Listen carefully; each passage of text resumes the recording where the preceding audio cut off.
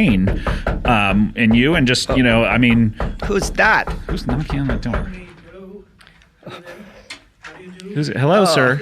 Pardon me. Oh, I already don't like you. Well, yes, hello there. Hello, sir. Are you Scott Oxerman? Well, did he?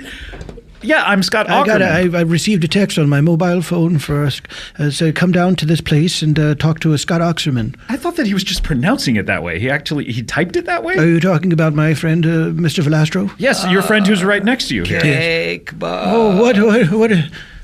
Buddy, are you in there? No, but Buddy's gone from this place. Oh, it's happened. He was worried that this would happen someday. Worried what would happen? Well, let me tell you who I am. My name is the Reverend Robert Parsimony, and I am an exorcist. Oh, like the movie The Exorcist? What's that? A famous film series. Like Grown Ups? A lot like Grown Ups. You know my work. Who? Wait a minute. Now you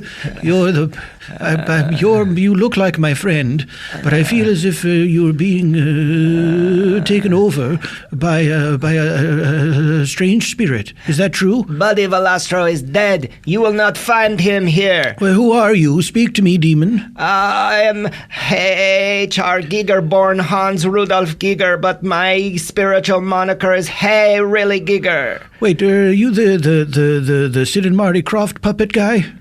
No, not H.R. Puffenstuff. I could I'm see sorry. where you'd make that mistake. Oh, well, you understand. Yes, Yeah, of course. I did do some work Two on famous HRs, huh? How many more are there, do you think? just human resources. Yep, that's it. That's it. Well, that's done and dusted. That's number one with a bullet. So far this is not so bad. This exorcism. Well, I haven't even started yet. When I'm going to exercise you, you'll know it. Don't threaten me. I want to get the lay of the land here. I've done over 40 exorcisms in Over my 40? career. Yes, How that's many? right. 41.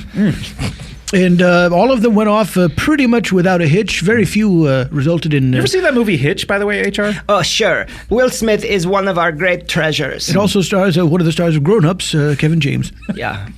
Frequent collaborator. And Grown Ups, too. There's a second one? There is. Oh, I can't How wait did to you see know that. it was a film series without knowing? I just assumed that there would be. I was waiting for it to come out. I was a consultant on Malblart. Paul Blart. Listen, I didn't write it.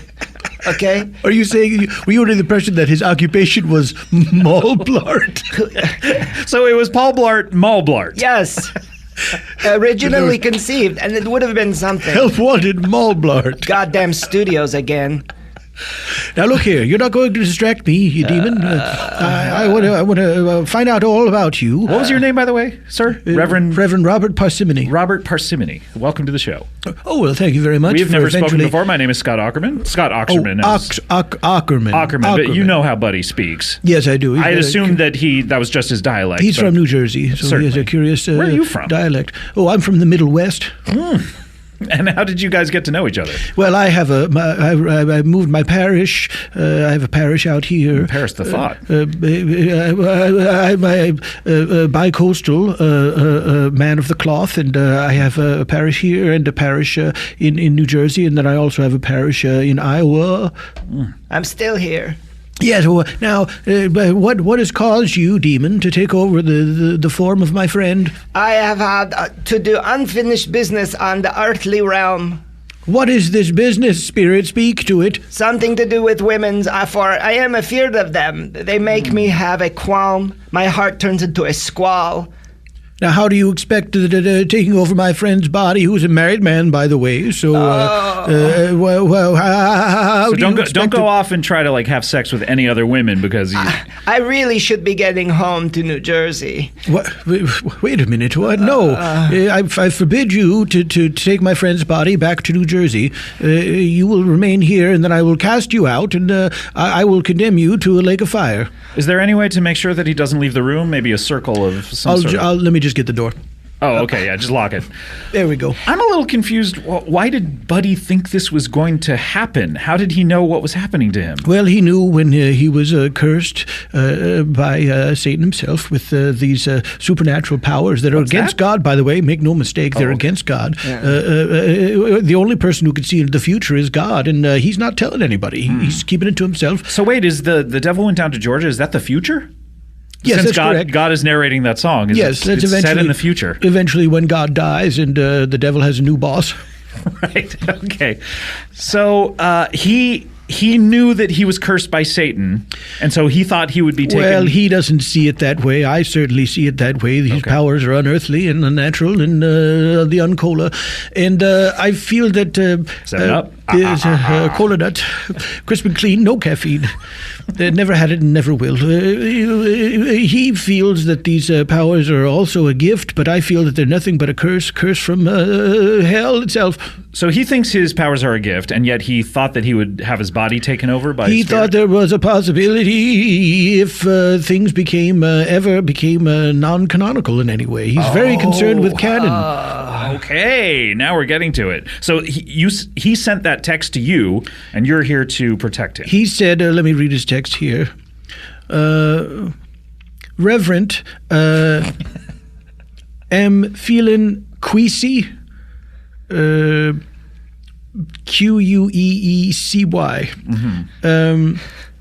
You were able to interpret that as queasy, though. Come to earwolge. He was typing very fast. No, I think that's just his dialect coming through his thumbs. I'm on a podcast. How did he spell that? Podcasht. Great. Contact there. Scott Oxerman. Auxermin. Okay, that's see. A lot of people spell that as Oxerman. So that's the official. The official canonical spelling of it. How do you spell it? I never knew. I just had heard it pronounced. But anytime people talk about it on Twitter, that's it's your name. How do you spell it? Aukerman. Oh, where's the X? That's the point. Yeah.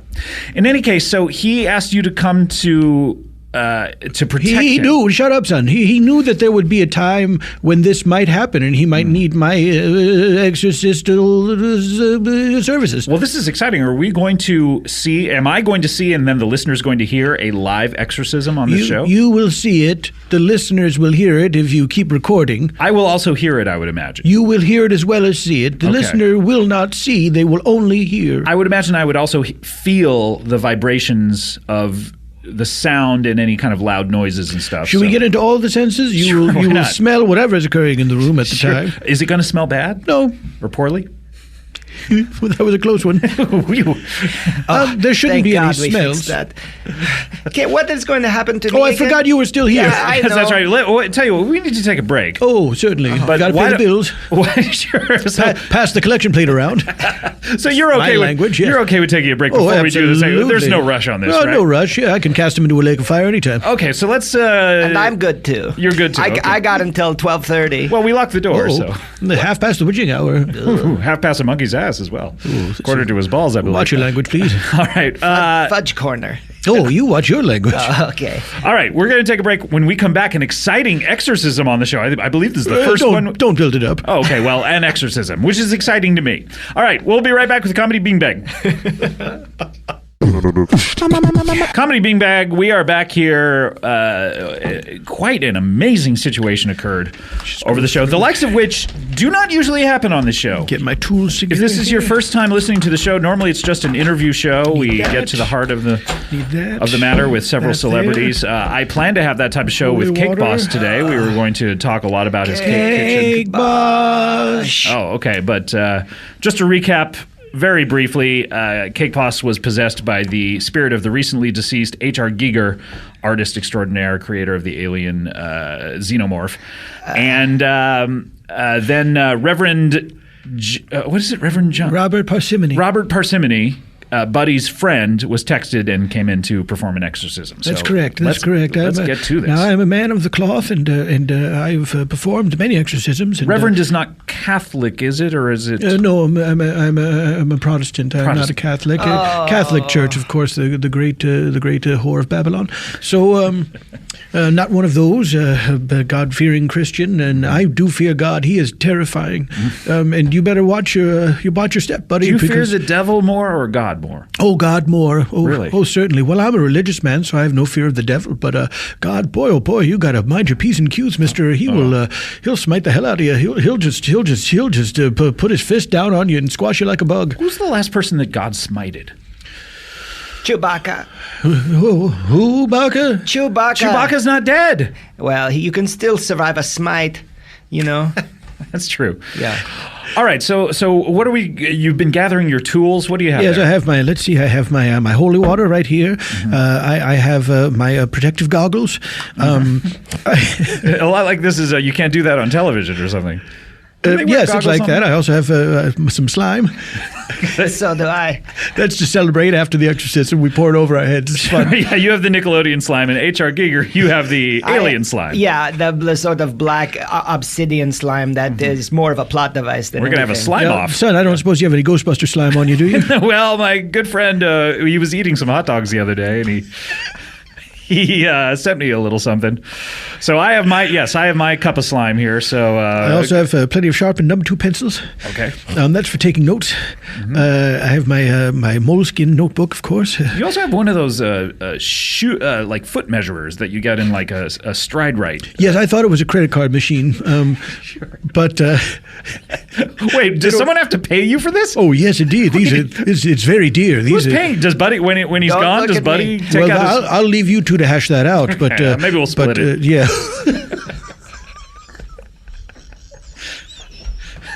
You go Dutch on an exorcism? Sure. Well, yeah. So it's heavy business, and I just put on my gloves here. All right. I'm growing stronger. Fix the snaps. Are you really, boy? That's not good for me. No. But listen, what am I going to happen to me again? You're going to be cast into the pit of hell. So this is a win-win for both of us. I'm going to work with you. I'm Oh. not saying this is going to be easy, but I'm with you. I Because want to do HR this. wants to go back to hell. Yeah, you will be helping. Oh. Well, this is interesting. It's interesting because you don't want to give a possessed spirit. You don't want to give them what they want necessarily. But No, I if it serves your certainly don't. purpose, what's the problem? I think it might be good to make you wait a little bit because I think you should have To some sort of punish. To punish, exactly. Much Yeah. like God would punish all of us. Sure. Yeah. I Okay. really want to go to heaven and just have daisies. Now you're trying reverse psychology I on me, wouldn't and that's know. science, which I don't want any part of. So I think we should get to this exorcism, don't you think? I mean, I think let's wait a minute. let's wait a bit. Let's Okay. wait What do you a want to minute. do while we wait? I don't know. You want to play a game? Okay, sure. Yeah. Why don't we play a game? Why don't we play a game, a little something that we like to call Riddle Me This. Boom, boom, boom, boom, boom, boom. Riddler. All right, welcome to Riddle Me This. This is a great game that we have. We've been playing it recently on the show, and it's where we'll all take turns. Everyone gets to partake in the fun, so don't you worry about that. Even the demon? Even the demon, yes, Well, HR. Would you consider yourself a demon or a recently deceased person who just happens to be inhabiting a body?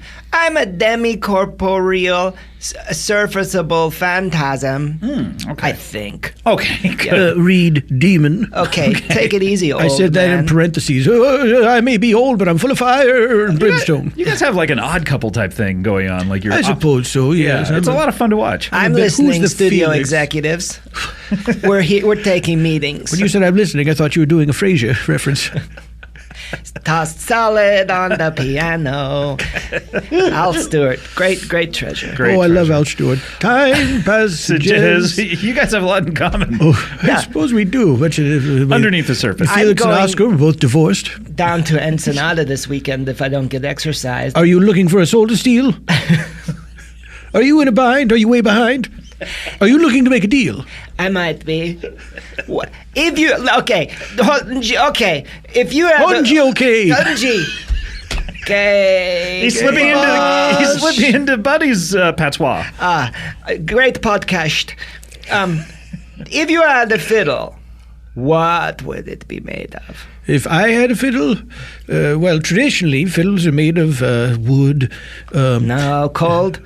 Cold wood, No, cold malleable metals. cold malleable metals. Cold to the touch, warm to the eyes. Mercury. Oh, for fuck's sake.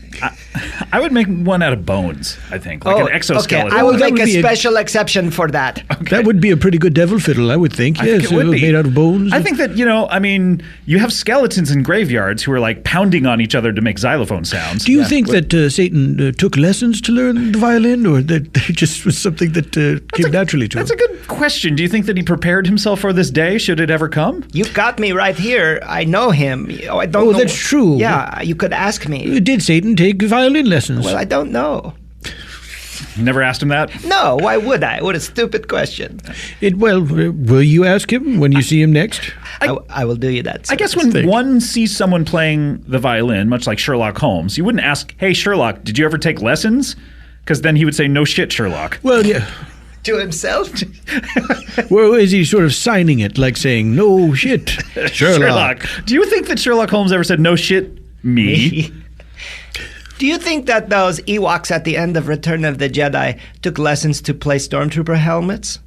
That's a good question, because they would have to or did they just kind of like futz around with them, or did they already know the instruments that the Stormtrooper helmets were based on? Yeah. And they just adapted it. Who set up the fireworks display on Endor at the end when they celebrate just the because they're victory? little tiny Ewoks doesn't mean that, they can't But how to... Are there some Ewoks who work with pyrotechnics and that's their job? Come out of the butts of the X-Wing fighters on a flyby. The fireworks come out of the butts? Yes. The butts of the dick-shaped X-Wings. Wait, are you saying that these X-Wing fighters are somehow biological in nature? Everything mechanical is biological. Everything biological is mechanical. What about a doorknob? Yes. What? That is it's a knocker. This is Satanry. Call it what you will. What you're saying is black magicals. No. And I don't cotton to it. I don't care for this at all. Too bad it's coming for you, old man. What? No. What's this game now? Yeah. Oh, okay. We are going to take turns. We will each come up with That seems fair already. Great. Very democratic game. In fact, we'll even go clockwise. I wouldn't want to go counterclockwise. That's against God. Yeah, that's satanic. So I'll begin. We will each make up the first part of a riddle, just any kind of strange sentence that is a question, and then we'll go counterclockwise, and the other two of us will then try to come up with a joke answer that would be an acceptable riddle answer, and then we'll see who creates the best riddle out of this. Does that make sense? No, let's do it. All right, here we go. I'll start off. Let's see. Why did the jet fighter crash land his plane in Louisiana? Because the jet was made of ice and it melted, then you could not see it. Okay, very good. Very good. All right. Give me the setup again. Why did the jet fighter crash land his jet in Louisiana? Why did the jet fighter crash land his jet in Louisiana? Because he... I got a thing at 12:30. Needed some jumper cables. Okay, good. Oh, I see what you do. Yeah, exactly. I'd like to go again. Okay, HR, I'll give you a second shot. Is that allowed? He's a demon. Well, he's a demon, so we're going counterclockwise back to him. Oh, good technicality. You got me there. Technicality, no down, boo over. Technicality, no down, boo over.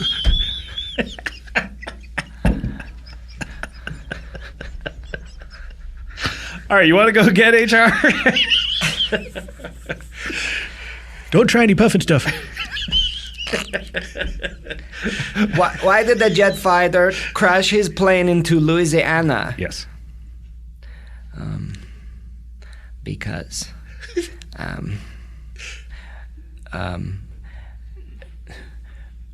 he was tired and he wanted to do more leans. To do more leans, meaning leaning down on a bed. What else could it mean? I think one lays in a bed. One doesn't lean on a bed. But if you're tired, I can see the demon's point that if you're tired, you'd rather lean than stand up straight. And my bed is a hybrid pupa sack that you sort of lean into like a cocoon. I sleep and take a mood bath at the same time, but it's a standing bath. So you could excuse me my answer for that reason. Okay, this is all satanic-y out of the Monster Manual by E. Garry Gygax. He's a hack. Remind me, when we play this, do I come up with an answer too? I can't remember. No, you judge. Oh, I judge. No, you come up with one, sure. Oh, okay. Why wouldn't you? Why did the jet fighter crash land his plane in Louisiana? Because he wanted to be by you. That's the winner. Wait, so I'm there in Louisiana? Yes. Oh, well, that would have been valuable information to have when I was crafting my riddle answer. I'm sorry, but I feel as if you were withholding valuable information so you could win the game. Okay, so now we all vote. And we can't vote for ourselves. We all vote? We all vote, and because there's 3 of us, we can't All vote for right. ourselves, and whoever gets the most votes. Well, I feel like I have no choice but to vote for you, even though I feel like you've played this game very unfairly because I can't vote for a demon. HR? I vote for you out of sheer just cleverness, logic. Wonderful job. Well, congratulations Well, I on don't have winning to the vote. game that you Really? set up and Well, ran. we are all going to go now, and whoever has the most Really points well after we all go. I suppose. Really well. All right, done. let's go back to clockwise. HR. Okay, here's the deal. Imagine, if you will. Dig, if you will, a picture. Yeah. Of you and I engaged in a kiss. Print. Print? Print. Isn't that his name? No, that's something that's on your computer. Computer. You don't have a computer? Well, one of those big boxes with the reel-to-reel tapes? And, Oh, my God. Doesn't know what love is? I've never heard a computer exactly described that Isn't that way. what it is? It's a machine. thing that doesn't know what love is. Gigantic room-sized machine. You ask it what love is, and then smoke comes out. All right, HR. What do we have? So, here's the deal. You're in a room with 2 doors. Each one has a surgeon guarding it. And the surgeon says, I can't operate on this door. Why? Does it go to me? It goes to you, yes. Because the other surgeon, the other door, is the one that always lies. Okay. Goes to me now? Clockwise. Because it's the one door is not actually a door, it's a jar. I'm not Well, even going to go. I want to go again. Okay. Give me the setup Okay, again. we're going counterclockwise, though. Are you okay with that? My strength in God is infinite. Okay, here's the deal. You're in a room. Okay? Now don't worry about how you got in there. Probably you would have had Is this in Louisiana? That's very important to this. Oh, yes, where am I on Earth? Louisiana, yeah. Okay. All riddles take place in Louisiana. Oh, that's right. I had forgotten that. Okay, so don't worry about how you got in. You would have presumably had to come in through one of the 2 doors, which, I got to Okay, get let's my say I'm writers. not worried about it. What if he's a teleporter, though, and you just teleported inside the room? No, Is that something Buddy would say? Perhaps. that's in Canada. Okay, now please, to have a somber attitude towards this, as if it were real. You're two guards guarding a door, but 2 of them are surgeons, and one of them says, "I cannot operate." Of the 2 are surgeons. Okay, what are you doing? I'm just trying to make sure I can keep all your demonic details straight. Okay, I know you're trying to trick me because of your hellish nature. no, I just want to play a fun game. Oh, I'm sorry. Okay, now, here's the deal. Okay, we're in a room. 2 doors. Oh, God. Guarded by 2 I have to surgeons. start at the beginning every time. Oh, I didn't realize that. So they're not guards. No, they're Or is that surgeons. their part-time job? Are they moonlighting as guards? Figure it out, Some walk motherfuckers. by night, some fly by day, moonlighting strangers who just met on the way. Well, at least we can all agree on that. Okay, Al Jarreau, Al Stewart are guarding the 2 doors. And they're surgeons. Yes. One of them says, I can't operate on this door. I didn't know it was Al Jarreau when I made my answer. That's a little okay. Anyway. Yeah. Why? Al Jarreau never guards a door, but Al Stewart opens a window. Every Okay. time. Very good. All right, now you have to answer. Oh, shit. Okay. Hey, did you answer? I did, yeah. It's not a door, it's a jar. Oh, that's right. Why don't I remember that happening at all? I don't know. We're all drunk. Are you drunk too? I might be a little bit. All right, good.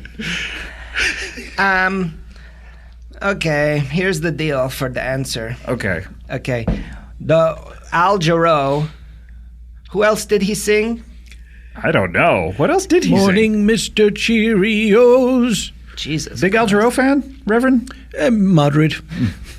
I like those 2 songs, Theme for Moonlighting and that Good Morning song. Are those the only songs on your iPod? Yep, Just shuffle? that's right. Sometimes I'll play them in order, sometimes I'll shuffle them around. Okay. Okay, for reals. Al Al Stewart says, I can't open it. Al Jarreau says, I can't open it. Then Al Jolson says, I can't open it. I can't operate on that door. I'm its mammy. We didn't know Al Jolson was in this, right? No, there was another detail that was held back. I don't like the way this game is Riddler's being played. prerogative. Okay, all right. Well, Riddler's prerogative. another great Al Jarreau Very- song. Riddler's prerogative. Riddler's. Everybody's talking all that mess about me. Why don't Why they can't just you let me live? riddle? We have to vote. So Yes. let's go to the Reverend. Well, again, I feel as if my hands are tied, and I'm forced to vote for you God because damn it. this guy is, he's an evil creature. Okay. I then I'm going to vote for you, Reverend, because I don't think HR's answer really made a lot of sense, and I Well, thank you very much. Also, I'm a man of God. I'm going to abstain and you have to Cake vote. Boss Cake Boss. votes for H.R. Giger. Oh no! What do we do with the tie? Well, you can't vote for yourself, but I guess it's Cake Boss voting for you. Yeah, how did that ever happen? Boy, that is a true technicality. No down, boo over. Technicality, no doubt, boo over. Oh boy. Well, tie goes to me. Tie goes to the runner. Yeah, Yeah. it goes to you. Okay, well, all right. So it's 1 point me, 1 point to HR. Oh, I don't All right, like the way this is shaping up at all. It's your turn, Reverend. All right. This is like a right. fiddle off. You better win this, or you're gonna lose it all. Now We're going to have a slime off right after this. So. Keep in mind that in that song, the devil cheats by bringing an entire band backing him up. That's not fair. That was fair at all. never part of the agreement. And an electric guitar. You two have, yes. He doesn't even play the fiddle. Yeah, it's very bizarre. I have the little river band waiting outside, ready to come in. Well, I've got a big river band. Oh. Yeah, I got the biggest I could find. I have little feet. I have big feet God damn it. and Bigfoot. You have Bigfoot? Yes. I have a friend who's been searching for him. Who? Not Gary Marshall. You know Garry No, Marshall? Yes, he doesn't understand all these creatures. God made them. God They're created them. creatures that didn't make it to the ark. So the solitary creatures. Oh, okay. He doesn't roaming the understand earth. this. They're very sad. He doesn't understand. He's trying to capture them and put them on display. Oh, that's not right. They're doing God's work. Bigfoot goes around and he gives children dimes for their lost teeth. I'll pass that on if you don't mind. I wish you would. All right. So Buttons on your overalls. What do we got? It is. It's my turn to Your come turn, up with, yes. and of course I'll be holding back a detail as you both did. Okay, good. That seems only fair.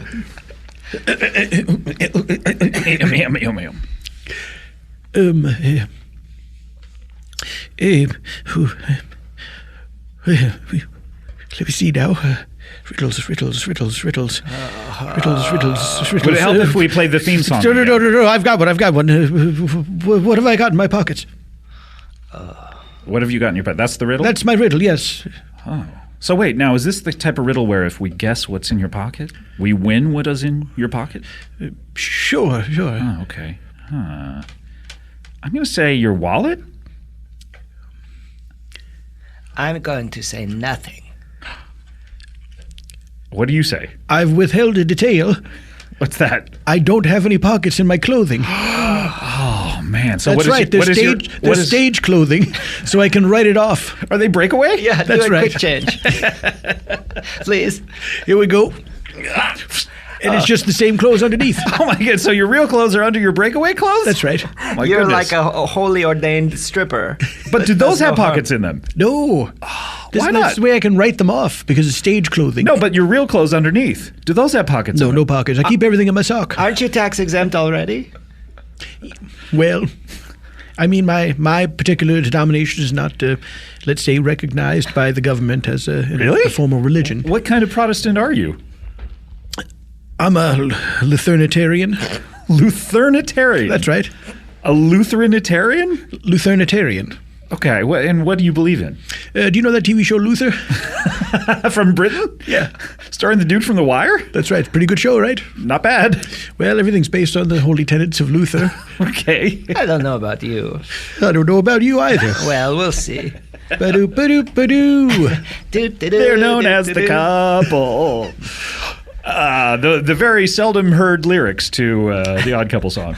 So now, Wherever they would go. I have to come up with an answer. To Yes, you do. They are Then we all known vote. as the couple. Wherever they would go. This is just the same. They are known as the same couple. statement over and over again. Well, he wants to let everyone know that they're known as Wherever they go, they are known as the couple. Wherever they go to, I don't remember. All right, I have to come up with an answer to what have Now I got you in my have pockets? your piece of withhold information, so you could. That's probably right. guess. Well, the piece of information I withheld was that I don't have pockets, but I still have to come up with an answer. My for the answer riddle. is still technically correct. What was your answer again? Nothing. Yes, but in order to have nothing in your pockets, you must have a pocket. Oh, now we are into a physiological debate about You're blowing my God. mind, my Yeah. man. Yeah. Look, that's what I do, is blow minds and save souls. Not in that order. Based on the TV show. Also, Luther. I came here to chew some bubble gum. Are you all out of bubble gum? By the No, way? I got plenty. I got plenty in my sock. Okay. I always don't have have pockets. In one sock I put my cash, the other sock I put my Bazooka Joes. I'd love to hear some of those riddles, by the Oh, way. sure, here we We're in go. the middle of Riddle Me This. Let me just open this up. Okay, certainly. That's huge. That is huge. It's a huge Oh my Bazooka God. I thought Joe. that was like a goiter or something. Yeah. No, it's just a gigantic, When did they gigantic start piece of Bazooka Joe gum. wrapping Bazooka Joe in cardstock? It's a travel Bazooka Joe, so it lasts longer. It's more protected. Military grade World War II ration. That's right. Yeah. Comes in a little tin. All right. Let's hear one of these riddles. Okay. It's one with Bazooka Joe and his friend Mort. I love Mort. Mort, of He's course, my favorite has character. his turtleneck sweater pulled up over his face. Certainly, as is the style of the day. Bazooka Joe, child with an eye patch. That's not disturbing. Bazooka Joe says to Mort, "Hiya, Mort." Mort says, "Hello there, Bazooka Joe. How have you been?" Bazooka Joe responds in kind, "Well, I've been quite well, thank you, Mort." They are known as the couple. Then Mort says to Bazooka Joe, "Hey, shut up, Bazooka Joe. I've got a riddle for you." Bazooka Joe says, "Well, I don't care for that kind of treatment, but go on, ask your riddle. I'm a patient man." So these military K-ration Bazooka Joes, they're quite a bit Well, longer. you see how much bigger. Look You've at them. it's like a scroll. Exactly, Yeah. yes. There's a lot of filler. Yeah. It's a lot like, certain Sunday papers that have the comics, they have the 3 extra panels. That's right. Yeah. Yeah. So like when you would read Peanuts, if you read the whole thing, just imagine when you're reading a Sunday Peanuts that you can cut the first 2 panels out. That's and right. Nothing germane It's just to the small talk. Yeah, nothing germane to the story is talked Small about talk. in those. Yeah. I remember one where Linus asked Charlie Brown, "Hey, hey, did you ever find that hat I left at your house?" Did he? No, he didn't. And then they got on with the Linus funny said, part. "Keep an eye out for it." Then they got on to the funny part. Do you think Bazooka Joe has ever asked to keep an eye out on something? Oh, that's very insensitive. He's a child who lost an eye. All right. So Okay, so Mort says to Bazooka Joe, "Hey, Bazooka Joe, when is a little boy with a cold, not a little boy?" And Bazooka Joe says, "I haven't the faintest idea, Mort. I'm afraid you'll have to tell me." That's one whole panel. Sure. Then I noticed there's not enough room for the heads of the characters. no, but it's a the lot word of text. balloon is It's just a lot of text. Then so Mort says to Bazooka Joe, "Well, all right, you ignoramus, I will. You should read a book every once in a while." Bazooka Joe says, "That's neither here nor there. Just tell me the answer to the riddle. You started this." Mort says, "Fair enough. I guess I haven't eaten today and my blood sugar's a little low." And it's just text at this It's point. just text. I noticed There's it's just a whole tiny, page it's of like just a little bit of Mort's hair in the corner. You Yeah. can see. So Mort says, final panel. Mort says, remember the question put to Bazooka Joe was, "When is a little boy with a cold, not a little boy?" Certainly. And Bazooka Joe says, Mort says to Bazooka Joe, he says, when he's a little horse. Oh, I'm sorry. He had a sore throat. Oh, okay. Well, I feel like you had withheld that. Mort withheld that from Bazooka Joe. Okay, wow. That's how riddles work. All right, now we're getting out of that sub-riddle me this, and now we're back in the real riddle me this. What is your answer? Riddler. My answer to what have I got in my pockets is a pile of hope. A pile of hope. Yeah. Yeah, that's right. Pile of hope. Yes. Okay. All right, now I guess we have to vote. We do have to vote. I can't vote for myself. You can't vote? So of course I vote for yours. Okay, thank you. Oh, this is a fix. All right, well, I can't vote for myself. And knowing that HR has a point already, I'm going to vote for you, Reverend. Oh, well, thank you very much. All right. So where does that leave us? That means, HR, you have to cast the deciding vote. Who will get the point in this particular round of Riddle Me This? Okay, what's it worth to you guys?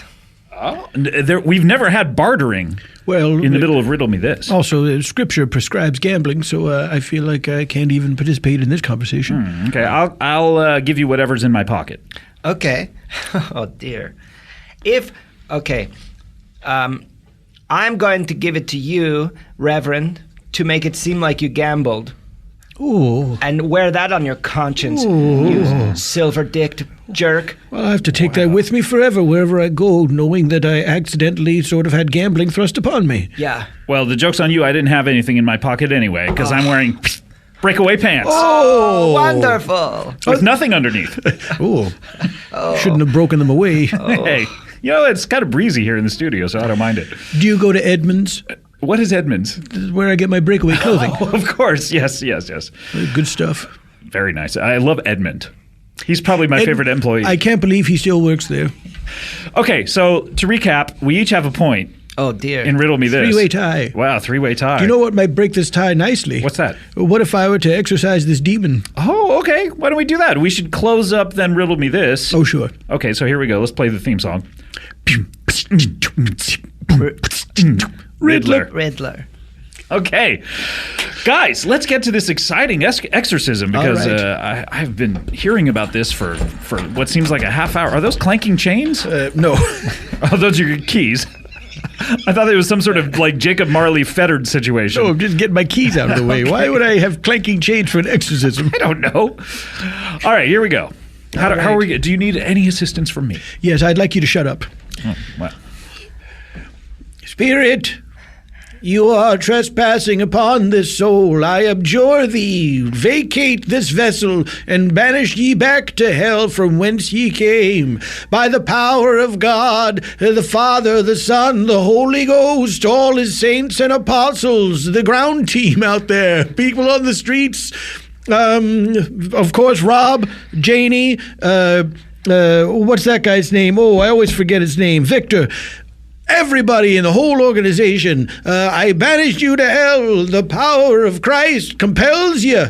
The power of Christ compels you. The power of Christ compels you. Come on, get out there. Be a sport. Get out of there. You've played into my ultimate plan. Which is? Getting me back to hell. I don't want to be here. It's a type of hell as it is. And I gladly go back. All I needed was permission from an official. Well, have a nice trip and see you next fall of man. Okay. Before I go, let's be friends and shake hands, okay? Oh, sure, okay. Come with me. Oh, no! What is happening? See you later, Scott Oxerman. The Reverend was...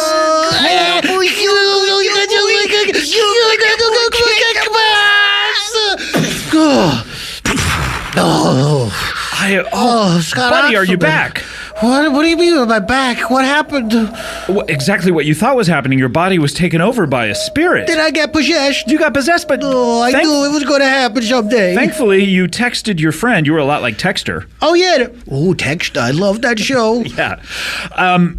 You were possessed, but your friend came by. The Reverend Parsimony? The Reverend Parsimony came in, exorcised... Where is he? I thought he was exorcised gonna the come demon, here. but then it was the strangest thing. He was sucked into your mouth. What? He was sucked into your mouth and went down to hell with H.R. Giger. Are you shaking that hellish in my belly? H.R. Hooga? Is that just something that you're saying with your dialect that I don't understand? No, I don't know who you're talking about. Oh, I thought H.R. Hooger was something that you were trying to say. It's a long story. Anyway, I'm glad you're back. Okay. You know what? I'm not that curious about it. You know, the listeners heard it. Just go back and listen to the show. Ugh, like I would ever do that. I do feel a lot better, though. You do feel good? Yeah, I feel great. Okay, well, that's great. Very nice. Well, Okay, well, I'm not mad at you. I'm not mad at you. Why are we yelling? I don't understand why we're doing this. I'm just mirroring your energy. Look, I'm fine with you. I'm fine with you. Okay. You're my best friend. Oh, What? well, nothing. I'm your best friend? Forget I said that. Oh, my gosh. I never knew that you felt that way about me. I never knew either till just now. Is that why you're on the show all the time? I mean, you don't have time to be here. I guess so. I really don't have time to be here, but you gotta make time for friends. Buddy, you truly are my buddy. I like to be a buddy. You're my buddy in 2 different ways. First, in that my name is Buddy. Sure. I'm the only buddy you know. Yes. Secondly, in that I am friends with you. Oh, we are good friends. I feel like we are good friends. Mm-hmm. What's my wife's name? Ooh, boy. Yeah, I thought so. All right, well, Give my best to cool up. what is her last name? Vilashak. Where? That's where I'd heard that before. I held back a detail. All right. Hey, we have to do our final feature on the show. It's a little something we call plugs. I wanna see the thing that you're working on. I wanna hear the thing that you're working on. Come on and plug it. Come on and plug it. Yeah. Come on and plug it. Come on and plug it, plug it, plug it, yeah.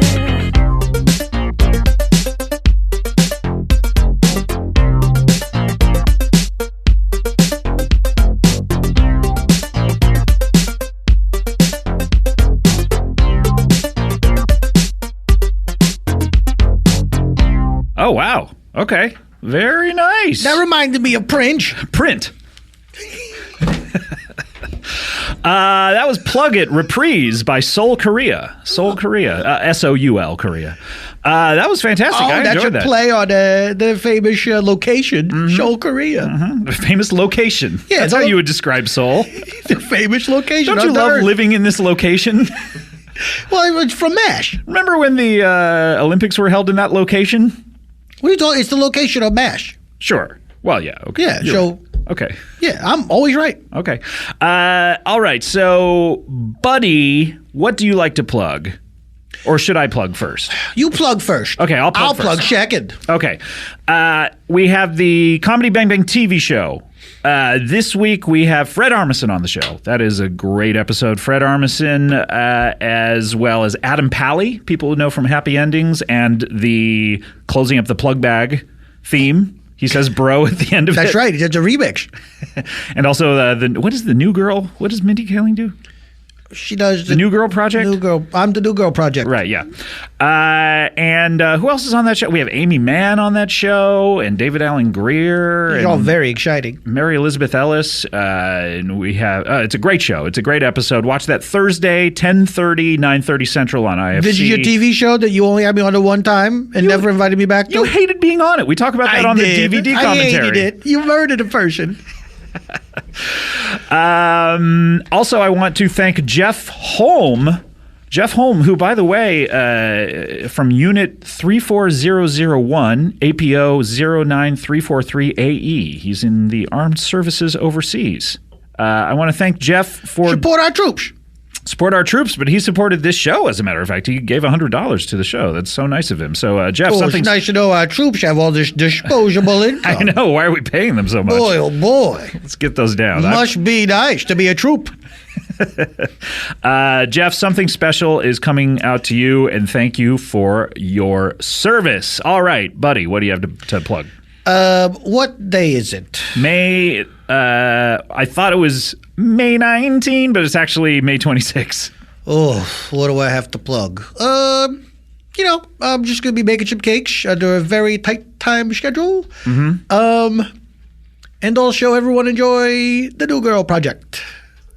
You know what? This has nothing to do with me, but if you want to see this show called Varietopia with Paul F. Tompkins. Sounds stupid. It's pretty stupid.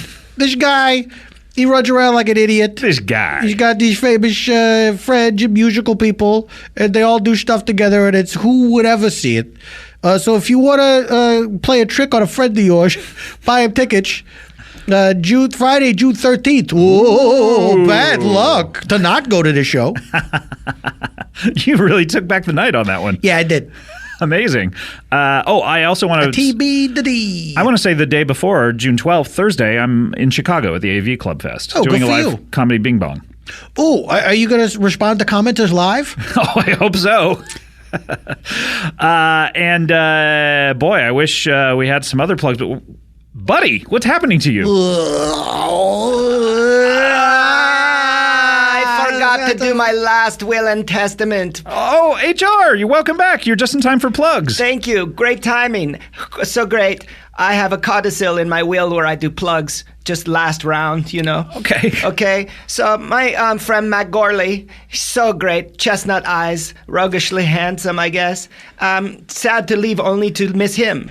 He's in a group called Superego. Oh, that's a great podcast. Yeah, podcast. And Cake Bosh. They have a new web series, animations from their podcast, and the first one is out now, and it is me, H.R. Giger. What? You can go to Nerdist to see it, and that is me on my face. You have to go to Chris Hardwick to see it? You have to go to him. And ask get his permission? Answer 3 riddles? Yes, it's right. And he will withhold a clue and the video. You never see it. Oh, wow. Yeah. Well, that's so much fun. And then the Superego podcast, when does that come out? That is, well, the rumors have it that they're stirring again and coming back for more. But there's a backlog as well. There is plenty to listen to, plenty of me on there. I love those guys. I love comedy in general, Sure. lighthearted comedy. So if people, fans of this show, have never listened to that show, you appear on that show occasionally? and- Yes, I do. So Okay. come visit because I'm gone now, sadly. Too bad. That is all for my plugs. Do you think Superego won't come back because H.R. Giger died? I doubt it. Okay. Hey, What? I'd like to plug something. Can you hear me? Oh, the Reverend. Hold on. My friend, I want to let you out for just a little bit. All right. And then you and me get to our sitcom. Okay. Okay, please hold for my friend. Holding. Hello. I'd just like to. Can I make a plug? Oh, certainly, Reverend. Yes, I'd like to plug prayer. The concept of prayer? All right, goodbye. Okay, bye. Okay, that was bullshit. Oh, my goodness. I also want to plug Grown Ups, too. I forgot about that. Yeah, I was remiss Now not you're to. talking.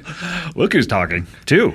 Anyway, check it out on Look Who's Redbox. Talking? What's that? Did they make a sequel to Look Who's Talking? I think they did. 2 or 3. Oh boy, I got a lot catching up to do. What were you saying, HR? You can pick up Grown Ups 2 in a Redbox. Very good. All right, and now are you leaving again? Back to hell? Yeah, I got to go. Okay, see you, HR. Bye now. Great time.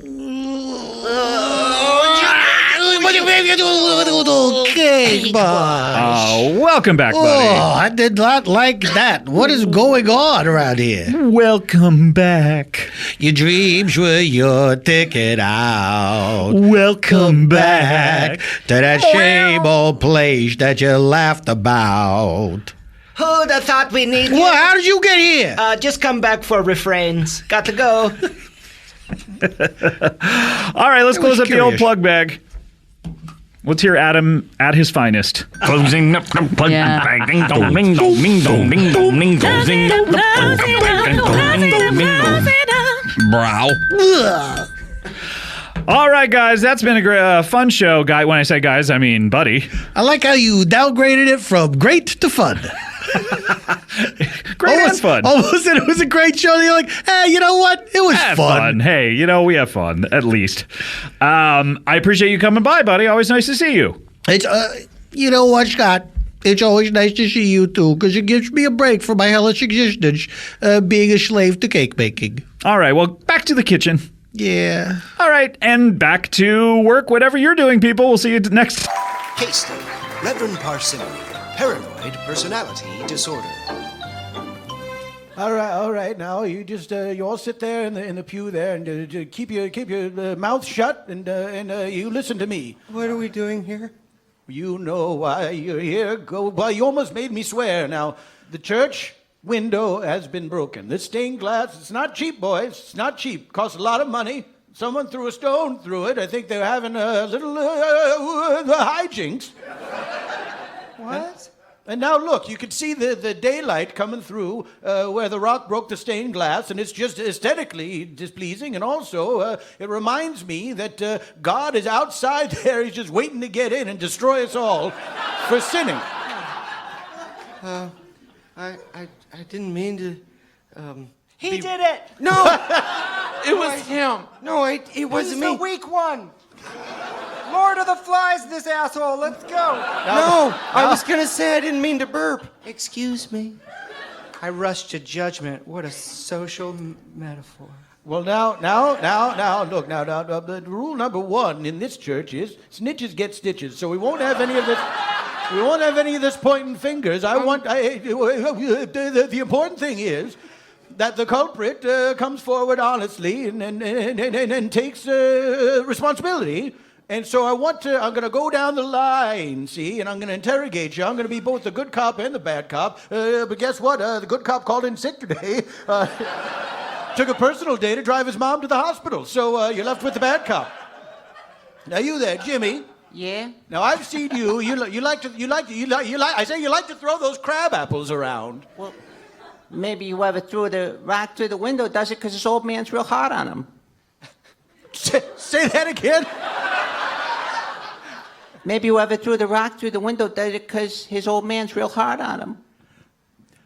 I feel like I'm missing the very last part. It's very disturbing what I'm hearing. His old man's real hard on him. Because Okay. you know, That's very yeah, different. my old man beats me because I'm unintelligible at the end of my sentences. Well, now in Leviticus it says, fathers, thou shalt not suffer an unintelligible child. So your father's doing the right thing there, son. You had that beating coming, and there's going to be much more waiting for you in the eternal fires of hell. So are you saying that you did throw the rock through the window? I'm just saying, if I did, Oh boy, I wish I was your dad right now. I do too.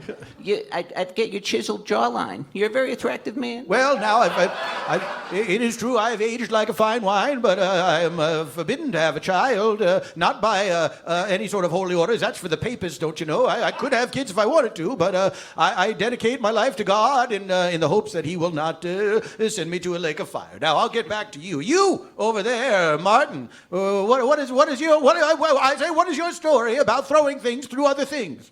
Well, I just want to be a pitcher for the St. Louis Cardinals one day. So I was throwing some rocks, but I got real great accuracy, just my velocity's for shit. Well, now watch your language and don't use the common euphemism for excrement inside these church walls. Ball players swear all the time. Well, you're not a ball player, are you? You're just a little kid who has dreams that are eventually going to be crushed. What?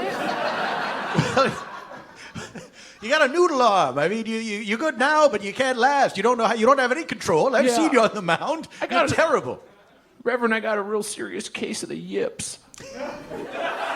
Well, now, son, I empathize because at one point I thought I'd be a world-class high-lie player. But I couldn't afford the proper equipment. We grew up poor, you know. Me too. Okay, but this is about me now, Go and then ahead. we'll get to you. And so I had to make my own high-lie stick out of some old shoes. Now listen, Martin, you're going to blow out your arm, son. Here's what you got to do. Quit your dreams and get a job in a factory like your father. Like Yes. everybody's father, really. Okay. Yes, sir. Reverend, I couldn't help not to distract from the window, but I wanted to point out that the statue of baby Jesus is bleeding from the eyes. Tell me something I don't know. That's been happening ever since I baptized that immigrant child. Sure. That's a mistake I won't make again. Now, Troy, let me ask you, just man to man. Let's be straight with one another. Okay. Did you desecrate the church by throwing a rock through the stained glass window? Here's the truth of it. Oh, good. Here we go. I was playing high lie. but I didn't have a real highlight. I just grew my fingernail out real long and did it with a little BB like that. And it went right through the stained glass window, hit Mary right between the eyes like a double tap to the head. Well, your story certainly plays on my heartstrings and also on my love of first-person shooter video games. It's the only way you can commit murder and not go to hell. So here's what I need you to do. I need you to cover the cost of replacing that broken... Yeah, that's right. You look surprised. But this is what happens in the real world. I need you to cover the cost of that stained glass window, son. I'm gonna have to work an extra Saturday as a junior stockbroker, my normal job. Well, you have to do what you have to do, and also I need you to pray to God Almighty that He won't fault me for this, because I am not going down for your crime, son. Okay. Dear God. No, let me lead the prayer for crying out loud. Look at all the get-up I'm wearing. You think this is great on a summer day? I'm boiling in here. All right, everyone, get your hands together in the prayer position. No, I don't like this. I want that. None of that grace at dinner. I want the straight up steeple fingers. There we go. Heavenly God. Heavenly God. First of all, how's it going? First of all, how's it going? Secondly, I'm fine. Thanks for not asking ever. I'm fine. Thanks for not asking ever. Amen. Don't mind that. We can't match that energy that we had in here. All right, I can't deny that. That's too much. You know what? That's too much knocking. No? Deny it. Okay. Who is that knocking at my chamber door? Oh. Why didn't you answer sooner? My knuckles, my hands are so soft, don't you know? It's from the elderliness. Wait a minute. I know you. Oh, I know you. I met you before. Yes, that's right. What is this? Some sort of technicality no-down boo-over? Technicality no-down boo-over. Technicality no-down boo-over. American Horror Story Bitchcraft covered. I think you reversed those. American Horror Story covered Bitchcraft. I don't hold for that anyway because it's satanic. Reverend Reverend Robert Parsimony, that's right. Oh my gosh, I remember you. You were in here performing an exorcism a couple months ago. Were you not? Performed an exorcism on the Cake Boss. He was possessed by a spirit of a horrible demon. My goodness. What are you doing here today? Well, I was... first of all, let me introduce you. This is Matt. I've heard you on here before. Yes. Hello. That one and another, yes. Yep. Well, hello to you all. Are you all good Christian boys? Well, I don't I think I have my answer. Okay. Enjoy hell. Scott, you go to church, don't you, every Sunday? Certainly, religiously, you might say. A little joke that we make in the church. That's a good joke for religious peoples. It really is, because it's something we could all smile at. Yes, but it's not funny. Because it's not funny, but it does give you a sense of superiority over other people. Uh-huh. Yes. Yes. But what brings you here? I mean, I thought I would never see you again. Well, I was hoping that we wouldn't cross paths again. I don't, nothing against you personally, but I don't care for you as a human being. Oh, wait a minute. I hope you won't take that personally. It's not a judgment on you necessarily. It's a judgment on all mankind. I'm a good Christian boy. Why wouldn't you like me? Oh, that's right. Well, there's good Christian boys and there's better Christian boys. Oh, I got you what you mean. But shut up, son. I'm wandering around, just doing my good works here in Los Angeles, praying to God that He won't smash all of us with His mighty fist, because we let Him down at every turn, don't you know? And I noticed around this building there was some strange people. It's strange here in Los Angeles, filled with strange people. People are strange when you're a stranger. People look ugly. When you're a jet. You're a jet all the way, from your first cigarette to your last dying day. So I won't lie to you. That would be a sin. It would be a sin. That's number one reason why I won't do it. Number two, as a courtesy. But I sought, you'll pardon the expression, sanctuary in this podcast studio. Sanctuary. So some weird business out there. Yes, I just didn't like the looks of the people out there. You seem to have all sorts of strange people congregate around this building. I take it you have a closed door policy. No, actually, we have an open door No, policy. why would you do it? You might as well be digging a ditch to hell. Wait, aren't all churches an open door policy? Who asked you to talk to me? Oh, I'm sorry. My name's Matt. I just thought maybe that this was just a discourse we could have. Is your name Matthew, like the apostle of our Lord? My full name is Matthew James. Yeah, well, why don't you use it? Oh. Yes, the church, of course, is open to all people, and I wish we could change that, but they really seem to be sticking to that idea. But I think we got to be a little choosy. It wouldn't be a bad idea to have somebody out there with a clipboard and a headset who says, clicker? you. Sorry, you guys wait. But surely Jesus Christ himself would have welcomed His name is just Jesus Christ. Not surely, Jesus. No, Christ. that was He's one of all my mad. that was one of my favorite albums growing up. Jesus Christ himself. He talks about having kids. Going to the dentist? Yeah. You're thinking of Bill Cosby, the famous holder of a doctorate. I don't think I am.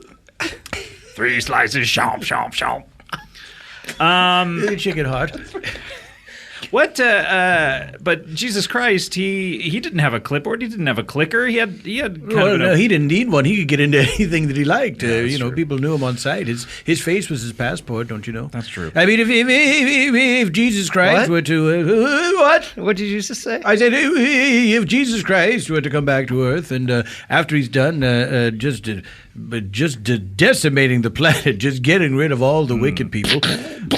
Oh, that's a good sound effect. It's worthy of being on a sound effects record. Oh man, if only my friend were here. Who? Oh, this gentleman, Paul F. Tompkins. Oh, gentleman. He needs a track 12. Why does a gentleman hide a middle name in an initial? Is this Riddle Me This? Yes, that's right. Boop, ba-doop, boop, boop, Riddler. Fan of the show, are you? Well, the last time I was here, I believe. Oh, we did play it, yes. Did we? I don't remember did. at all. Oh, they did. I'm an old man, and all my life blurs together. Ah, that's true. Except for my love of God. So, welcome to the show. Thank you. You don't mind if I just stay here? Certainly. I mean, it's going to be the 5 of us then. From all right. here that until the sounds end good. of the That show, I sounds would good. imagine. And everyone so. here can stay. No one has to leave for No any one has reason. to leave. No, I should say something. Oh, what? Okay. Is it, I love this you, like God, please don't destroy us? Is this a taxi cab confession? It is a little bit. I have to go. What? Why? I've just been having some personal problems, and I just feel like now seems like the time I should leave. Oh, son, you know I'm a man of the cloth. If you're having personal problems, I'm the perfect guy to tell you should get out of here. Go solve them. Come back to me. Yes, go fix it. Okay, I guess I'll go. And this is not in any way a ploy to get you to try to stop me, just a ploy for attention in any way. Oh, we'll see you later. Matt, it's okay. I'm leaving, and I might not come back. I think we'd prefer it. Have a good night, friend. This is a 4th story of a building. Sleep well. and I don't know where the stairwell is. The only way I know is just straight out a window or something. I bet you'll figure it out. Defenestration, you mean? Yeah. Get you some shut-eye. I'm hurting real bad. Mm-hmm. Hey, the morning, everything will look better. Okay. Are you reading my texts? All right, I guess I'll go. All right. Okay, bye. Bye-bye. Don't long, let Matt. the door hit you or the good Lord split you. Oh, is that a prayer? It certainly is. Bow your heads. Dear God, don't let the door I hit you. pray where- to you, Lord, please don't let... Who's that knocking? Do you hear that rap-tap-tapping? I believe I hear a rap-a-tap-tap. Shall I answer the door? Certainly, please open it come if in. you would. I thought you do were that going to one. get up and... No, open why? it. What? You know how long it would take me to get up?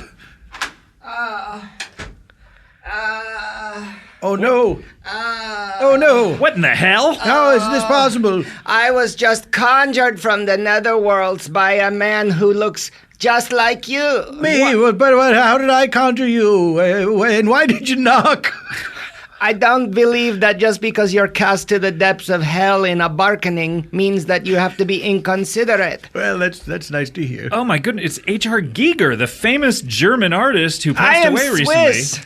Oh, okay. Yeah, I guess your whole aesthetic seems German to me. But when you die, you lose all ethnicity. Oh, really? Yeah, you become one.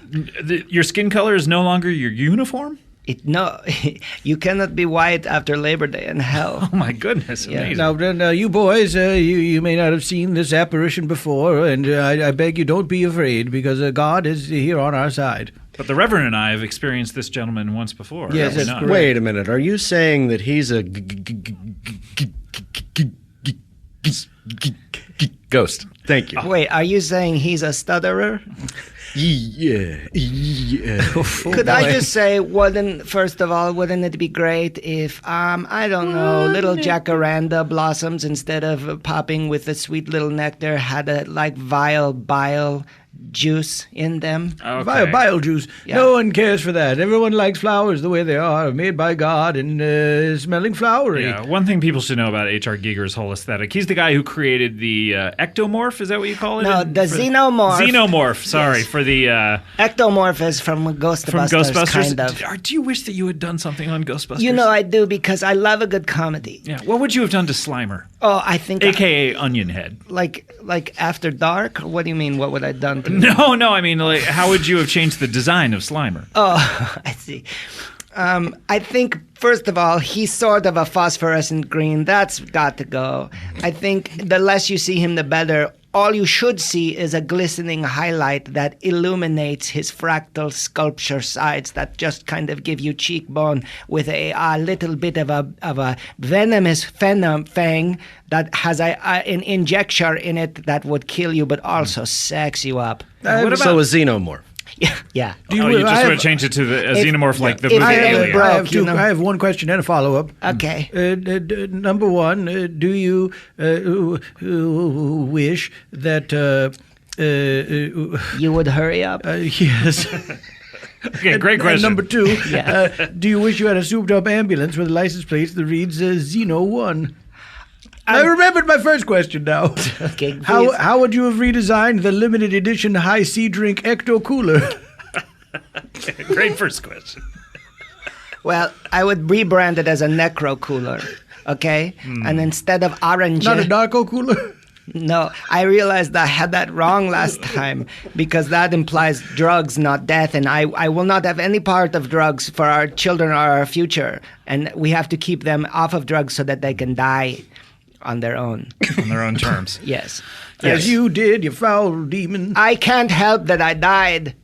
Let me explain what happened. Last time that HR was on the show, you had just passed away, and you came back to us from hell, and you were an apparition, and then the Reverend Parsimony over here was called to cast you out. That's to right. perform an exorcism. And cast him out, I did. Yeah, and so I have my eyes. Are they deceiving me? Why are you here right now?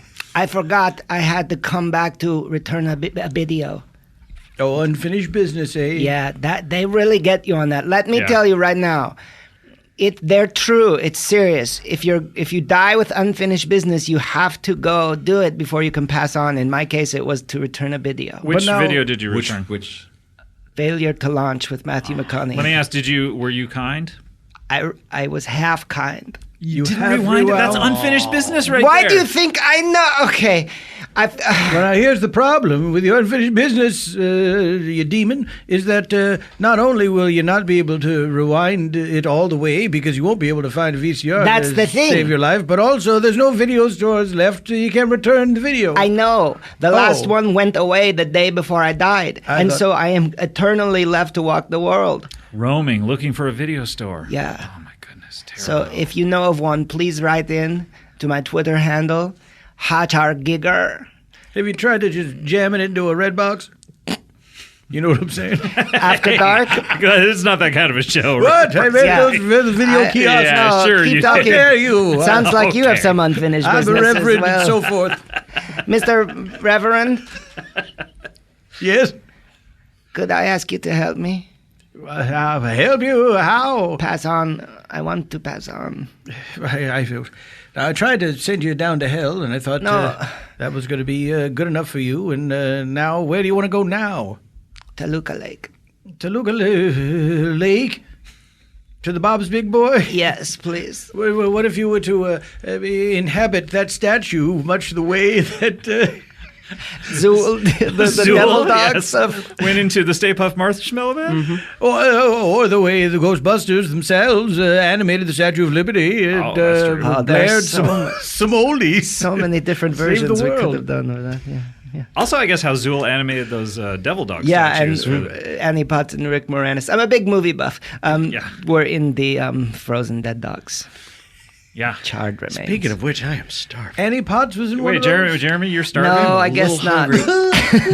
Excuse me, guys. Jeremy, you say everything has to stop right now. I Jeremy, thought you say were start. silent. Well, you mentioned frozen dead dogs. I think I'm going to step out and grab a bite. Don't go. I don't see the point. Well, if he's hungry, he needs I to... should probably get some. I don't start think you fainting should and go. my ribs show. All right. Well, you're probably not coming back. I mean, once you get a full belly, why bother? Yeah, I'll probably pass out on the thing. All right. See you out later. there. Nice to meet Bye. you. Great first time on the show, I have to say. So long to you. He didn't say much, but what a prick. Yeah. See you later. Sometimes you could just tell. Yeah. Anyway, guys, now we got to get down to business here Yeah, because let's you want to really- ascend, apparently. You want George, just laterally. I just want to move along because I don't want to look for a video store my whole life. All right, in here. That's right. Whoa. Set up over there, gentlemen. There you go. What, who? Hey, everybody. Who is this man? What are all these cameras doing here? I'm Bryson Tyson. Welcome to Drinking and Driving with Bryson Tyson. We're going to get slash-faced, and we're going to enjoy it. We're going to enjoy some things while you watch me stuff my face and shit my fan pants, which I bought at Fantasmic in Disneyland. Hi, Scott. Hi, Bryson Tyson. I've seen you on TV. Welcome Yeah. to the show. Well... My goodness, and so many cameras everywhere. Yeah, I want to make sure we capture every angle of me tasting that asparagus that's been on that grill for just the right amount of time. Yeah, Mark, how come you never took the asparagus off the grill? I'm terrible at grilling. Yeah, take it off. Take Yeah, it off. no problem. Bryson needs some. It's burnt to a crisp. It's like a bunch of sticks now. Bryson, tell us about your show because I've seen it on TV. It's amazing. It's one of my favorite food shows. It's fantastic. We just left the Denny's at Van Ness and Spotify. Right now, we're going to try and hail a cab if we're not too plastered to get in one. Now, your show, what you do is you eat dinner. Uh-huh. You have a lot of drinks. Boy, do I. And then you try to make it home. And then we start the cameras rolling. Right. Yeah, right now, I'd like for you to try a drink made of 70 different kinds of rum, and it's cost prohibitive. Okay, let me know. What do you call this? The Mercury Sweat. Okay, let me... Oh, my... That's too much rum. It tastes like shit, but boy, are you gonna forget tomorrow. Is that just one drop of rum If you 70 need it- times? Yes. God. Ugh. Wait, let me make it this straight. It's one drop of rum 70 times. 70 different drops of rum. Drops of rum. When was it From a established nine-dropper. that they were drops? I don't know, but you gotta try some of this asparagus bacon. Oh, well, all right. It'll make your piss smell like the Swiss. Got you. Wow, what a Who, burn. me? What? That was Why a me? bird, because you're It's a Swiss. bird. You're There's a bird on you. I don't have an ethnicity now that I've passed on. I'm literally blind drunk. I just pointed in any direction. Okay, no offense. How many cameras do you have? This is an amazing amount. 9. 9 cameras. My goodness. Well, this is an amazing group of people, but we have to get back, of course, to the... we have to get back to this H.R. Giger situation. And Scott, Mark, there's a VCR outside. I saw it on the way in. There's a VCR outside? Yeah, it was just sitting in the lobby. Go get it for Yeah, the we can man. at least rewind the yeah. tape. Yeah, Would you I be mean, a that would be... dear? I'll go get it for you. Be a Okay, dear. Yeah. Okay, well, we'll get this VCR for you, and everything will be all right. And, yeah, we'll have a good... Yeah. Okay. Yeah. Do we have the VCR? What? Who's this Who little are you? fella? Why are you dressed like that? Young man. Who's this little guy? Hey, do you guys want to watch Spider-Man 2? The movie? No, Yeah. I got into trouble with that last time for watching. It's so good. Spider-Man as well? Meaning you watched it and you want to know if we want to watch it?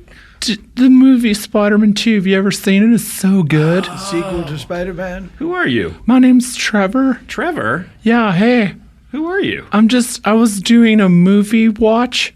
Oh, you were watching a movie? Yeah, it's the movie called Spider-Man 2. Oh, okay. It's not like a bird watch. Yeah, it's like you're just watching a movie. Voices told Spider-Man 2 to build a baseball field in his back house yard. No, that's Field of Dreams. Spider-Man 2. No, Field of Dreams. I was just watching it. Why would you think Field of Dreams is Spider-Man 2? I just got a bootleg DVD off of a guy. Son, let me ask you, who in the Spider-Man 2, who was playing the role of Spider-Man? Tobey Maguire, Spider-Man 2. Tommy? No, it's Toby. Even I know that.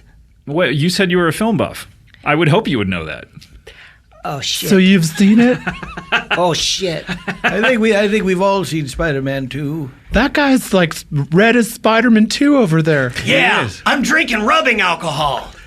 Which do you guys do? Any of you know each other? Well, no, I don't know any of these weirdos. You do know me. What? Yeah, you well, know yes, HR. I know the demon, of course, but I don't know this numbskull young man or this red-faced alcoholic. Trevor, I'm on TV. how old of a man are you? How old of a little boy? Man, I can't tell. I'm 15. Oh, you're 15? Yeah. Okay, so you're in 10th grade? Sophomore? I'm in 9th grade. I got held back. Oh, well, you're just about to go back into 9th grade? I guess. When do you go back to school? The day after today. So tomorrow. Yeah. There's a word for that. I was just gonna watch Spider-Man 2 tonight and just sort of like catch up with myself. Yeah, just kind of unwind. Yeah. Hey. Do you guys want to come over and watch it? It's so good. Son, do you ever think that maybe if you watch Spider-Man 2 a little bit less, you probably wouldn't get held back at school? Unless there's a course in Spider-Man 2. Oh, good question, you. Let me ask you, son, is there a Spider-Man 2 course at your school? I'd have taken it. How do you think you would have done? A+. Yeah. Yeah. It's pretty great, though. The movie's pretty good. Who is the villain in Spider-Man 2? Dr. Doctopus. Dr. Doctopus. He's like a doctor with doctor arms. What's the first line and the last line? Of what? Spider-Man 2. It's like, he says like, hey, I'm Spider-Man 2. Okay, and the last line? Same. Bookends. Chapters 1 and 14. Old Like friends. Kelsey Grammer, I hear. Uh-huh. Could I ask you a question?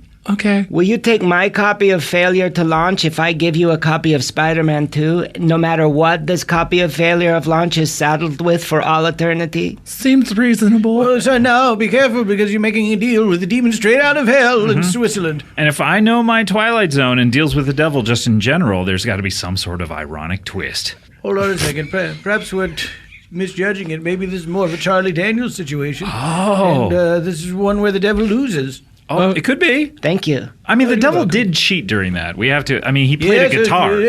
Cheaters never prosper. He played a guitar. He didn't play a fiddle. He played a guitar. He had a whole orchestra with him. How do you suppose he got behind? He was in a bind. He was way behind. He was way behind. What happened to him? Anybody want this DVD? I'll just give it to you.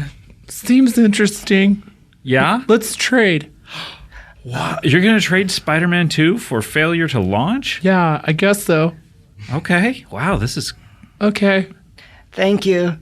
No big deal, I guess. Here, shake on it. Oh, Spit in your hand. Oh, God. Doing a terrible job. Don't mind that my spit comes out absolutely black. Okay, they're shaking. They've shaken hands with their spit-soaked palms. And They have a deal. now, young Trevor, your charge is to return that Failure to Launch VHS to a proper video store. Do you think you can do it? Yeah, Vidiots. Oh, well, shit. I forgot about Vidiots. Oh, Vidiots. I forgot about Vidiots. I'll just go there. I'm not really welcome there, though, because I still have their copy of Spider-Man 2. That's where you got their... Oh, my gosh. Now you have a copy of Spider-Man 2, and you're forced to roam the... Or you could just go to Vidiots and Where's return it. this Vidiots? This is like the gift of the Magi.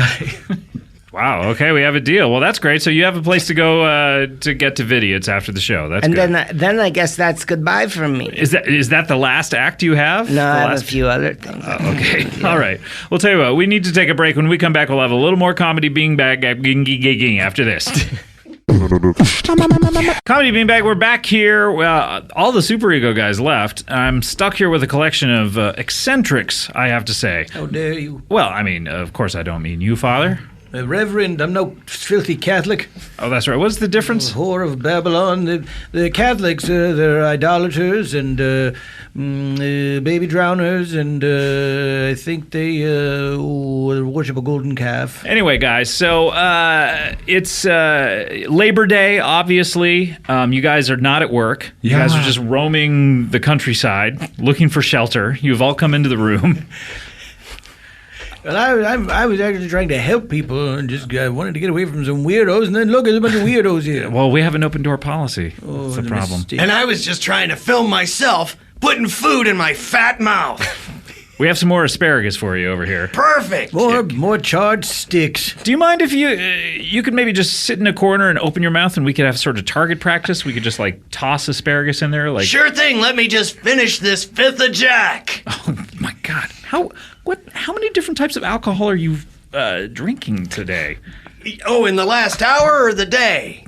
Okay, I'll just do the both, actually. Okay, Last I hour started off with some 1800 tequila. Then I moved on to some 1900 tequila. Okay. Now I'm in the 20th century. Then I went all the way back to 14th century Kentucky, which wasn't even a state then. No. And I Territory. created, and then Cody got indigestion. Bless you. Hey, coming from a reverend, that means Exactly. something. It really packs a punch. Condemn you. How dare you? Too late. You negated Too his late. bless you. Too late. Ah, too bad. Oh my gosh, guys. So now, HR, what else do you have to do when you're down here on Earth? Okay, so I do have a COD package I have to pick up that I can't get unless I pay it. Nothing but unfinished business with you. Literally, yeah. How much do you owe on this? Just like 20 cents. I didn't put enough postage on it. It's something I sent. And so they said you have to come to the station. Are you able to pick up coins, though? No. How are you going to do this? No. I know how to pick up coins. Okay, I don't see how that helps us. Well, maybe What? Maybe Trevor could bring the coins to you and pay on your behalf. Oh, could you do that? Yeah, I guess. You two could become quite a team, helping each other out. Trevor and HR Giger. Are you It's like listening, the original Hollywood? Odd Couple. And then the last thing I have to do is second coat of paint on the nursery. HR, so you had children when you were alive? So I did have a brood, and so me and Carmen Maria Schiffeler-Giger, before she really did it, and just went away. She did. What'd she do? I'm not familiar. She went. She passed on, and Just passed on. and The then potatoes? I made. What do you mean? I made a seat of her bones, and that's a true story. Oh, Yeah. And listen, I don't write this. you're just speaking from experience. I just report my facts. As they happen to you. Yeah. I did that with an emu once. So we made a host of devil children, and then they live in the nursery. Okay, so they're all alone now? Yeah. Well, we have a baby, so we have an au pair. So when you passed on your own self, Yeah. the au pair has just been there the entire time? Yeah. Oh my goodness. Her Wow. name's Nancy. Nancy? Yeah. Wait, is this Nancy Cartwright of The Simpsons? That's true. Really? Yes, that's absolutely right. My gosh, how did you get her? I'm a big fan of voiceover. Is there another character coming in here? Who is this? That's Nancy. That's Nancy? Nancy's here? Nancy Cartwright, who does the voice of Bart Simpson. Bart Simpson is Yes, here? Yes. Nancy, hello. Hey, man. Hey, I was thinking of having a cow, Nancy. What do you think? Don't. Do you have to go now? Gotta go. Okay. No, please don't go. Please don't go. I wish Nancy, the would- children. Who's watching? Who was that? Who was that little Scientologist? I can always spot him. I can always spot him. How? In or out of your uniform. Scientology dar is amazing. They have a glow about them because they're covered by tiny little creatures. Nanobots. Oh, so it's real? Oh yeah, Thetans, they're real. Like from Spider-Man 2? Oh boy. I have a question for Bryson Tyson. Sure. Have you ever eaten any whole animals? I've eaten animal holes. Do you mean like buttholes? Hot dogs. Oh, buttholes. Like from Spider-Man 2? Right. Oh, whiskey's leaking out of his mouth. Oh my goodness. You put it back in. What is the weirdest thing you've ever eaten? Is that what type of show it is? You eat weird stuff? I eat all kinds of stuff. I once had a tofu chili. I mean, that's not really all that weird. What do you mean? I had a vegan chili today. I once had a coaxial cable. Really? It was a spaghetti. It was great. It was It had like a marinara sauce, yeah, but it was coaxial delicious. cable? It was coaxial cable, but if you calamarify it, it's great. Deep fry it, you mean? What? Interesting. Have you ever used a PC to wall USB adapter? Have you ever eaten one of those? Yeah. But I was plastered. What about the pre-iPhone 5 iPhone jacks? Mm-hmm. They're probably just sitting around now. You could probably make a meal out of those. Fire Drive 6? You know what? I didn't Firewire. have my student discount then. Who does your Hair. Who does your hair? Grace Slick. Grace Slick from Jefferson Airplane? That's right. And Starship? And her son God does my nails. Oh my goodness. God Slick? Gesundheit. Condemn you. Hey, coming from not a reverend, that's nothing. Have you thought about rather than eating and drinking yourself to death, just putting a bag over your head? Like the unknown comic? Exactly like Murray Langston. I guess we know who he is now. Oh no, that was the one spoiler I was trying to avoid. You don't know anything about pop culture, but you know about the unknown comic. Well, he just revealed him. Okay. Were you disappointed he wasn't in Spider-Man 2? Yeah. He might have been Dr. Doctopus. The doctor with Dr. That's Arms. Albert Molina. Okay, you're right. Oh my god! Yeah, why don't you just put a more recent end to this? Because I'm Catholic. I believe in doing it slow. Okay, very good, very good. Reverend, what can you do to help this young man? The first thing you got to do before you even give up the drink or the gluttony is you got to stop worshiping this Pope who is giving you your marching orders, pretending he's infallible. When in Do fact, people worship the Pope? Oh, they worship. Yeah, absolutely. They hang up pictures of him. They pray to him, and they put money in his hat and so forth and so on. Where does he live again? Out there, the Pope. Where does he live out there? In the country of the Vatican. Vatican City, right? That's right. Oh my gosh. Is it a city or a country? It's its own country, principality, and he's the king of it. Do they have their own fire station? Yeah, they have a fire department, Vatican City Fire Department. Is it some of the cardinals? Yeah, that's right. They do double duty, volunteer. Anyone dressed in red, they're the fire squad. Vatican City comptroller, he's a corrupt son of a bitch. Oh, I bet. Oh my goodness. Oh, and the Swiss Guard. Okay. Hiding that. Fun's fun. What are you trying to do? Protecting that Pope from the people that want to break into that Vatican City and get all the precious artwork. Just because you can't feel me doesn't mean I don't have feelings. You know, I think that you guys have such great chemistry together. I think that you guys should start some sort of a... Why would you say that? I think you guys should start... you're such a unique group of people who should never meet. Oh, but podcast. Together you're magic. Start like a podcast together. If you had a podcast together, what would you call it? Spider-Man 2.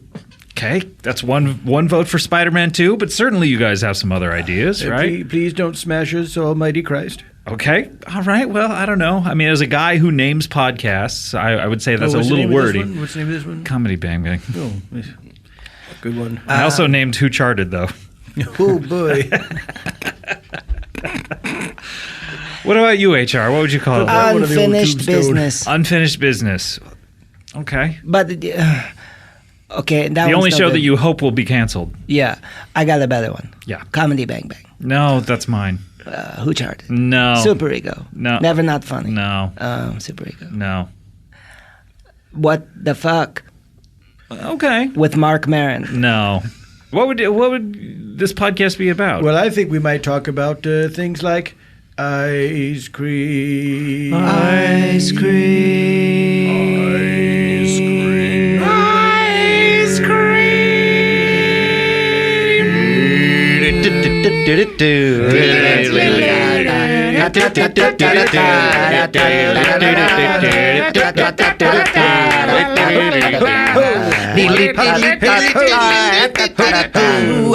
What the fuck? What the fuck? What the fuck with Mark Maron? What the fuck? What the fuck? What the fuck with Mark Maron? What the fuck? What the fuck? What the fuck with Mark Maron? What the fuck? What the fuck? What the fuck with Mark Maron? Radiolab. That's not bad either. Okay, I think that's better. Radiolab. My goodness, guys. I think you're all such an interesting group of people. How often should we get together?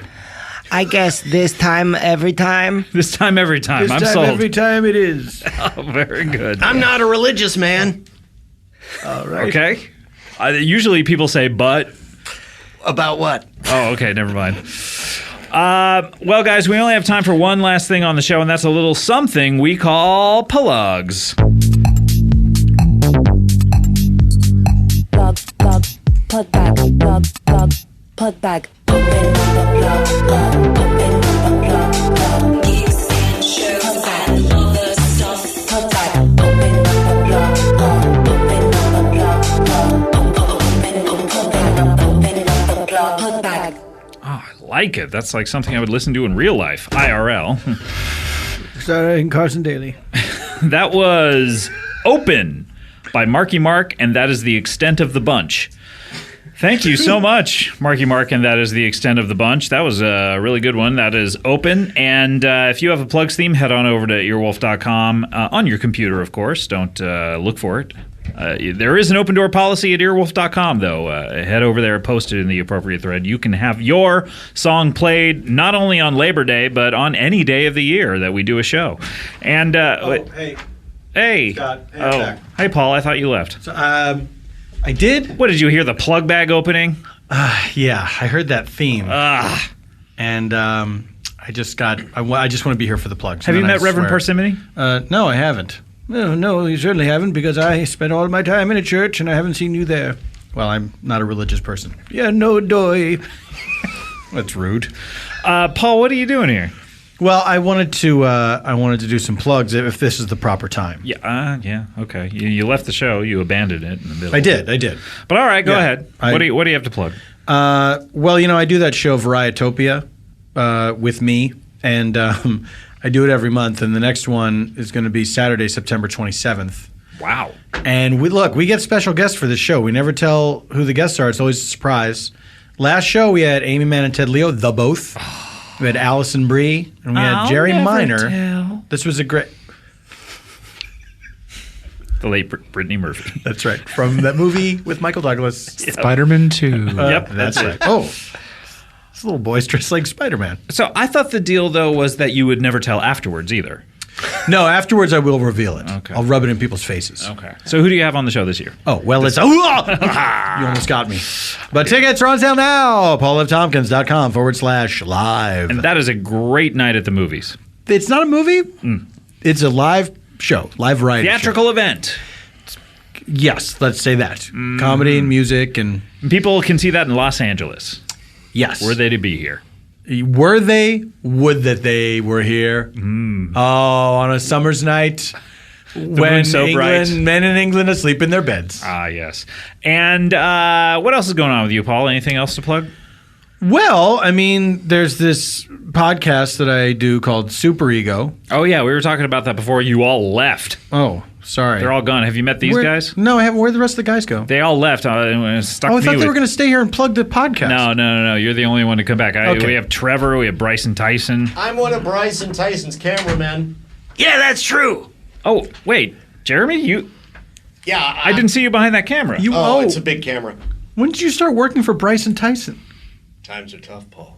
Yeah. Yeah. Podcast money ain't what it used to be. No. Well, anyway, Superego 4th season starts today. Today. Episode 1 of the 4th season is available right now. It's very funny. Nico Case is on this from Nico what Case, I've heard. Thomas Lennon. A friend of the show. Kirsten Shaw, an upcoming episode. Ah, very good. And Jeremy, do you co-sign this? I do.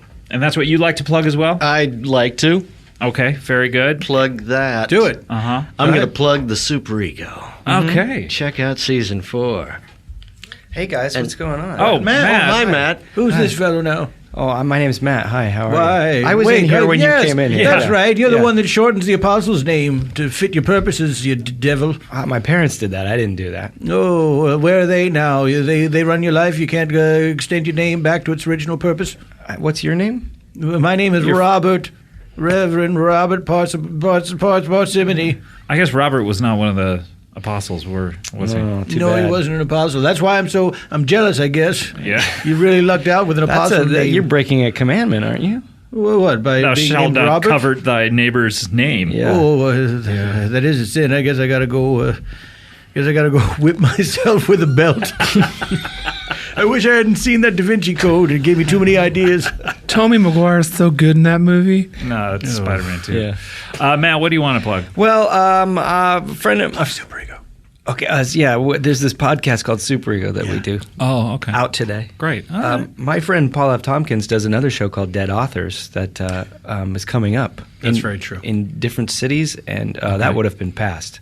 At the end of this week, though, you will be joining me at Dead Authors as Ian Fleming. That's right. And where is that? That's Friday night at the UCB Theater in Los Angeles. Los Angeles. Everything Would is- that you could be here. Everything's happening in Los Angeles. Simply everything, dear boy. Oh, you know what else is happening in modern day Sodom and Gomorrah? All right, Reverend. Oh, my Here, goodness.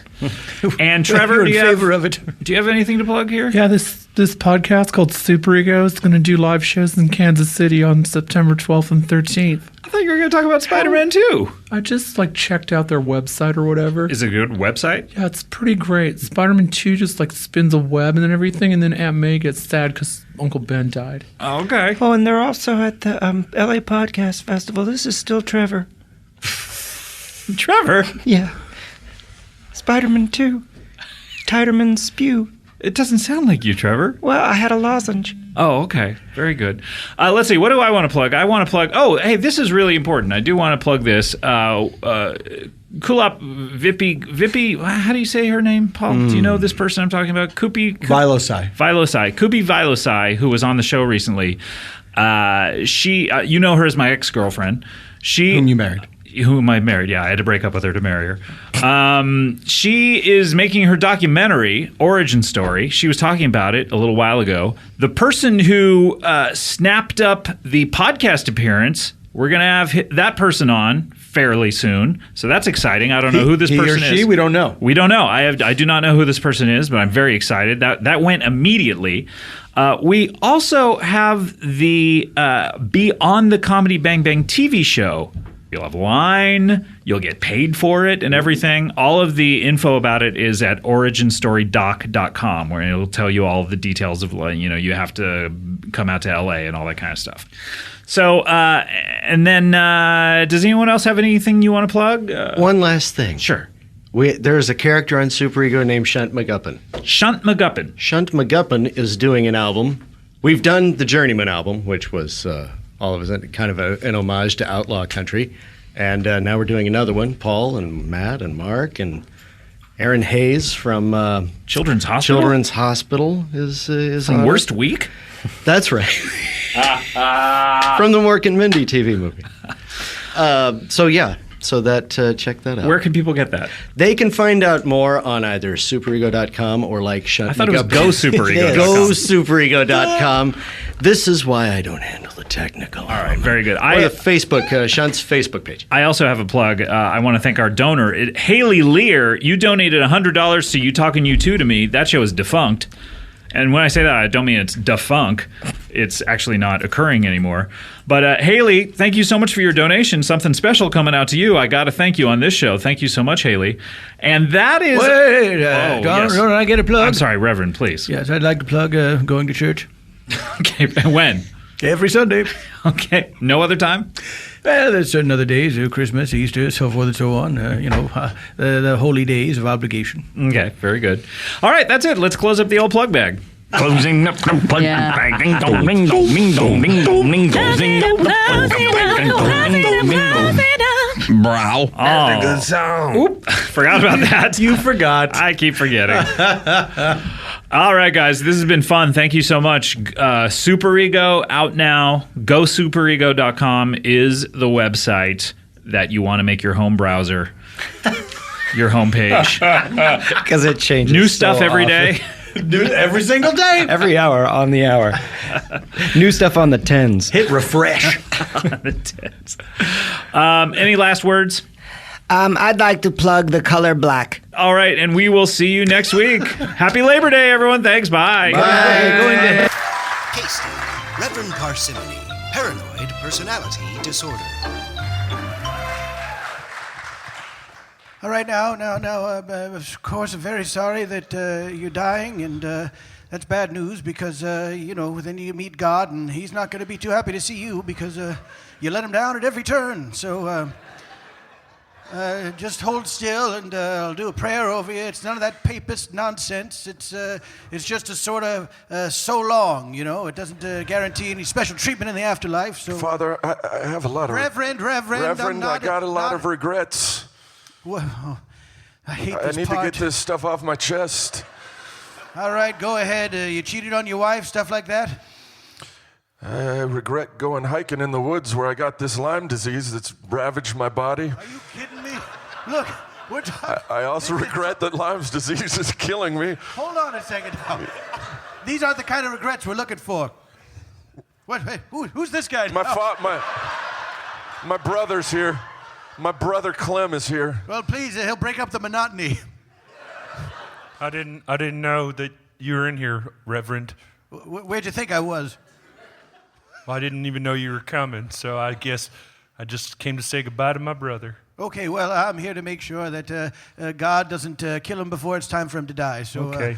That's what I'm doing here. Bye, Mike. Bye, What? Clem. That's it? Boy, oh boy. Hey. Yeah. Tell me again, your big regret is the Lyme disease? Not this awful family you've been born into? Yeah, Now, listen, is there anything you want to say to try to get right with God? Sorry for all those crimes, too. Well, now we're talking. Okay.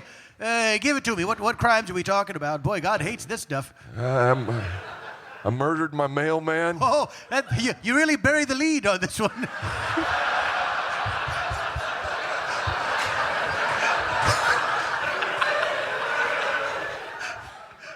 Why is that? Why'd you murder him, son? Kept bringing me bills. Every fucking day. Bills. Hey, mind the language or I'll go postal on you myself. Well, it's not the mailman's fault, and what you've done is sin. Cain slew Abel, so on and so forth. It's not good, frowned upon, and all that. So you're in a heap of trouble, son, when you get up to meet your maker. I kind of don't want to go up to meet my maker also. I don't blame you. He's the worst.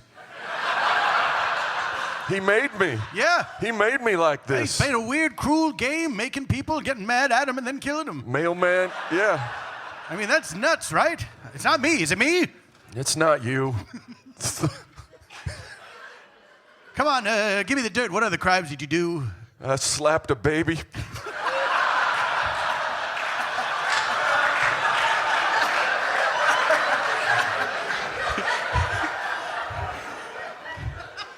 Just as a warning or in retribution?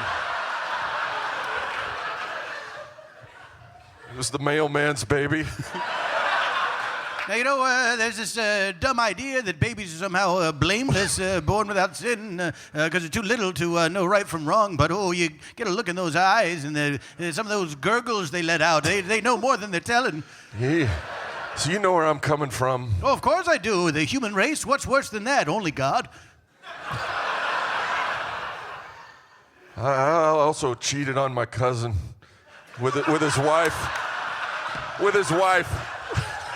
I wasn't dating my cousin, and I had relations with my cousin's wife. Okay, now, so you didn't go and have a secret other cousin. Nope. Well, have you asked your cousin for forgiveness? I would love to, if only he'd show up. Don't do it. Oh, Jesus. I heard you're my favorite cousin. I just heard what happened to you, and I just love you. God, I wouldn't know what to do without you. I can depend on you till the end. Hi, cousin. I screwed your wife, Elaine.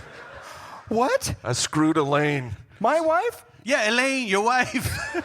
Didn't you? He clearly identified who she was and knew the name and everything. Who are you, the improv reverend? What?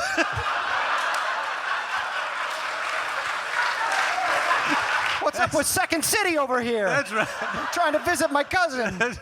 Look, I'm here to make sure that he says some nice stuff to God so he doesn't get disintegrated into a million pieces or hidden with a hammer for eternity. Well, I'd be really upset about this whole sleeping with my wife thing if it wasn't for this improv police that I've got going I don't on here. understand what I'm just trying to... What did I do that was so wrong? I'm just kidding, man. I love to fund the men of the cloth. Oh, you know? good one. I can't wait till you go to hell. Well, I probably am because there's something I got to tell you. Oh, boy, here we get heating up. Yeah. I've been dicking around with your mailman. I know you don't like him, but... I got a confession to make to you. You're my mailman? I killed your dick around, friend. No, hold on. This is. I'm sorry to interrupt, but it's time for the rose ceremony. Oh. I love roses.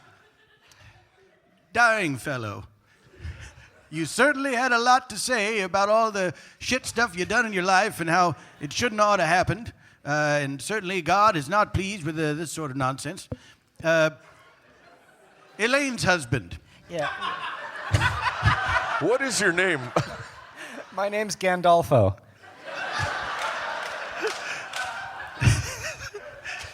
Gandolfo, when you came into the room, everything changed. You're the whole package.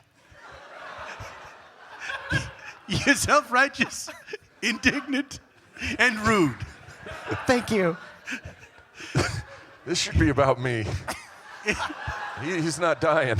Hey, I can't catch Lyme disease, can I? You're awful close, you big thing. I was trying to kill time. I thought you'd maybe slip away quiet like. But in the end, the one who gets the rose of God's proposed blessing is Mike, the guy from before. Stopped by to say goodbye. Mike? Mike, will you take this rose? I will. Congratulations to you. Any last words you want to say to your brother here? Bye. Okay, so you have someone else that you want to officiate this? I would like the Rear Reverend John Persimmons to officiate. Wait, you must be talking about Reverend Parsimony. Yes, that's his name. Parsimony. Hello. Reverend Persimmons. Yes, Parsimony. I keep telling you, it's Robert Parsimony. I don't know why you keep calling me. You called me John Parsimmons. You called me Jesse Plemons one time. I don't know who that is. He's one of my favorite actors. He's going to be in the new season of Fargo. I'm here to Missed out on that Star Wars job, though. What's that? What are you all talking about? I don't understand. Don't worry about it. Saying. Reverend Persimmons, thank you so much for coming. Parsimony. Even Colin knows. He's never met this guy before. Oh, yes. I've been introduced to this gentleman, and he knows how to pronounce my name. Yeah, this is Colin Hay, by the way, Reverend nice to meet Parsimony. you. Are you a music fan? I enjoy some music, hymns. Hymns and so forth. Simply hymns? Do you know any hymns? No, I don't. What about hers? I know a few hers. No. Now you're talking. Hymns and Hers, another potential title. Everyone needs to be quiet now. What's happening? Okay, I'll clue you in, Reverend Persimmons. Close enough. Yes, there's two of them now. What's happening is today, Garry Marshall and I are going to be joined in holy wedded matrimony forever and ever, and it's going to be legally binding in all dimensions. And we're already taking into account that he has a wife in suspended animation, which is a legally recognized state of death. Yes, Yeah. of course. I understand. In the eyes of the law, certainly not in the eyes of God. Well, no, I had this checked out by legal scholars. Religious scholars? I was getting there. Oh. Theologians, I like to call them. So sorry. My apologies. I consulted with Star Magazine, and I also... Star Jones?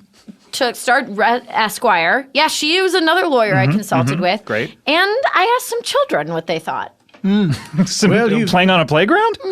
You've done due diligence, so no problem there. I'm to marry this young woman to this aged man over here. Yeah, well, yes, to Garry Marshall right over Yeah, there. you're not a spring chicken yourself. We have about 3 different ages here. We have Len, who's kind of... I'm in my 40s. You're in your 40s. You went to Cupertino High. Cupertino High, Fremont, California. I'm a good-looking guy in my 40s. And you like to have love sex parties. And I directed the Underworld series of And you're films. married too. I'm married to Kate Beckinsale. So this is what we know about you. That's my backstory. Certainly. And we also have, of course, the Reverend Parsimony, That's who... right. How old are you? Oh, let's see. An old man, a great shock of white hair. I'm going to say I'm probably in my 70s. 70s, okay, very good. And then we have Garry Marshall, I who was is... born in the 70s, so... Oh, right, of course, so that makes sense. Then you have Garry Marshall, born in the 80s, of course. That's right, boy. I'm in my 80s. Who knows how much time I got left? Fingers crossed. Oh, please, don't spoil it.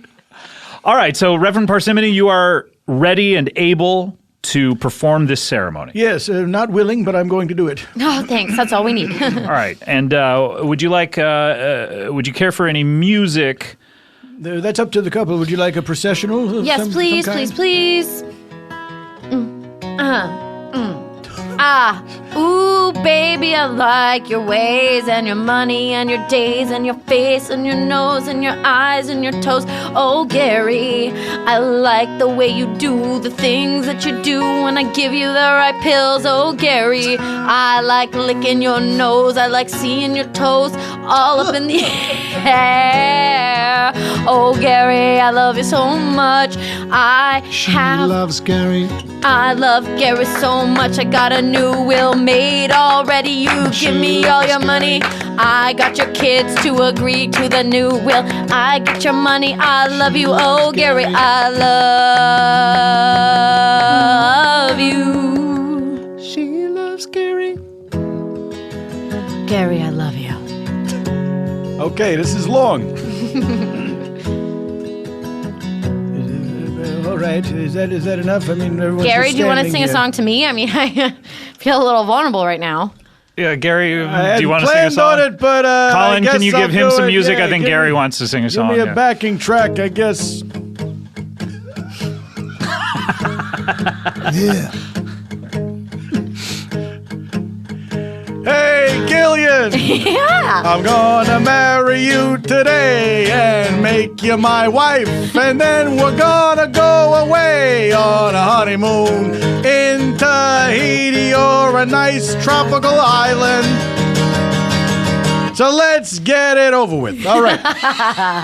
Brevity truly is the soul of wit. If everyone's done improv singing, then let's please proceed with the ceremony. All right, how would you like to proceed, and what can I do to help? Okay, nothing. Well, I'm the host of the show. There's got to be something I can do. It's a wedding. I don't Well, usually do. I've never officiated a wedding. Can we co-host, before, or where what? someone in the congregation said, "What can I do?" Usually, that's all decided. Can I help in some way? beforehand. All right, well, Yeah, if- so weddings are not usually volunteer affairs. It's usually planned out and it's all taken care of. but I'd love to do something. All right, why don't you sit there and shut up? There's two things for you to do. All right, go ahead. Will you please join hands? All right. Us two, or Colin and I? I don't care. You can. Again, This may interfere with your guitar playing. Not the way this is supposed to go.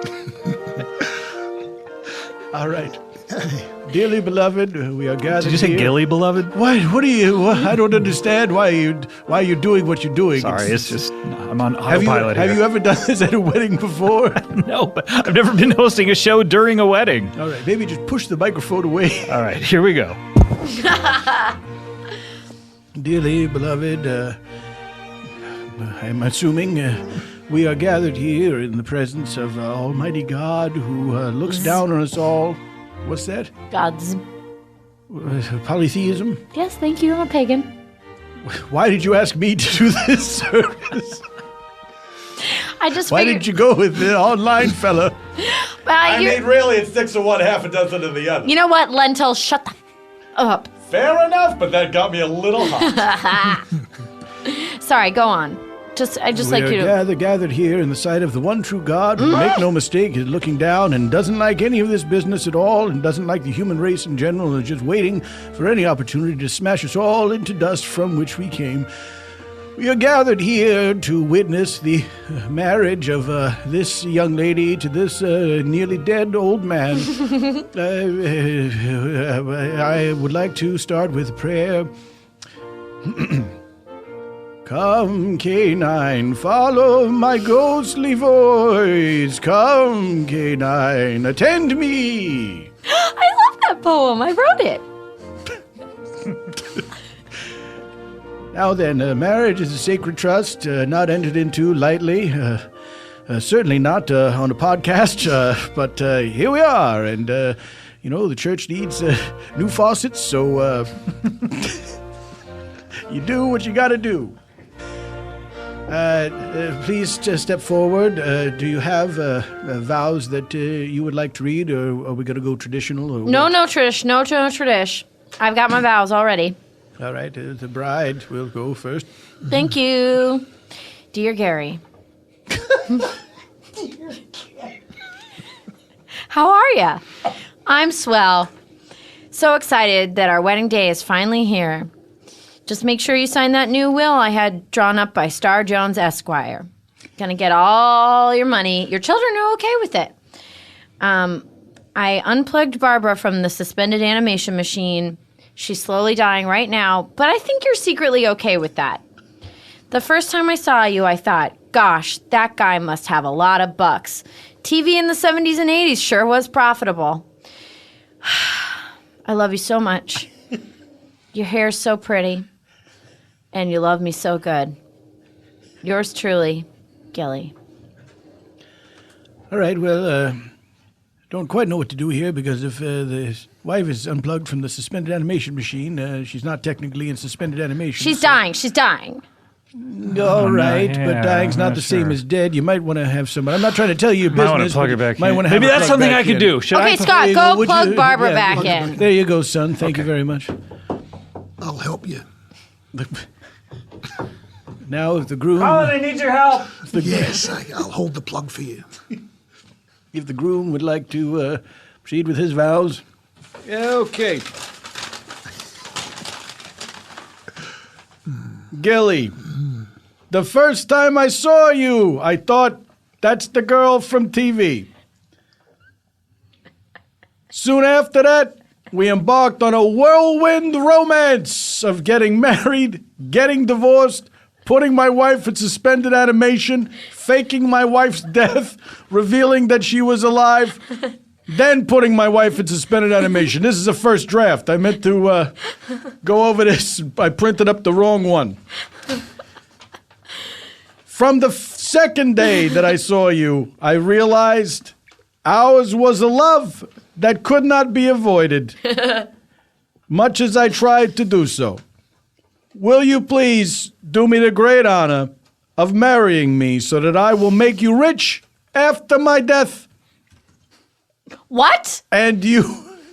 Well, I mean, you're going to share in my wealth while I'm alive, of course. I'm not going to like... But then you'll have all of it. When yeah, But you you're have like, all of it. I get an allowance while you're still alive. Of course right? you get an allowance. I'm an old-fashioned guy. As a writer, if I could give you a little punch-up. Oh, sure, To yeah. make you rich. Why don't you do some writing for me? Because God knows I never went anywhere as a I don't writer. think you were a writer. You were just a... You don't think I wrote stuff? I mean... Dick Van Dyke Show, you ever heard of that? Who do you think invented the character of Jerry the Dentist? I'm just saying you could say she's super rich when she's dead and rich while she's alive. Rich while she's alive, super rich. Okay, what he said. So here we go off on a great adventure that will last probably a very brief amount of time. Yes! I love you. Oh, that was painful to listen to, and I'm glad it's over. Please take each other's hands once again, and you will place the ring on your on the fingers after repeating after me. Young lady, you say, with this ring, I thee wed. With this ring, I thee wed. And then put it on his finger there. Oh, not so hard. You're making marks. Honey, come on, it's on there. You're getting into the webbing. With this ring, I thee web. Oh, good chime-in. Famous Spider-Man cover. All right. When Spider-Man broke up Doc Ock's wedding to his Aunt May. What? All right, pretty girl, we get it. You never read it. Are you telling me that at some point in the Spider-Man continuity, his Aunt May's only living relative was going to marry Dr. Octopus? Dr. Octopus. And on the cover, Spider-Man came in and webbed up the ring and said, with this ring, I thee. Did she not realize he was an octopus man? She did not realize that, I He believe. kept the... Or she thought he was sweet. He kept the... That he wasn't a supervillain. Just a regular old octopus Regular old man. octopus man. Yeah. In mechanical arms. And I beg your pardon, it was the Reverend who said, with this ring, I thee, and then saw the web on the ring and said, web? Oh, so he was confused. He was about to say web. Wed, and then saw instead the he web said, and yeah. he was confused. Okay, let's get Said, to it, let's get to I it." do apologize. Isn't there something you're forgetting? Don't you usually ask at this point if there's anyone who objects to the wedding? I do that after the ring part. It's more dramatic. Okay. Certainly there will be no one, so. Mr. Marshall, please call me Garry. Garry, place the ring upon her finger and repeat after me. It's the same thing as before. With this ring, I thee wed. Yes, yes, yes, yes, yes. Now that you have betrothed one another to each your own, it is only left for me to ask, is there anyone here who knows any reason why these two should not be joined in holy matrimony? And then nobody ever says anything because it's rude. Sure, of course. It's too rude to do. So, Colin, you're not going to say anything. I'm not going to. I'm not going to say anything. We've got a love that can't be denied. I'm not going to say anything. Len, you're not going to say anything. So we're the only people in this room. So obviously, I don't. Stop this wedding. What? Who is this I man? cannot allow this wedding to continue. Alan Thicke? That's right. What are you doing here? I'll tell you after the break. Oh my gosh, this is incredible. Colin, do you have any song that would maybe tie into this kind of situation before we go to the break? I'm sure to. Okay, well, let's play it. This is from the new record. This is called I Want You Back. Oh, all right, let's hear it.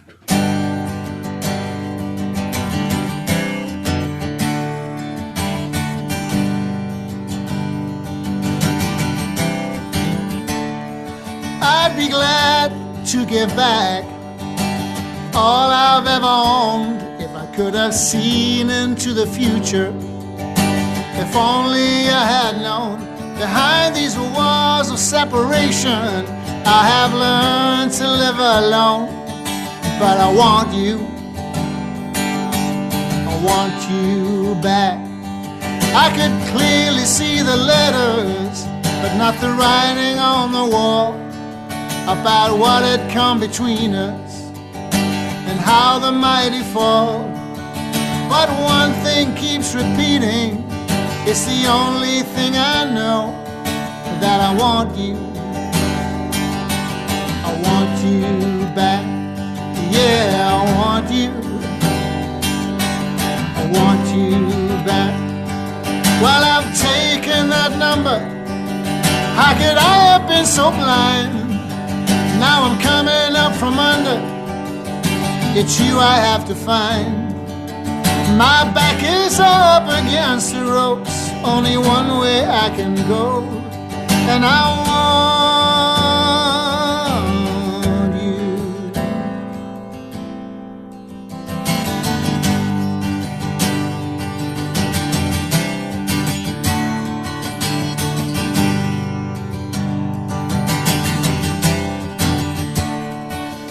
How far is the distance?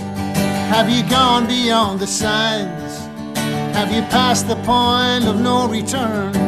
Have you crossed that line? And it burns me like a fever.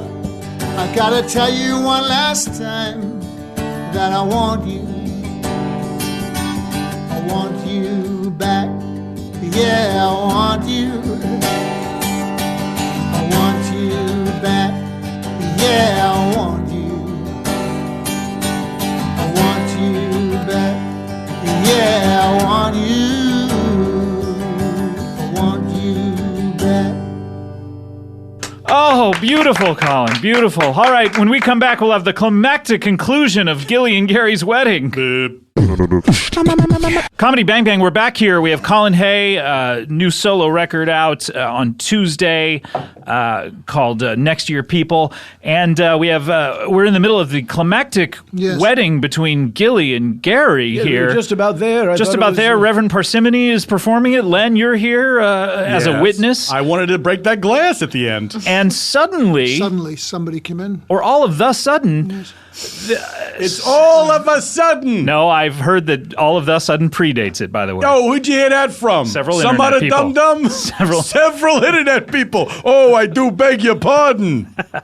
All of the sudden, Alan Thicke came in through that door. Yes. Saying that he objected to the wedding. That's right, Scott. I heard that Gillian here was marrying Mr. Marshall. Please call me Garry. Garry. By the compact of please call me Garry, you must call him Garry now. Yes, of course. And you know, as much as I admire Garry Marshall for his pioneering work in the multi-camera sitcom world, of which I am a part, of course, from Pains. growing pains. We call Oh, it yes, pains. growing pains, yeah. Ugh. Many people don't know this, but I have long been in love with Gillian. We're sort of star-crossed lovers. She's from the single-camera comedy world, and I'm from the multi-camera. And ours was a love that could never be. There's never been an instance of single-camera people and multi-camera people falling in love. Yeah, our children would be sterile. Wait, who did like a mule? Who married Aaron Gray from the Buck Rogers TV show? What? Why would I know that? I don't know. I'm gonna look it up. Yeah, why don't you look that up? That seems to be the most important. If only business someone could sing right a song now. to help me look this up. What kind of song? Something like, look it up, Scotty. or- Like the idea, so the lyrics would be like a command to you to Yeah, look exactly. it up. Yeah. Look it up, Scotty. Look it up. No, it's not. What do you think of my song? Nah, she married Ken Schwartz. Never mind. Ken Schwartz. Yeah. Who am I thinking of? Aaron Gray. No one knows what you're talking about. Well, Aaron Gray straddled the line between single camera and multi-camera from Silver Spoons to Buck Rogers. That's not the same thing. I know, but it's kind of like a talking marriage. about Anyway, comedy to comedy. That's comedy to drama. Anyway, go ahead. Sorry to interrupt, Alan. Thank you. If I may continue, Gillian, I love you, and I cannot stand by and watch you marry this elderly man, rich though he may be. I'm also very wealthy from my television work and also writing those theme songs. And your Facts of recent life, show, different Conspicuously Thick, is that what it is? strokes. Arguably thick.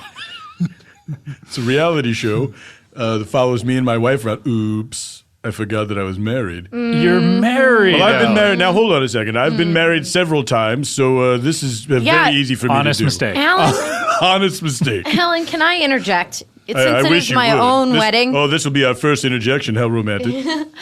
I have several issues with you, Alan. One, Please list them numerically. okay, one, you have diluted your wealth through several marriages and divorces.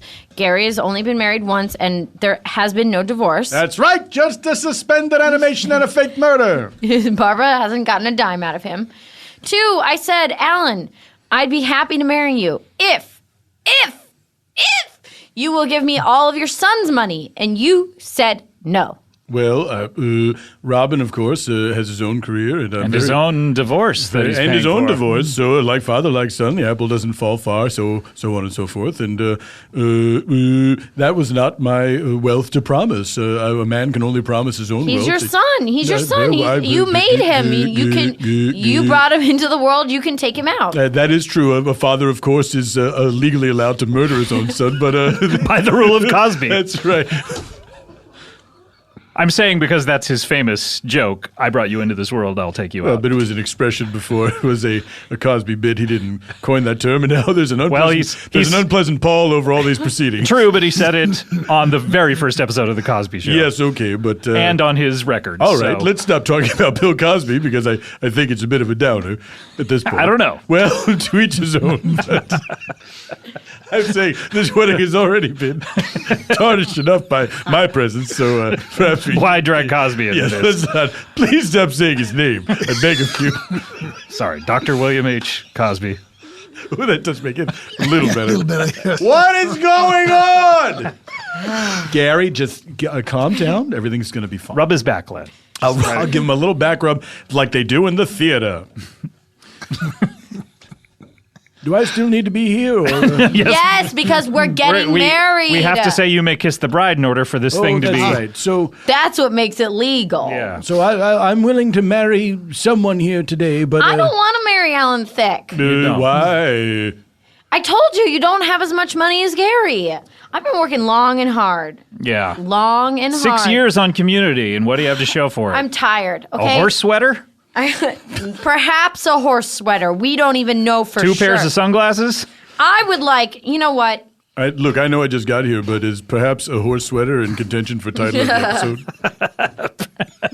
Thank you, Alan, for being so conscientious. Well, it just struck me. I mean, I have an ear for these things. Certainly. Now, Gillian, what I do lack the Croesus-like wealth of a Garry Marshall. I do have a wonderful ranch and property in Canada. Canada? It's beautiful. You're one of the 50 people who lives there. That's right. 100, please. Sorry, I'm so sorry. A little insulting. Many of them named Gord. And you've almost met them all, I've you were almost saying? met every Gord. Oh, I thought you had almost met all the other 99 people in Canada. What's the difference? True. Gilli, what I can promise you is a real life, not a life based on material goods and the shallow pleasures that they bring, but a life of romance and devotion for probably almost 10 years. Are you still married? Yes. Okay. Bye. But Garry is married. We plugged her back in. That's all good. Star Jones told me it was fine. Yeah, unless your wife is in suspended animation. Oh, she is. Did I not mention that? She is. Why did you have to throw a wrench into my plan? She fell into our suspended animation machine, which we kept in case we were afraid that there was going to be a nuclear apocalypse. And well, you're not wrong. We wanted to see. Yet another reason that it's built for two, and certainly you and I could wait out the coming nuclear apocalypse. But together. isn't your wife already in there? Would you throw her out of? I mean, there's only room for two, and I'm sure she'd understand. Well, Alan, I feel like I can best explain this to you in a song. Okay. Do you need accompaniment? Yes. All right, Colin. I don't do a cappella. Alan, I love you dearly. You're my passion, you're my heart, you're my sexual partner for life. Let's just keep it how it was. We'll keep having sex, but I'm gonna marry Garry. Gonna marry Garry. He's got more money than you. You're just an actor, Alan, and I'm not into you. I'm a multi-hyphenate now myself, and I don't want to marry just an actor. You're gross, Alan. Gary's got so much money. I love Garry. I made my heart out of Gary's money, and now I'm gonna see how the world can be. I'm gonna travel to all the countries I never saw. I'm gonna eat all the wine. I'm gonna drink all the caviar. I'm gonna wear all the clothes. I'm gonna dance all the dances.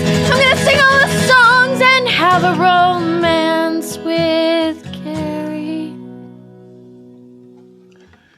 Well, that was certainly compelling. If you don't mind, though, I would like to sing a song of my own. Ooh, see if I could change your mind. Counterpoint. No, because you said that I'm just an actor, but you're forgetting that I am also a songwriter, singer-songwriter, and a host. I hosted a show called Animal Crack-Ups. And Thick of the Night. And Thick of the Night, of course. Yeah. Singer-songwriter of the Facts of Life theme. What? And the Different Strokes That's theme. right. What? And, you don't know this, and you've been stooping him? Royalties are no I don't small really matter. listen small to what potatoes. he's talking. Colin can tell you that much. And, Yeah, certainly. Wait, you wrote those songs? I wrote Different Strokes, Facts of Life. And Colin, if you wouldn't mind accompanying me, give me something a little bouncy, sitcom themey. Well, there's a way to get married and have your cake and eat it too. And that's if you marry me and I marry you. I'm Alan Thicke. The end. Wow, great song. Thank you. One of the shortest ones I've ever heard. Well, I can only write in theme song length chunks. Any more than that is Gilding the Lily. It's more Gilding the Gilli. More than Maybe that's a good title for this. Gilding the Gilli. That's truly Gilding the Lily with that. Alan, let's resolve this once and for all. All right, let's resolve this. Who do you want to marry? Let's put it to a vote. Let's put it to a vote. Oh, wait, we can all vote? Yeah. Reverend Parsimony can vote too? Yeah, Persimmons can vote. Okay, so how many of us are there? There's, of course, you have Gilli, you have myself, you have Colin, you have Garry. Present. And you have Lentil. Here. You have Reverend Parsimony and Alan Thicke. So the seven of us, That's so right. this will not be an even vote. Can they vote for themselves?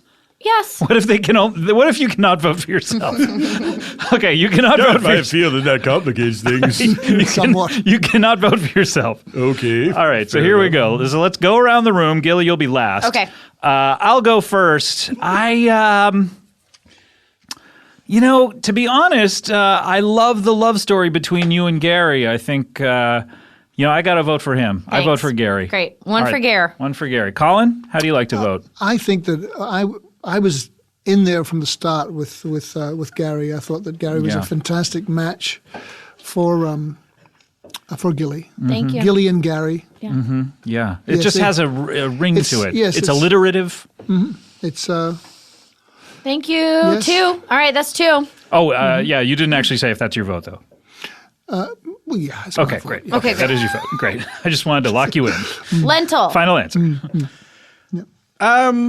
This is difficult because Gary's obviously a friend of mine, and I don't want to see him heartbroken or hurt. But I also don't want to see him taken advantage of by a recent multi-hyphenate. I'm sorry, darling. You just haven't been in the game that long, and you don't know about the road ahead. It's very difficult. Take it from a guy who's a little bit older, in his 40s. A little bit. Just a little bit, but I've been around long enough to know. So, although this is maybe cruel to do, I got to vote for Alan Thicke. Oh, one for Alan Thicke. You're on the board. Wow. This is exciting. This is a squeaker. All right, Thank you, Len. let's go to... Well, I'm not really doing it for you. It's not a vote for you so much as a vote against Gillian. And sorry, Gillian, to say that. All right, let's go to Garry. Garry, who do you vote for? You can't vote for yourself. I can't vote for myself. You can vote for anybody? No, you can only vote for the 2 contenders. Oh, boy. All right. And what's the score right now? Well, it's 2 for Garry, 2-1. yourself, and 1 for Alan. 1 for Alan. Okay. Let's see here. If I vote for myself, it puts me over the top. You cannot vote for yourself. Can't vote for myself, so that's not an option. Not an option, so I'd like your vote. All right. Well, I can't vote for myself. The only other person I can vote for is Alan. Correct.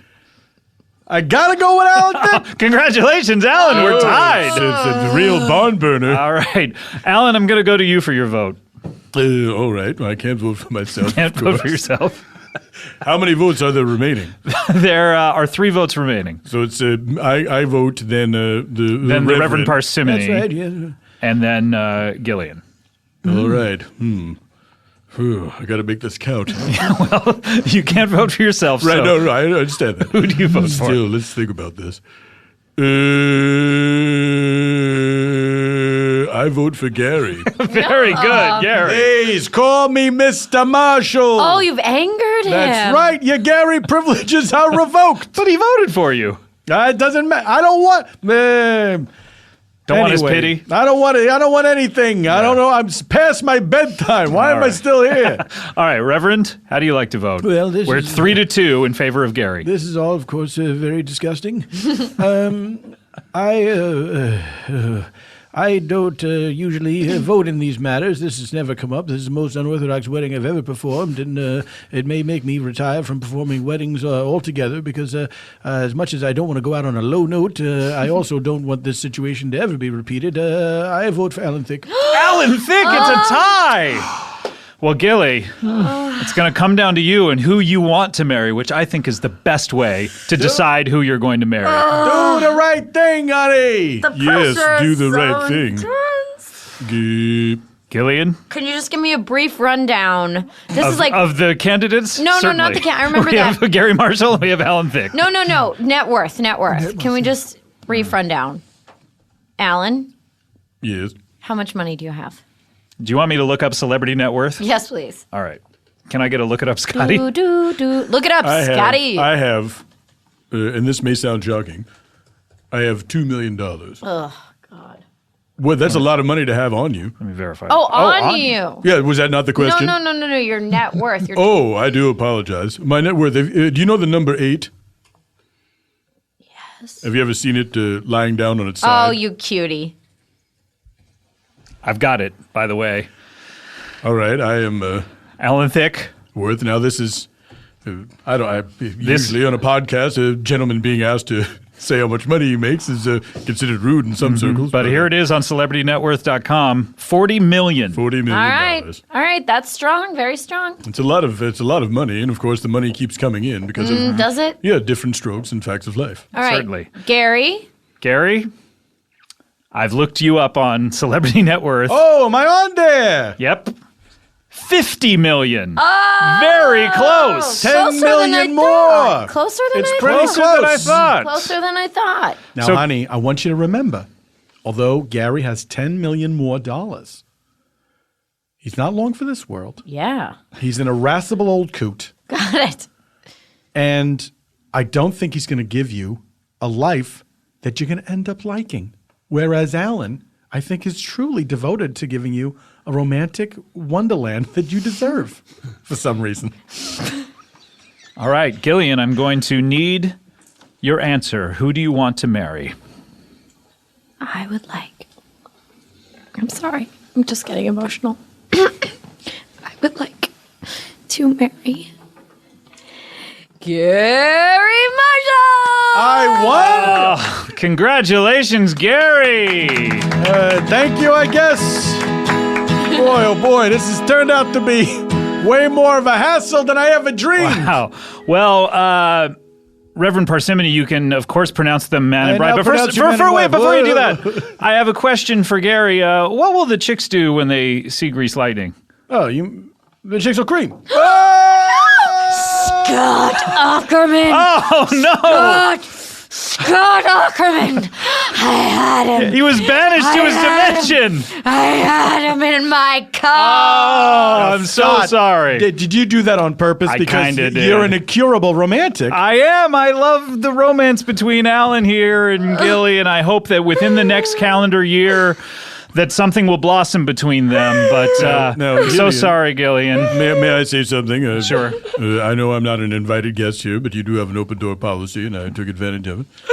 Gillian, I don't expect you to marry me today here on this podcast, but I do hope you'll take some time to think about it. Take a calendar year, and we'll meet here. We'll meet here next year. How's that sound? All right, very good. I'm so sorry, but we're out of time for this wedding. We just have one last thing to do, and that's something called plugs. Bless. It's time for plugs. Plugs. It's time for plugs. Do you know what time it is? It's time for plugs. Do you know what time it is? It's time for plugs. Do you know what time it is? It's time for plugs.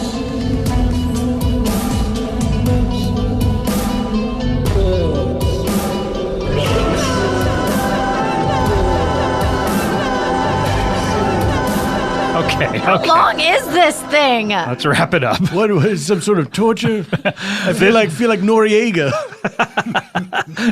Your wife has a lot of shoes? What? That's Imelda Marks. Oh, sorry. I get them all mixed up. Ferdinand.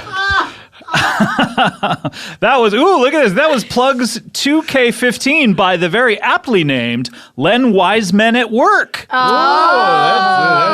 That's a combination of Len Wiseman and Men at Work over Now here. that's fun. Wow, that What is a lot of fun. What was the title of the song again? Plugs Too long. 2K15. Yeah, is that the number of minutes? Oh. Snap. Persimmony got jokes. Do you have any Yo Mama jokes, Reverend Parsimony? What would you like to hear? Something about how fat my mama is. Your mother is so fat that when she kneels down to pray, God says, "Hey, not all at once." All right. Well, it's a true thinker. All right. Well, because from his vantage point, it looks like a whole big pile of people. Certainly, of course. He can't handle the very fat person. He can't handle the income. He only wants it one at a time. Yeah. All right, Gillian, what do you like to plug here? I'd like to plug my husband, Garry Marshall. Yeah. Unfortunately, you're not going to be on your honeymoon night tonight. I'm so sorry. I'd also like to plug the fact that I'm on a show called Girls this season as well. And I'd like to plug the fact that I hate all of you. So sorry. Colin, what would you like to plug? Obviously, we have the new record, Next Year People. I would like to plug that. That's basically all I would like to plug. Okay, but you have some dates. Next year and you have some the year dates after. coming up as well. You have you'll be you're in New York this week at the City Winery, and then you go to Tucson. And then I'm in Tucson, and then Phoenix, and then you're touring up and down the coast of California, and then Oregon, Washington.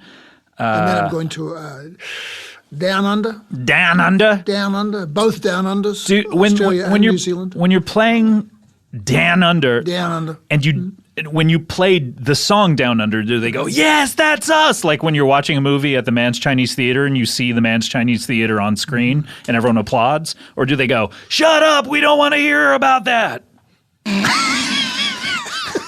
All in unison. That's what they do. The last time I was there, I played Down Under, and the whole crowd went, shut up, we don't want to hear about that. That's our daily lives. That's what they said. We don't want to hear about that. We came here to escape from this. Play us something else that's not about that. Do you know one of the treasures of performing in Australia down under is that they only clap with one hand. They just slap it against their thighs because they're holding a beer with the other hand. Interesting. That's enough out of you, Alan. I'm certainly sorry. That was a close one. Boy, you got out of there by the skin of our teeth. That was a real squeaker.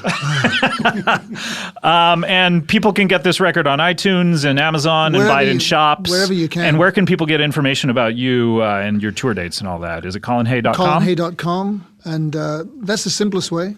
Mm-hmm. That's probably the next simplest way would be to put into Google Colin Hay, and then it would lead you to colinhay.com. And then that's third hardest way would be asking a friend. That's right. And that person saying, hey, Google him. Right. And then you put your name into Google, and then it leads you to colinhay.com. The other difficult thing would be if you ask someone who didn't really know who I was, but then you could add the of Men at Work. They may know, they go, do you know where Colin Hay's? They go, and then the and then you say of Men at Work, and then they say, Google him. Google. And then you put it into Google. Yeah. And then, I guess there's a quicker way where you ask someone and they say, go to colinhay.com, and then you go right to colinhay.com. Right. That would be just as easy. A myriad of... a lot of different ways. A lot of choices. Yeah, a lot of choices. But it all leads back to me. Fantastic. And we have several people over here. We have, of course, Len Wiseman. What do you like to plug? Huh? Oh, I'm sorry. I was texting a friend of mine. Jennifer Kent, I was just texting her how much I love the Babadook because I feel like it's important when your friends do good work to text them, say how much you enjoy it. Anyway, I'd like to plug Sleepy Hollow, the story of Ichabod Crane. He finds himself in modern times. Are you Sleepy involved Hollow, in New that? York. I produced it. Oh, really? Would you like to be on it? I would love to. Do you watch the show? No, but a friend of mine from college that's that, is I the guess. female lead. Is that so? Yes. Now, how come you've never said to her, hey, why don't you tell your friend Len I'd love to be on Sleepy Hollow? Well, Lentil, the last time I saw you, we didn't end on great terms. So I really didn't want to be on a show that was we didn't end on horrible terms. But not great. Mm-hmm. All right. Well, why don't you work this out after I the never show. heard about any of this from Nicole. So okay. I don't know what to tell you. Call her. I will call her. The next time I see her, I'll say I owe you a phone call. That was a squeaker too. It really was. All right, and let's see. Let's go to the Reverend Parsimony. What do you like to plug here? Church. Okay, and every Sunday. Yeah, still going on. Still going on. Still hanging in there. You ever gonna quit? Not me. Too legit. I mean, do you mean? That's right. Yeah, do the hand gesture. I'm sure the audience will appreciate that. No, I did the hand gesture from the video. Yeah, from Too Legit to Quit. And Master of Ceremonies, Hammer. Yep. And let's turn. Case study: Reverend Parsimony, paranoid personality disorder.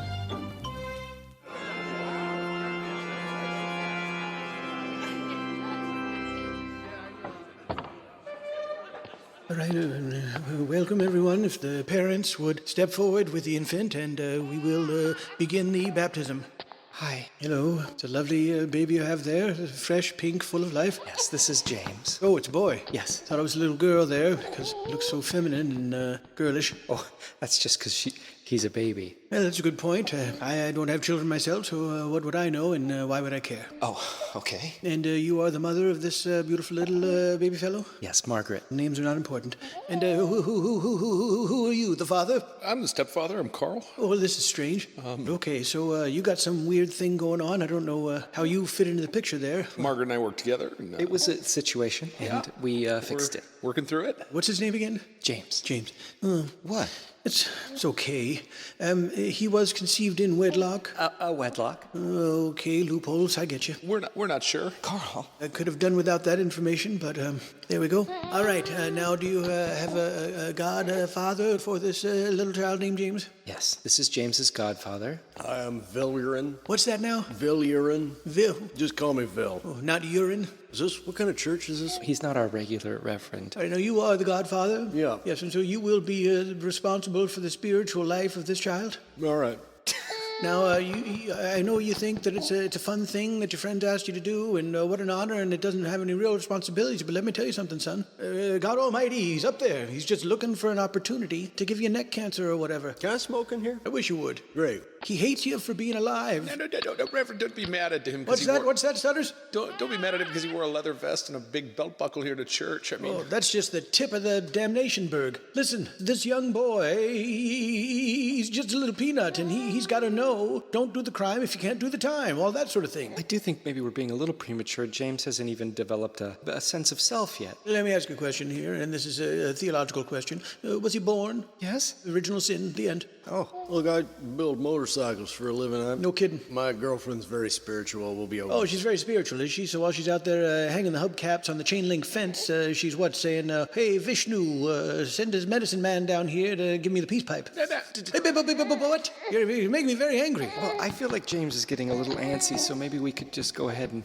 do this? Okay, stay right where you are. You, Sam Elliott, you can take a step back. All right. Go find Rocky Dennis, see if he'll get a baptism. Who? I guarantee you that kid wasn't baptized. That's why he looks that way. Well, you sure know your movies and popular culture. All right. Now, hold the child over the baptismal font. Oh. What are you worried about over there? It seems so deep. Not even 10 feet. Oh. And also, if I get a bad feeling off him, down he goes, just right to the bottom. No, hold on. What? Now, I'm saying he seems like a nice little guy, right? But if this guy gives me the maloik, I'm just going to take him under. Okay, I'm not comfortable with this. I think we need to... I'm not either. Oh, glad you got that out. Can we just do a normal baptism? Perhaps we can use the little holy water bowl just off to the side here. That way there's no danger involved. Not my favorite. Like to really dangle him over that deep font. But okay. I don't know. Okay, is it done? It's almost done. I'm going to have to speak up over the crying. I baptize you in the name of Almighty God, Son Jesus Christ. Let's throw Mary in there. Let's see, who do I like this week? St. Jude, patron saint of lost causes. That's Catholic stuff, but, I like to collect the cards. All right, bibbidi-bobbidi-boo, he is baptized. Now, all he has to do is be sin-free and blameless for the rest of his natural life, and he will sit on the right hand of God the Father in heaven when he dies, which I doubt, with you as parents. Well, thank you, Reverend. Well, you're not welcome. Jeez. All right, there you go, everybody. Nothing more to see here. You can move on. You don't have to go home, but you certainly can't stay here. This is God's house, not yours. Why don't you get back to having incest with each other, whatever it is you people do, voting Democrat. Good night. All right, we have to get to our next guest. He is a pastor at I forget if it's a local church or a non-local church. One of those mega churches? It's a local church. It's a church here in Los Angeles. And boy, do you all need, you certainly need churches the way you live out here. And it's what a shame that you're all going to hell. I'm doing what I can, but it's like dropping a penny into the ocean. Well. Wishing well? Yeah, I'm sure, but that's pagan stuff, so I don't like to say that. Oh. Wishes are pagan stuff. Reverend Parsimony is here. Reverend Robert Parsimony, hello. Hello, welcome back to the show. Hi, how are you? Hello, who are you? My name is Bob Odenkirk. I'm an actor. Why are you an actor? A series of mistakes. And I dare say because you know that you're going straight to hell. Because acting is lying. Well, I won't waste a lot of time then. Well, you shouldn't. I tell you to kill yourself, but that's a sin as well. Acting is lying. You put on a false face, literally sometimes, and you walk around and tell lies, things that are made up. Do you celebrate Halloween? That's a good breakdown of it. Do I celebrate Speaking Halloween? of false faces and lying? I don't know how many more clerical collars I could be wearing for you to not ask that question, but of course I do not celebrate Halloween. In fact, I what's the opposite of celebrate? I decry? I decry Oh Halloween. my God. Do you celebrate an opposite holiday? Yes, opposite of Halloween? Yes. Yes. I celebrate All Hallows Eve where we don't. There's no. You pray to the dead. What's that? You pray for the dead. I pray for the dead. I'm praying for them all the time because most of them, God is so angry at them, for all the stuff they've done, and they're surely in hell. And then to top it off, they died. Nice job. God, Smooth move, X-Lax. That's what I think when I drive by a graveyard. Yeah, hey, nice job. Not too successful on that count, are you guys? This is disrespectful. All right. All right. Reverend Parsimony has been here. It's good to have you, Reverend, and I suppose you feel out of place here in Hollywood and even on this podcast. And on the planet Earth, because it's full of people who are constantly sinning and making God enraged. You don't understand. Right. You're ruining it for the rest of us because God is just looking for any chance to just smash the globe. Do you understand? Right. He hates us. He hates us, and we love him. We love you, God. We love you. Right, even though you hate so us. Much. Well, he hates us. Well, are you here to talk about an event at the church, or...? I'm here to talk about an event around the world. Jeez. Oh. Now, you understand that... Sounds like a big deal. Have you heard of Christmas? Uh-huh. Yes. That's that day after Christmas Eve. That's when you shop, correct. right? You get a presents for Oh boy, you're pushing all of God's buttons right now. It's not about shopping. The reason for the season is the birth of Jesus Christ, God's only Son, who he's not too happy with us either. He went to the trouble of dying for our sins. And a couple of real angry Alberts up there in heaven. I'm not familiar with that phrase, but I take your meaning.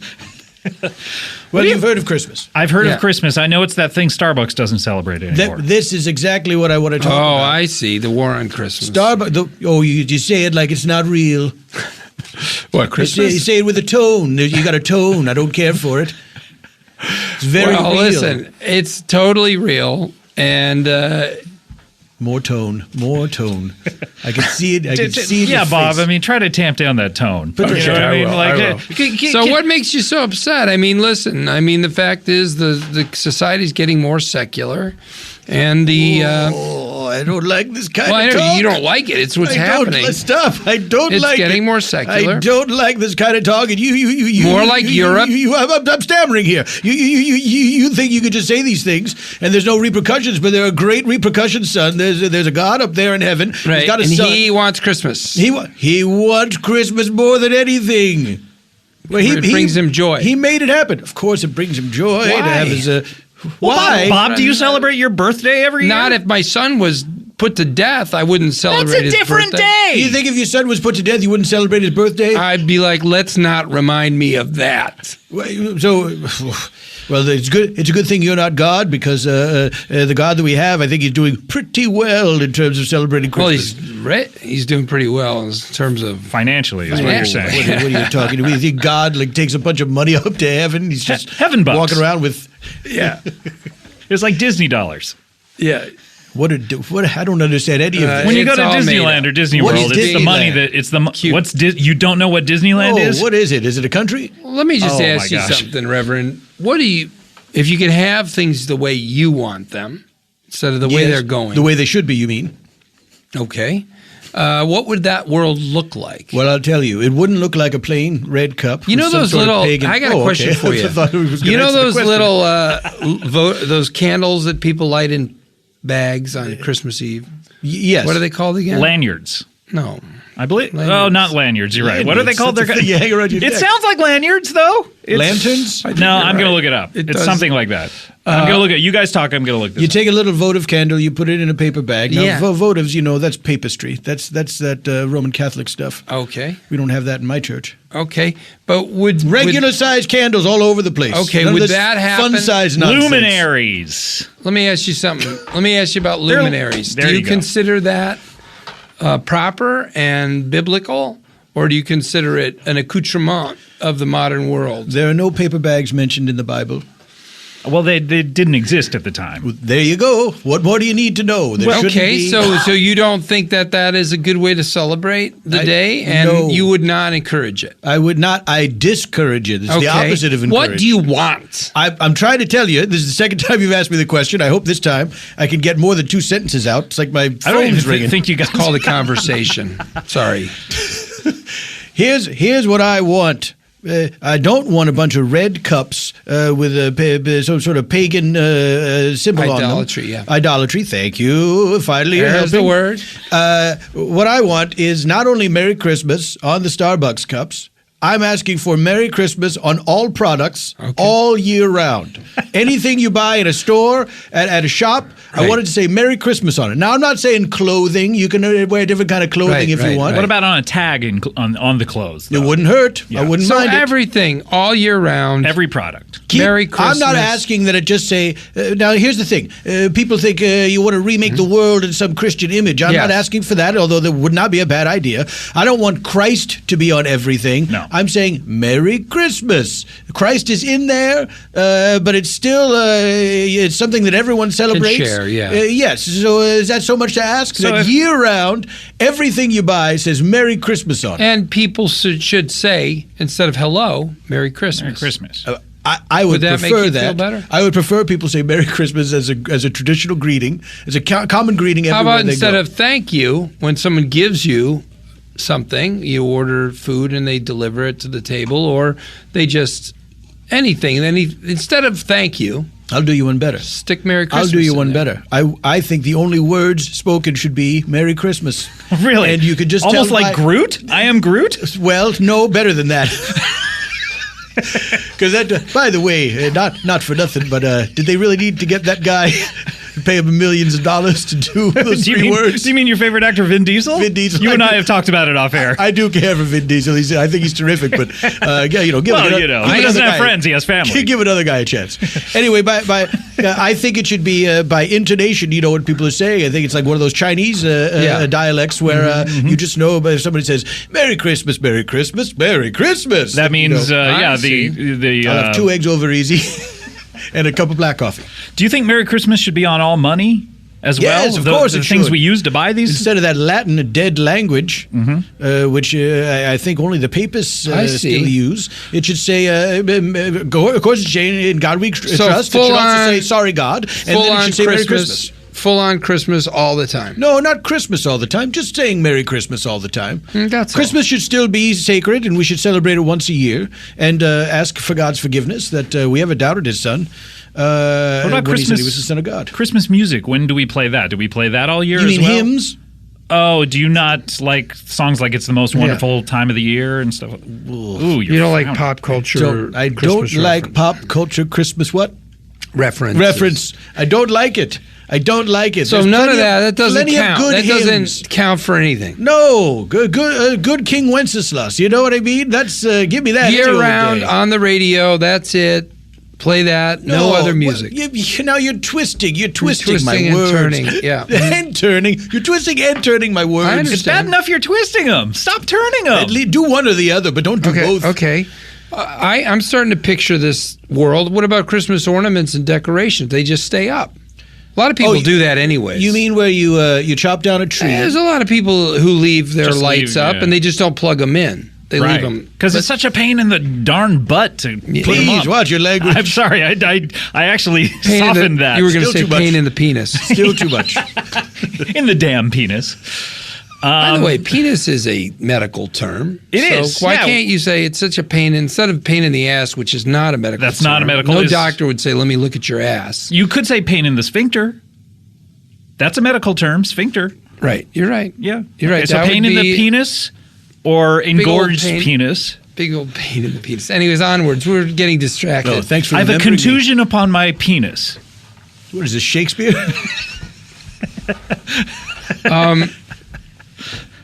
Well, so leave decorations up. Say Merry Christmas all year round. Say Merry Christmas all year round. What about tiny things that people buy? Could you just shorten Thimbles? it? Thimbles. Great example. Could it just say Merry Xmas?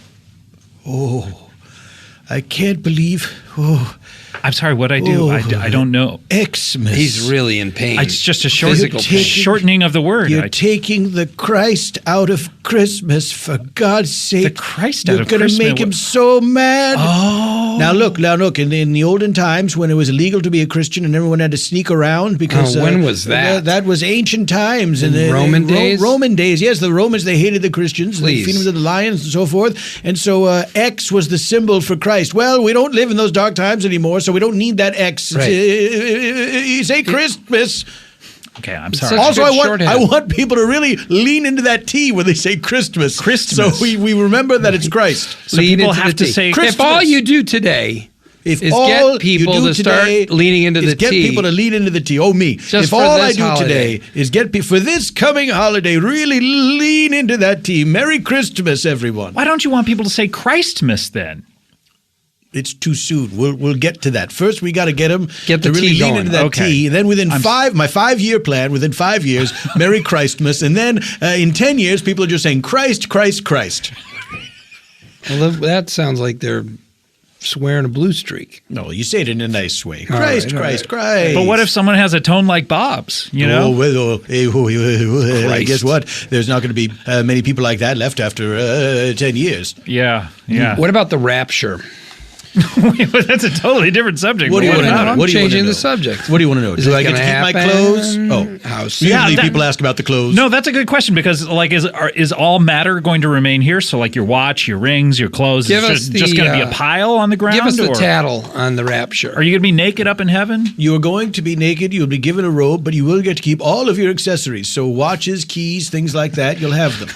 And your phone? iPhone, if you're worried about being buried with your iPhone. Okay, we were talking about that before you came in here. Oh, really? The iCloud? Yeah, you'll be in the cloud. Okay.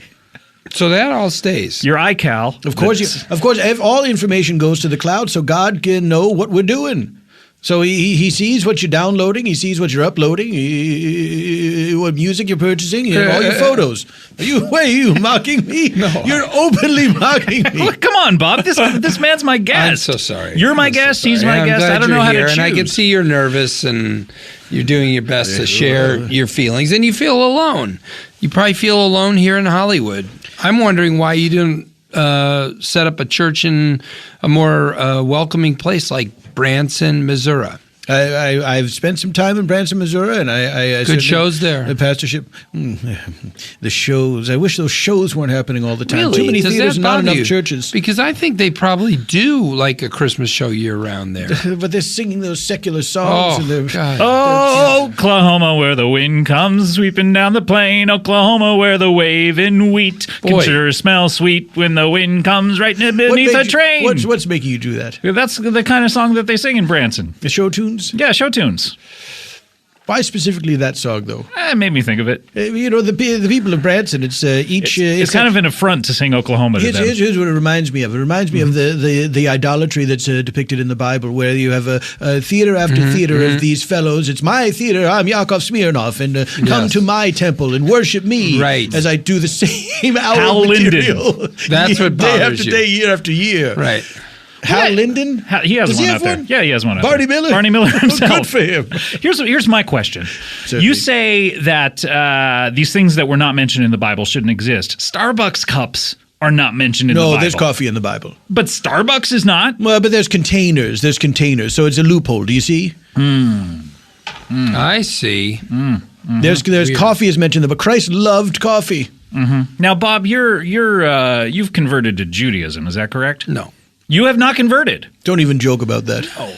That's not funny. But why would you say such a thing? But your family is... Yeah, my kids, and yeah. Oh, la la la la la la la. I don't like this. I don't like this at all. La la la la la. So all of your descendants... That's sounding like one of those prayers at the Islamic. Oh, you think I was ululating? Is that what you're accusing me of? Ululating, yeah. That would be. But when I'm ululating, you'll know it. It's Stick very your high fingers pitched. in your ears and ululate. Oh, I'll think of a different song. I'll confound you. You'll see. Well, I think that your idea. There's things I like about it. What do you like? Which things? Well, I mean, I always like walking by the Christmas windows in a department store, and I guess if we had the Reverend's way, at least for a while. I know you're not into merchandising, but certainly not. At least if we tried to go your way, the year-round thing, some stores would have that up, and Yeah, they you would wouldn't have it have up to year-round. rush down there in the 2-month window that you have between Thanksgiving and Christmas. You'd be able to 1 month. You'd be able to just all year round, go check out the kind of holiday delights. Kind of a bummer to only have to listen to Good King Wenceslas all year round. There's others. Yeah, could you loosen up on that? How great thou art. That's Would a you good do one. it? Oh, God, that's not even a Christmas song. Well, it's, but it What mentions about God. Elvis? Elvis's Christmas album. Oh, he's a fool. You sing Silent Night on it? Silent Night was written by Germans. All right. So wait. So no. Even though it's about Jesus. It would be. Here's what it would be. You want my playlist? Yeah, I want your Desert Island discs. Good King Wenceslas. All right. Number one with a bullet. How great thou art. Okay. O come. O come, all ye faithful. You don't have to say the whole thing. Just say O That's come. right. O come. Everyone knows it. Are you trying to trick me? I feel like you're trying to trick me into sounding dirty. Just say O come. O come. come. C-O-M-E. C-O-M-E. As not to be confused with O-C-U-M. Of course. What child is this? And Greensleeves mashup.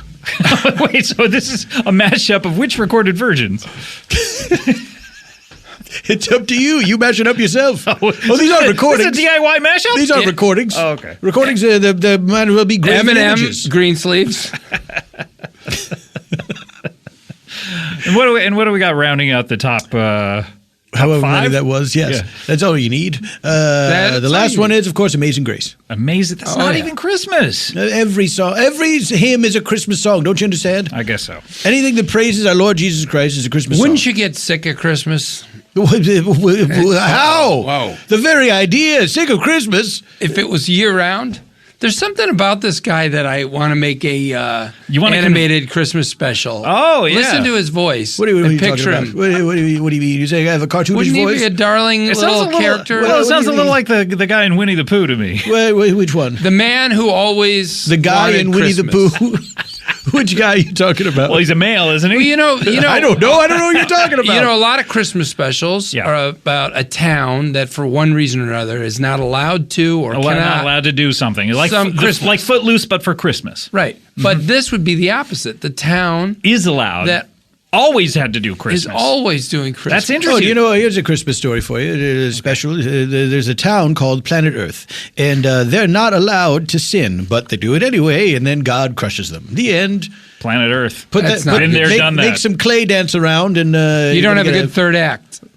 You need to work on your third act, buddy. I wish we all need to work on our third act. Yeah. Hey, look, here's the one flaw. You get what I'm saying, right? I know. We gotta stop sinning so God doesn't destroy us. Here's the one flaw in your theory. I don't know if I was too subtle with that. What? I'm on board for a bit, but there's one big flaw in your theory about Christmas year round. What's my theory? Or your my plan. Your plan. My proposal. Your proposal. My elevator pitch. Here's the problem. If we had Christmas 365 days a year, Santa Claus is going to get tired.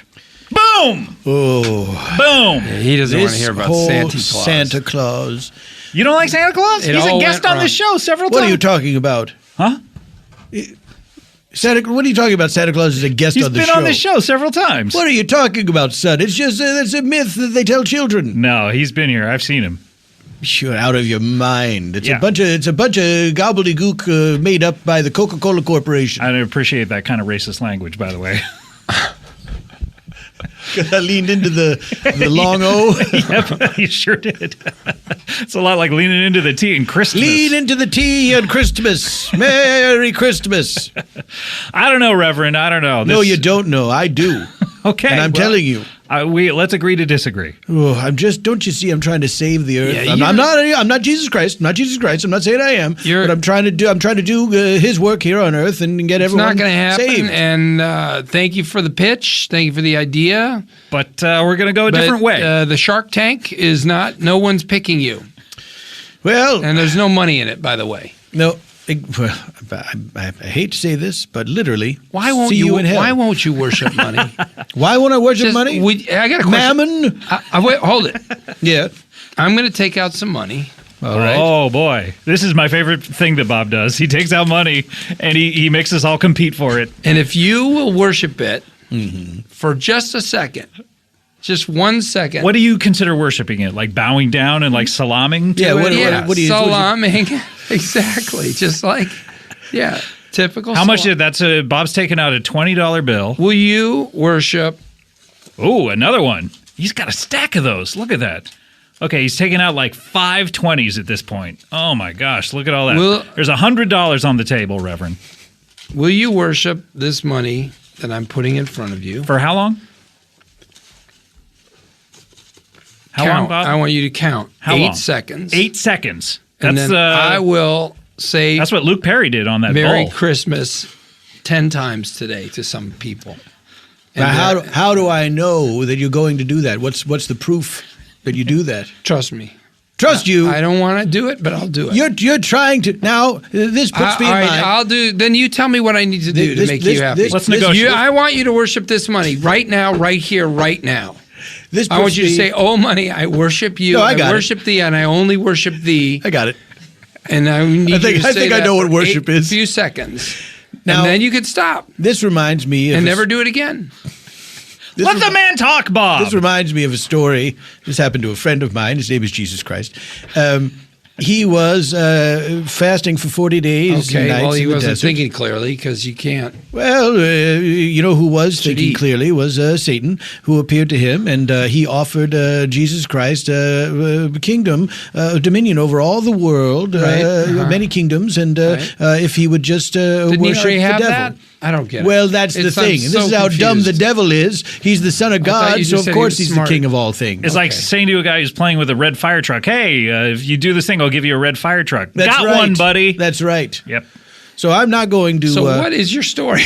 My story is you're trying to tempt me like the devil tempted Jesus No, Christ. I'm just saying tit for tat.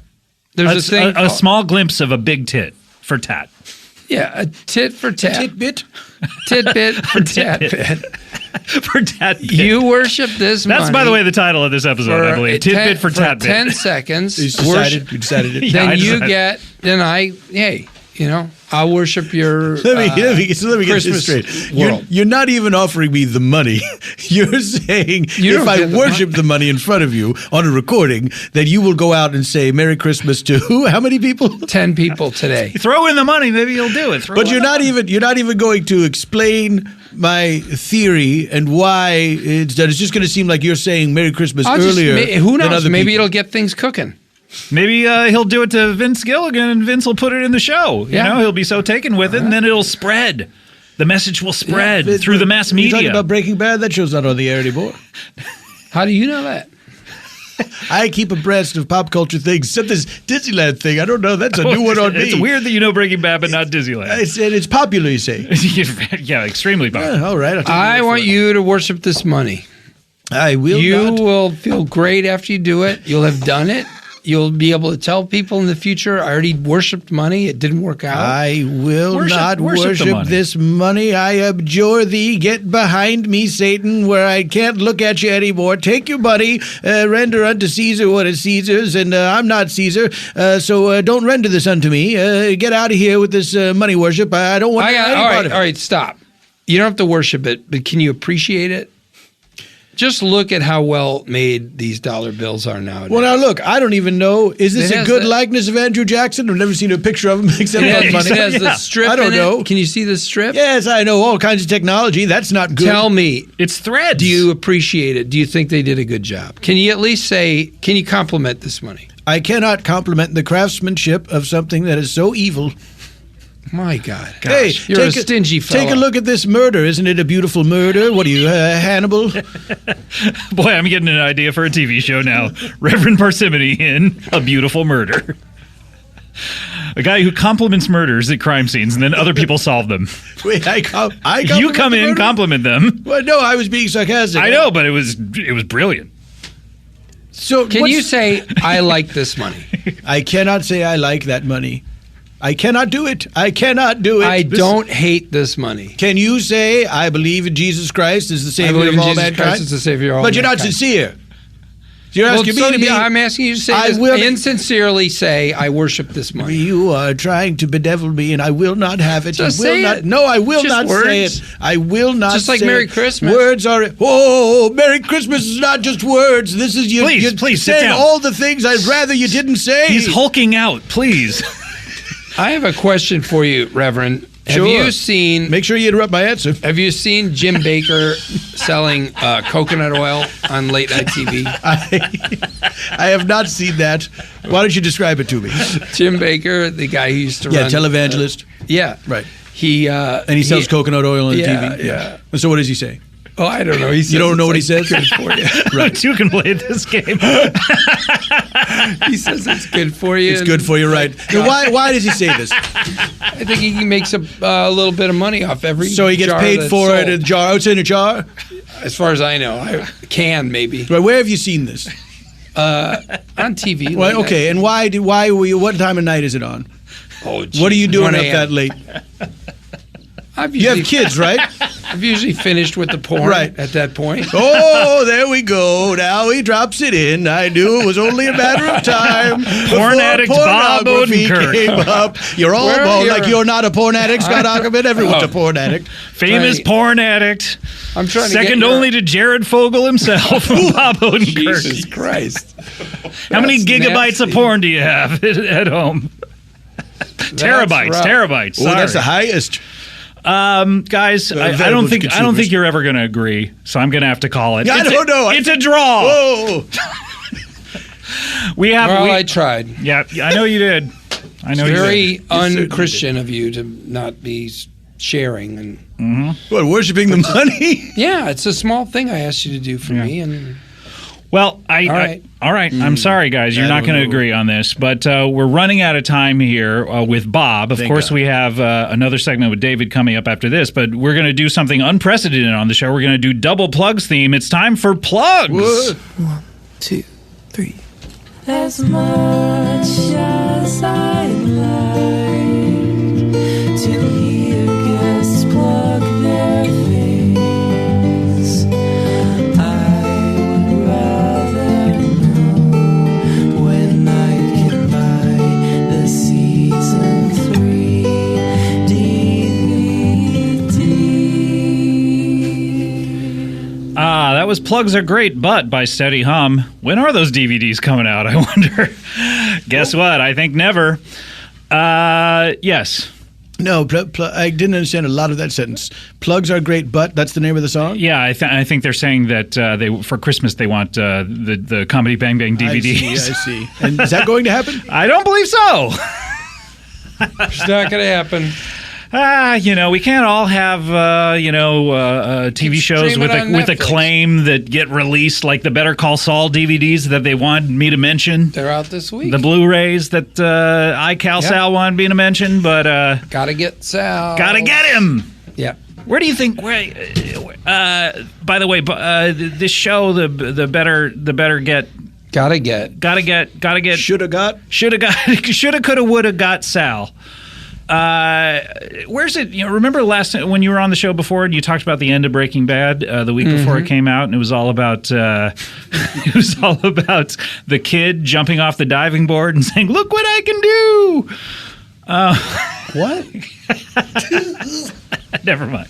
People who enjoyed your previous appearance talk about that all the time. Let's talk about it. What are we plugging? Bob, I'm going to start with you. What do you want to plug With Bob and David on Netflix. That's the theme song. Well, it's actually, yeah. This theme song is simpler than that, but. I mean, it's with Bob and David. It's just one note. With On Bob and Netflix? David on Netflix. Yes. Yeah. So it's a little bit monotone. No, one note. With Bob and David on Netflix, sketch show. You should check it out. If you haven't, again, you should watch it for the 5th time. Mm-hmm. And are you doing more? We don't know. We want to. Mm-hmm. But, who can tell the future other than Yeah, who Weatherman? can tell the future? I don't know. Oh, Jesus Christ.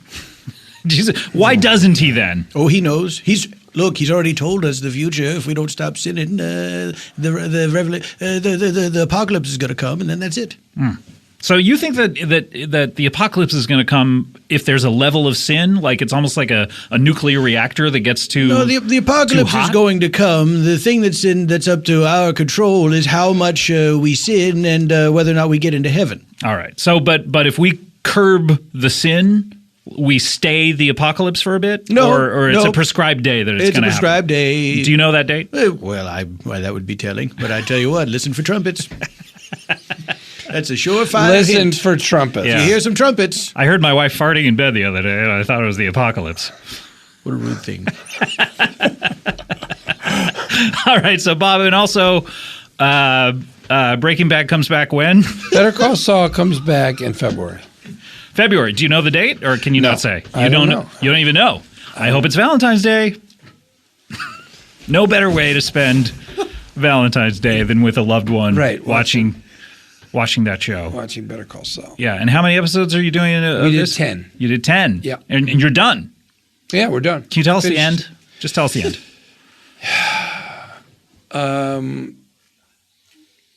I don't want to give it away too much. But go ahead and give it a little bit away. He goes to court, the Supreme Court. He argues Roe v. Wade. Roe v. Wade. He argues it again, for the first time.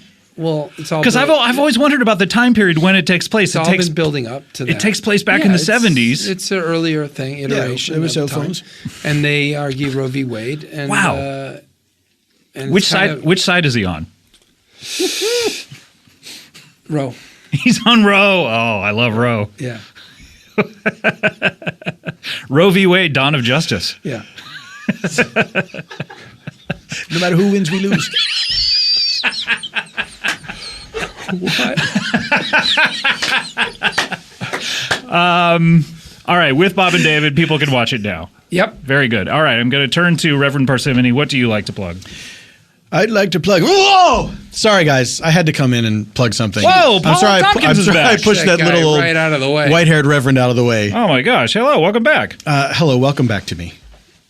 Scott, when does this? Are you doing plugs? Yeah, it's this Monday. Okay.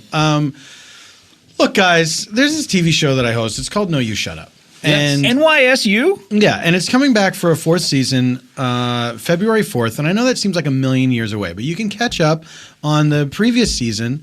Bob Odenkirk makes an appearance on one of the episodes. What the devil you say? Yeah, it's like catch up on Fusion.net or Hulu or YouTube. Oh, the episodes are there. You It's can watch them available all. on YouTube It's as available well? on YouTube. Come on, I mean, the whole thing. How hard you can is watch it? the whole thing. You're It's making not it hard. so easy on You're people. making it so easy on people. And you want to get caught up because in February, you start talking about the United States election. That's right. Our season is going to be all year long. We're going to be talking about the election. We're going to be talking about all sorts of topical things. It's just a lot of fun. Good. That's all. Good. It is. So I hope you will. Who is that? I don't know why. This fellow thinks he can shove me around. He I was have the holding power your of head Christ. down to the carpet. That's right. And Yeah. then, But you're pretty strong. You push Paul Tompkins. The power of Christ compelled me to do so. compels me. You're just straight mocking me now. Doing an impression of me like you're Dana Carvey. Like or a someone. Roman. Like a Roman would. Yes, that's right. The power of Christ compels me. I want to plug the Comedy Bang Bang TV show this week. We have Jake Johnson from The New Girl is on the couch, and this is a very special episode. We are breaking the form a little Did bit. someone get an abortion? I know about these special episodes. You break the form? I don't know. We're doing something different this you guys, week. There's no form. I know, yeah, we do something weird every week, but I mean, it's a little different than the normal template. This is a very interesting episode. We have Jake Johnson is there, Haley Joel Osment is there, and I think it's funny. I think people will like it. And I also want to plug With Bob and David. As I said, I'm a small part of it, and I'm in one episode, and was great to hang out with everybody again. You know what I mean? Good. You know what I'm saying? Yeah. You know, time could have passed, and we could have never all done this, and everyone would be dead, and you know. And who cares? Yeah, but we did it. And who cares? And who cares? All right, let's close up the old plug bag. Closing up the plug bag. Ding dong, ding dong, ding dong, ding dong, ding dong. Closing up the plug bag. Ding dong, ding dong, ding dong. Bro, that's a good song. That's a good song. That is a good song. That song's okay. That's a great song. I didn't like that song. Was that even a song? That's a good song. That's not a very good song. The only good songs are hymns. Oh, wow, a late addition, late in the year to the plug bag theme. Amazing. Well, guys, we're continuing the show. We're just going to be taking a break. I know people might be ready to turn off this podcast, but after the break, I'm going to come back with David Cross and another person. We're going to talk even more about this show. Cool. So this is exciting. So, That's great. Bob, it's great to see you. Don't you want to say who you're coming back with? David Cross, yes. Somebody else you said. Also a very interesting man who does some seminars, and we'll talk about that a little bit. Okay, cool. And Reverend Parsimony, nice to see you again. Good to see you, Reverend, and I didn't mean to upset you at all. You didn't mean to. Exactly what you meant to do. I like your idea of tried a to tempt year-round me with Christmas. money, tried to make me worship money. You didn't mean to upset me? Just, it's something I do with almost anybody. Oh, well, fair enough. I apologize. I didn't treat I had no you idea. differently. I had no idea. But I would just say that your idea of a year-round Christmas is interesting. Also, I want to say a big thank you to our donors, Blair Mitchell-Moore. Thank you, Blair. Hannah Moshantz? Moshowitz? What does that say, do you think? I think Mashantz. Mashantz, of course, Hannah Mashantz. And Ian Day, thank you guys so much for donating. Something special's coming out to you. All right, guys, we're going to come right back with more Comedy Bang. Our first guest is a man of faith, a man of the cloth. Please welcome to the stage Reverend Parsimony.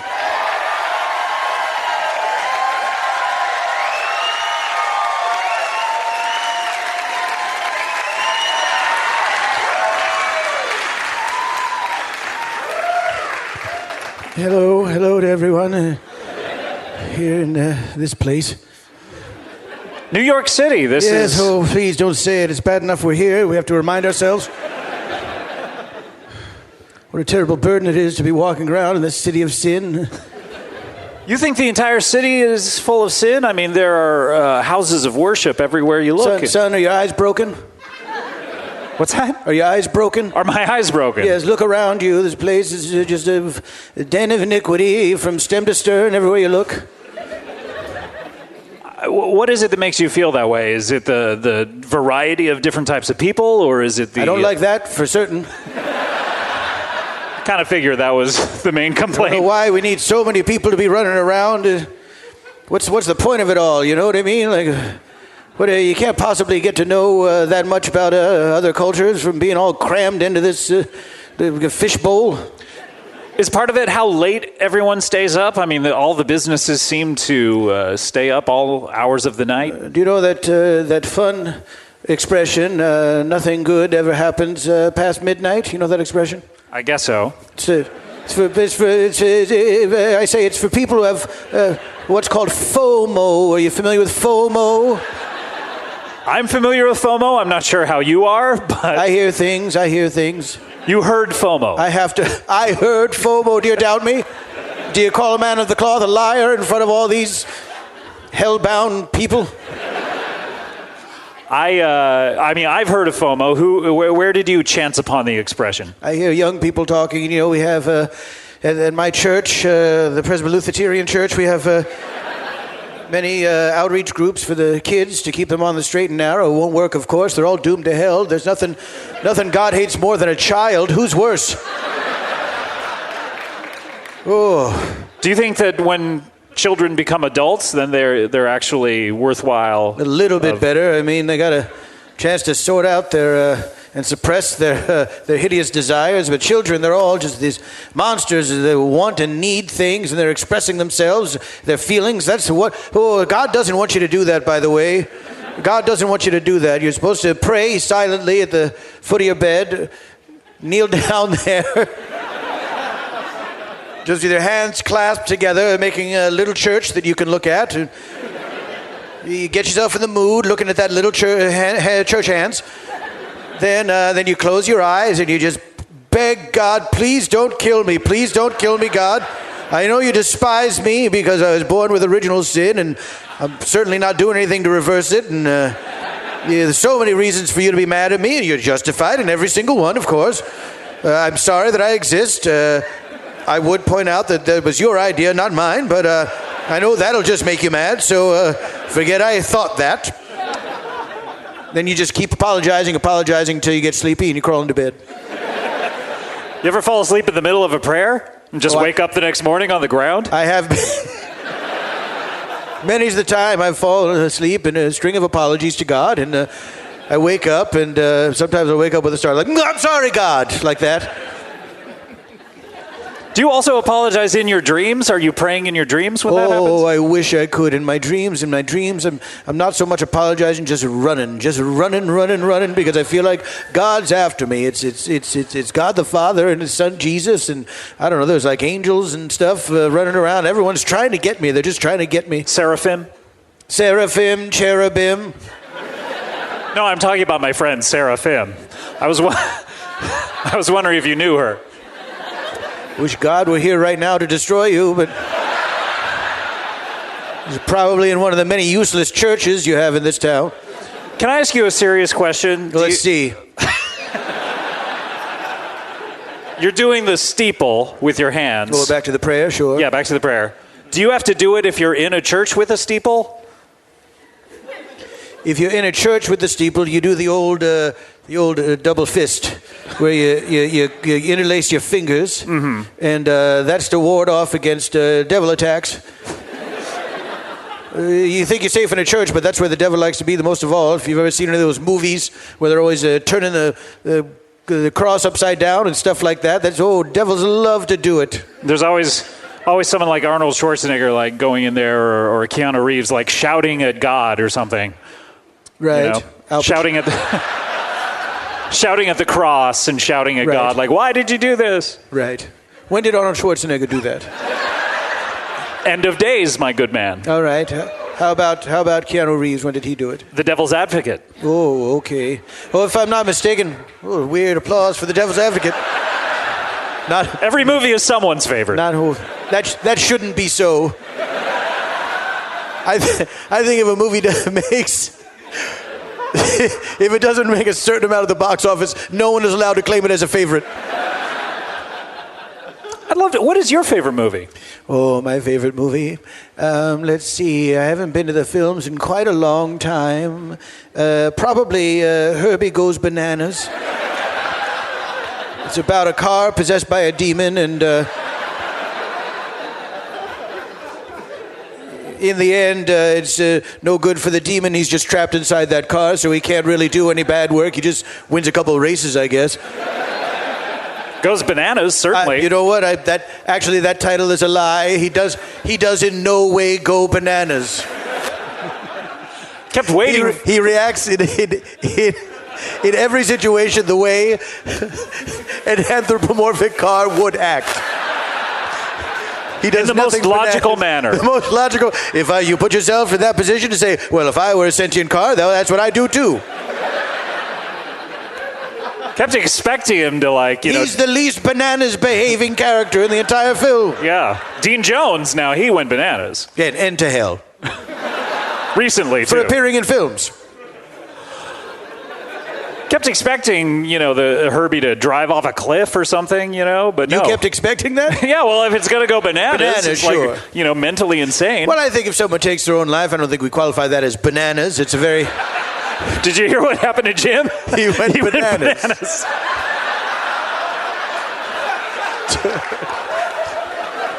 I think that's underplaying it a little bit. Yeah. Seems disrespectful.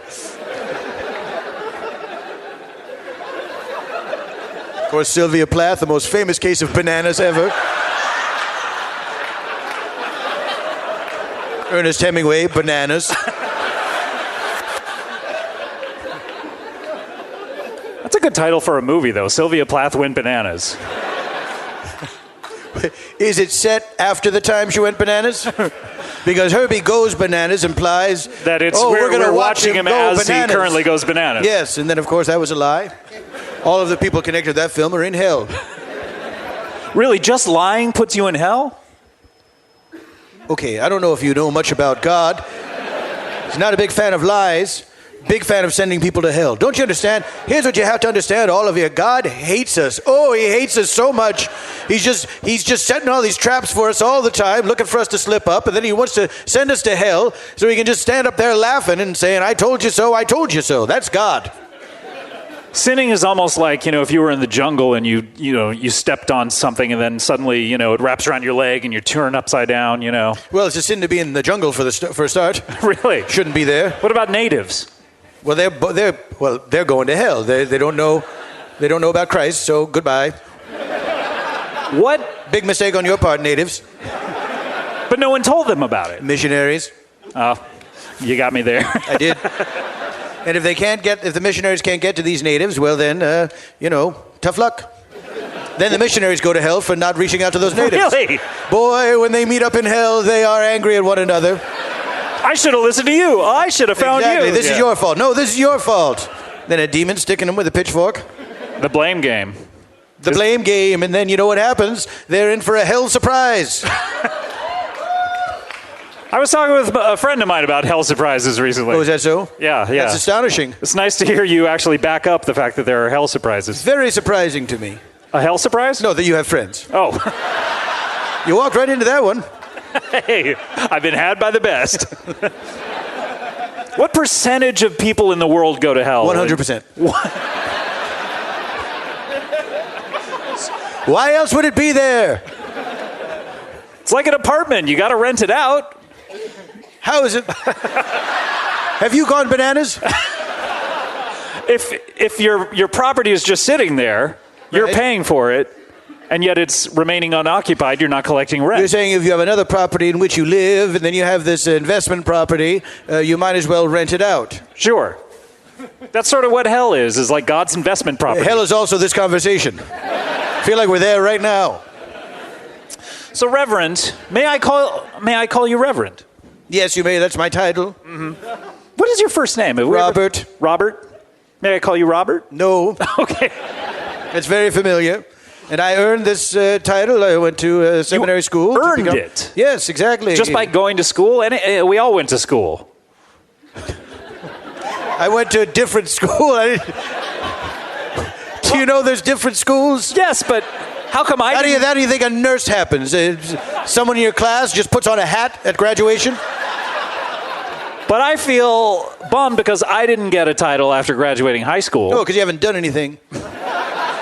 Yeah, here's your title, high school graduate. Would you address me by that? Oh, I'd be happy to. So, Reverend. Yes? What brings you to New York City? I'm frankly astonished that you're here. Well, try not to go bananas, but I think that a good something that would go a long way towards keeping God from destroying this city immediately is if we just shut down Broadway once and for all. Shut down Broadway the street or Broadway the idea? The idea of Broadway. The very idea. It's getting out of hand, and I think God is just, oh boy, he's got his fist raised, ready to smash it down. You think Broadway is a den of iniquity of sorts? You mean all the plays that are put on? Every single one of them. People, first of all, people singing. They're not singing hymns. That's strike number one. I can't believe that's been lasting so long, and God hasn't turned this place into a fireball.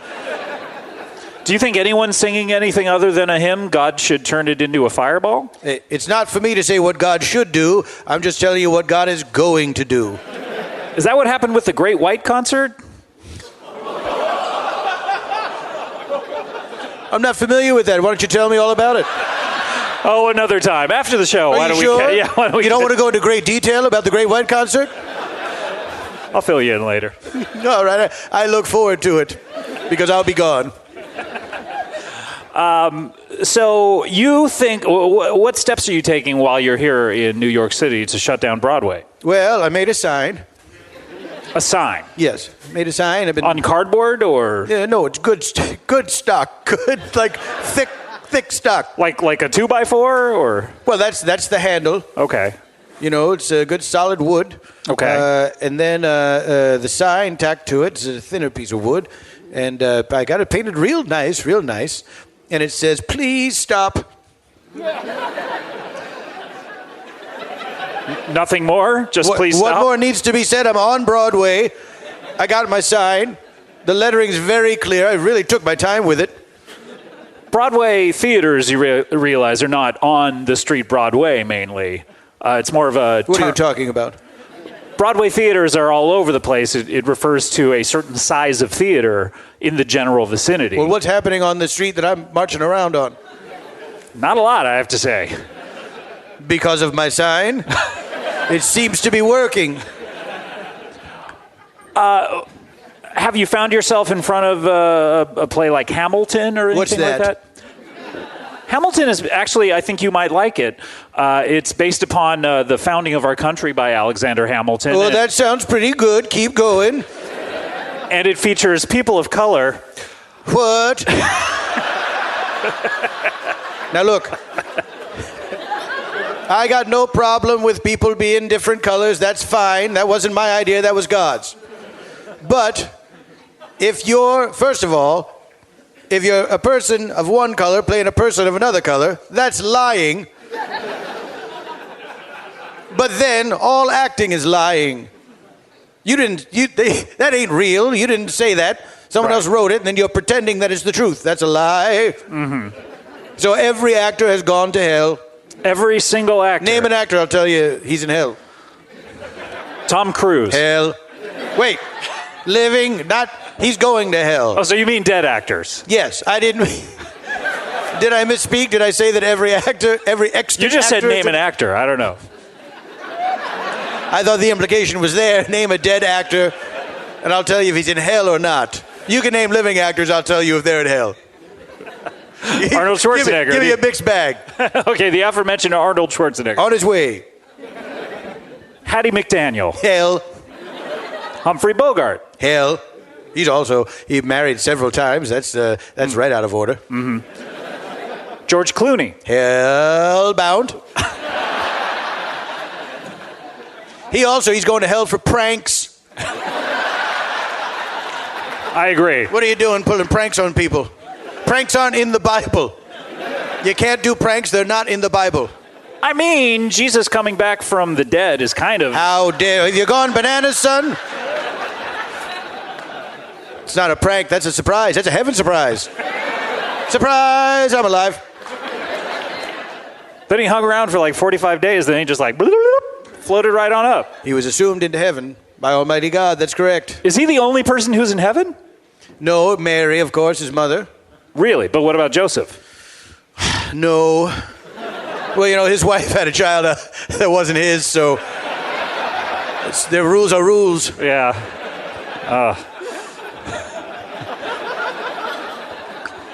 Would baby Jesus, he's a child, would he have gone to hell if he had died early? Now, I'm going to refresh your memory. I'm a man of the cloth. I'm wearing reverend clothes. I have a great big shock of white hair on the top of my head and little spectacles perched on the end of my nose. I've talked to you all about God and heaven and hell for the past, I don't know how long this has been, but too long in my opinion.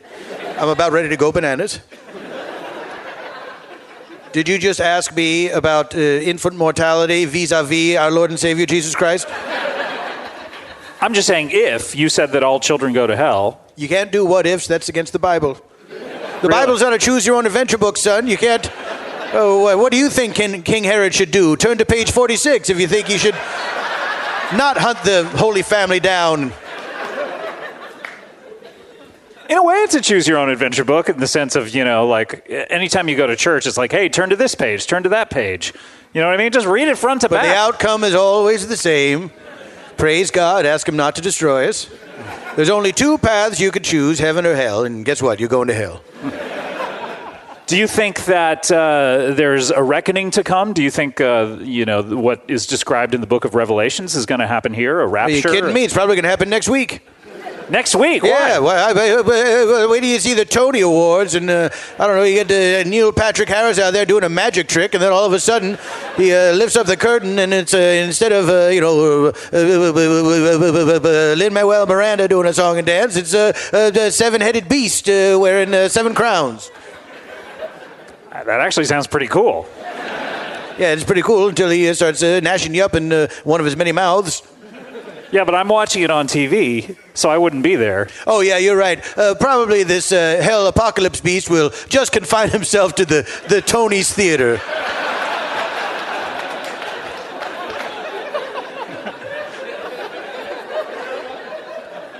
You might not go, south of Delancey. We don't know.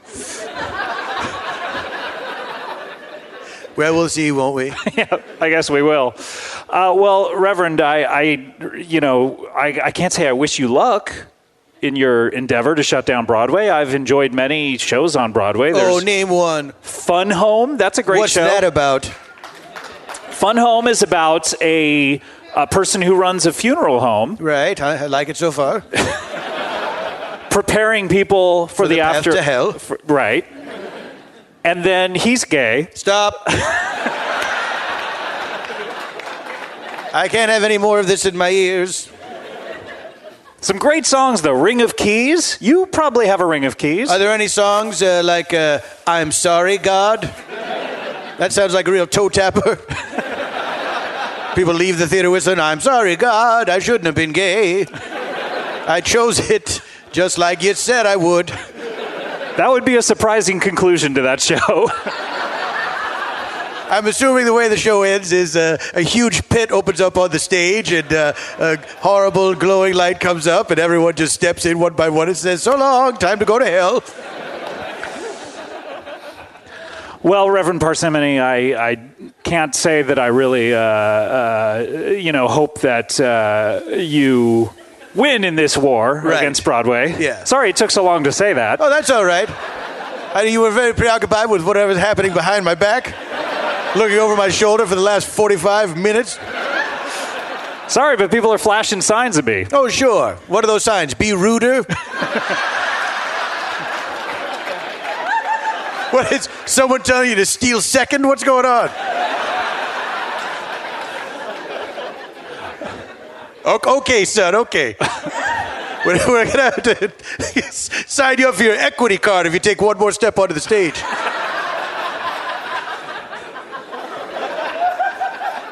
All right, we do have to get to our next guest, I don't if that's care. all right. Okay. You share that with a lot of my guests recently. Is that so? Yep. Case study: the Reverends Jenkins and Parsimony, schizotypal and paranoid personality disorder. Do I start or do you? Well, I thought we'd flip the coin, but then I took the coin. I see. Well, why don't I begin and then you come in when you're feeling it, and then we'll proceed from there. That sounds fair enough. Well, hello, everyone. Welcome to this unified, what's the word? Evangelical, ecumenical, flippity-gibbet that we're doing here. Basically trying to get all Christians, no matter what the denomination, together, except for the Catholics. They're idolaters and might as well be voodoo, that stuff. So all good Christians of all different denominations to kind of unite and show a positive face to God so he doesn't destroy us where we stand, which is all he wants to do all the time. So I figure there's strength in numbers if we all get together and say, look, we like you. That maybe you'll leave us alone. So thank you. And I understand that Reverend Jenkins, you're going to be doing some faith healing? I have, what I'm going to do is the power in the 70s. Oh, boy. I went on a series. I wasn't a great person. I was a bad man. And I went on a series of, let's call them, pyromania. This is seeming like a mistake. And but it was a mistake. But in the eyes of God, it was the path I had to take, because after I melted my face to make it look like a warped 1983 Sylvester Stallone Rocky III era latex mask, he guided me to a whale. And that whale... A whale? A whale. A whale. The largest mammal? No. A hole in the ground with water in it. The old hole. Right, yeah, the old Baby Jessica Hotel.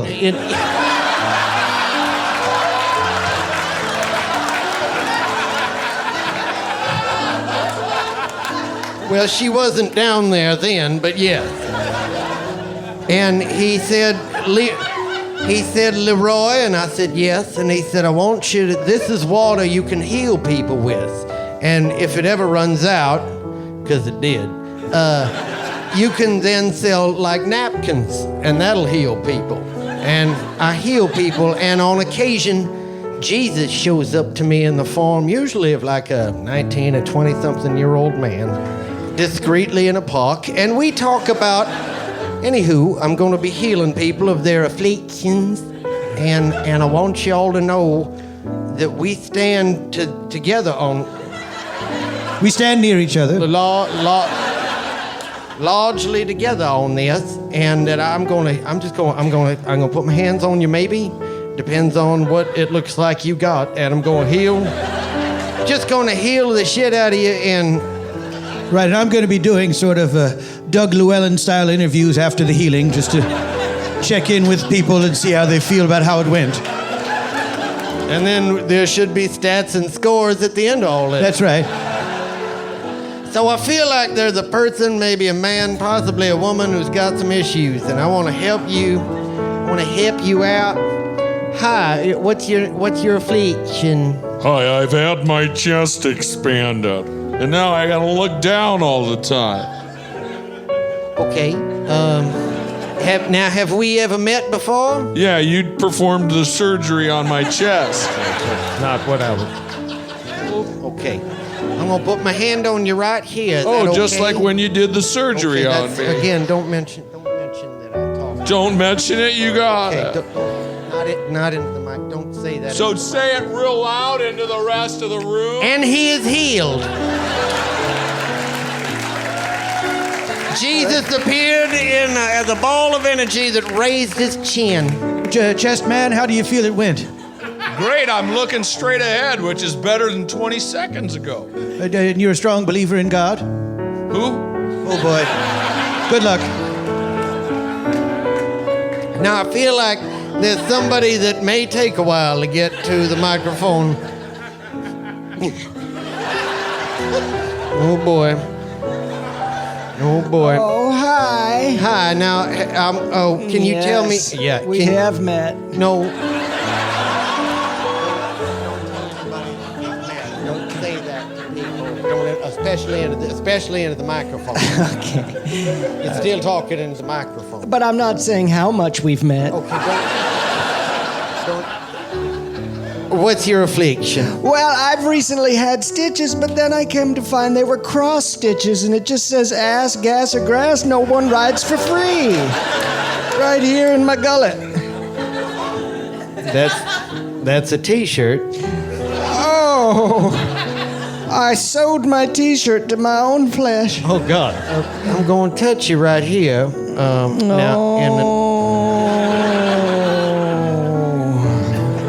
Maybe I'll just hover my hand above it. Okay. I don't want to touch it actually, because it looks infected. So yeah. Okay, I'm just going to look at it then. Okay. Maybe I won't. Jesus, like a little Quato. Would you explain that a little bit, just for those? Well, I may be 92, but I'm a big fan of the 1984 film Total Recall, starring whatever the fuck year it's from. I don't keep tabs on that. I thought that was more the 80s, the late 80s. You know, it might have been, but the point is, Quato, he's the leader of an underground rebellion. Go on. The mutants are doing anyway. It's all based on a Philip K. Dick novel, and they made a great remake with Colin Farrell. How's that healing going? I'm just over here aging some wine. I heal you in the name of God. Don't make it look at me. I heal you in the name of bleeding Jesus. For fuck's sake, if you could just. Elliot. I'll give you real money if you put that away. Okay. Hand to God. Okay, you're healed. So okay, go see. Thank you, doctor. I'm not. I guess. I don't know. Well, Quattro, how do you think it went? Pretty good, though. He killed my little friend. Oh, I'm so sorry. Well, maybe he'll be received into the kingdom of heaven, provided he's not some unholy monster, because that is not God's deal. No. What are you doing later? Running away. Okay. Love you. Jesus moves through so many of us like shit through a goose. And you have an affliction? Yes, my name is Randall. I'm a remote businessman. Okay. It's not local, so don't try to go there. I don't know what it is. Oh. Well, it's called Staplers for Her. Is this your affliction, or are you just giving me a little backstory? I feel you should know a lot about me before you try to help me. I don't want to. But I mean, if it makes you feel better. I do feel better. You're amazing. Oh, good. Thank you. Is that it? No. Oh. Really hoping to get out of here early this evening. What'd you say? Nothing. Go on. See, in the last 10 years, I have never once periodically slipped into a coma. And you'd like to do that now? Those are my wife's desires. So is there something that you could do to help? I mean, I got some ideas. Okay, you could fall down a flight of stairs. Tried it? You could mouth off to someone bigger than you. I mean, the list is endless of possibilities if you want to slip into a coma. Yeah, I do. I really do. I mean, ride a motorcycle. You don't believe me? No, I believe you. I'm talking to you. I've known you a minute and a half, and I am ready for you to go into a coma as well. What? What's happening now? Didn't work. God frowns on violence. He just likes to do it himself, and so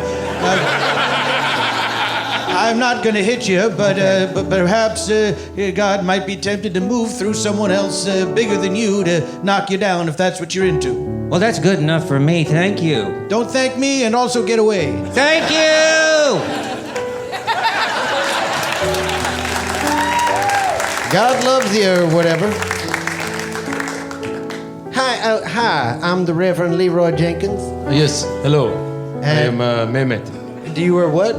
My name is Mehmet. Hello, Mehmet. Mehmet, yes. Okay, what's your... Okay. Well, I am lost. Okay, well, I am new to your country, and I have found myself wandering the streets, unable to find a place to call home. Have you thought about Cleveland?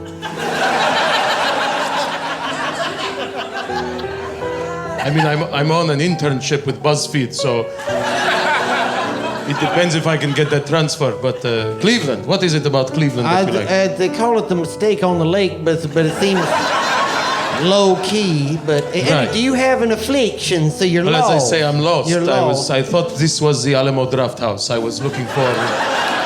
I want a pretentious movie experience like you have here in America, where everyone shush you and complain if you're on your phone.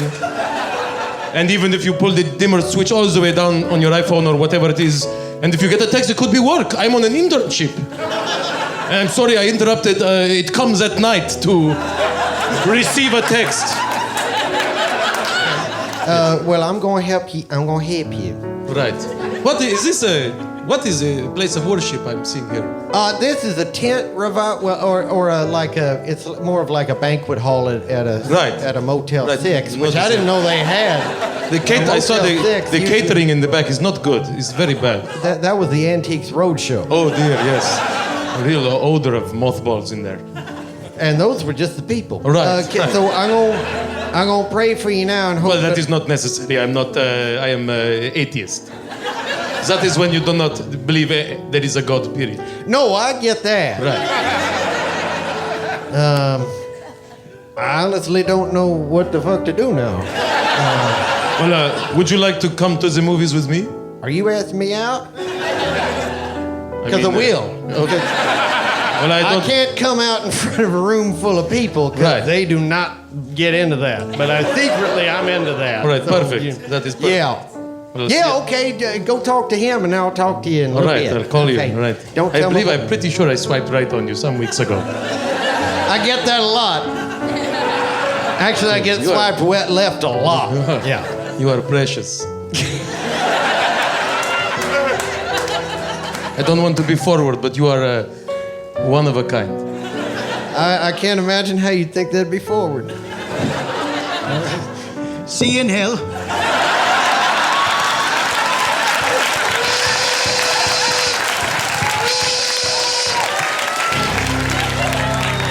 Oh, this isn't the beginning of Van Halen's Jump. This means it's a lightning round. And we're gonna heal some people now. We're gonna heal them fast. Hi, what's your affliction? Let's do 2 lanes. Son. Hi, I have an uncommon cold. But get into bed and pray that God doesn't find out. Hi, I'm obsessed with Kevin Sorbo. Not anymore. He's an idiot. I can't remember when the remake to Total Recall came out. It never did. You're dreaming it. I felt great yesterday, and today I also feel great. You not anymore. You talk to me. I literally don't have a problem. God helps those who get the fuck out of here. Scabs. You solved it.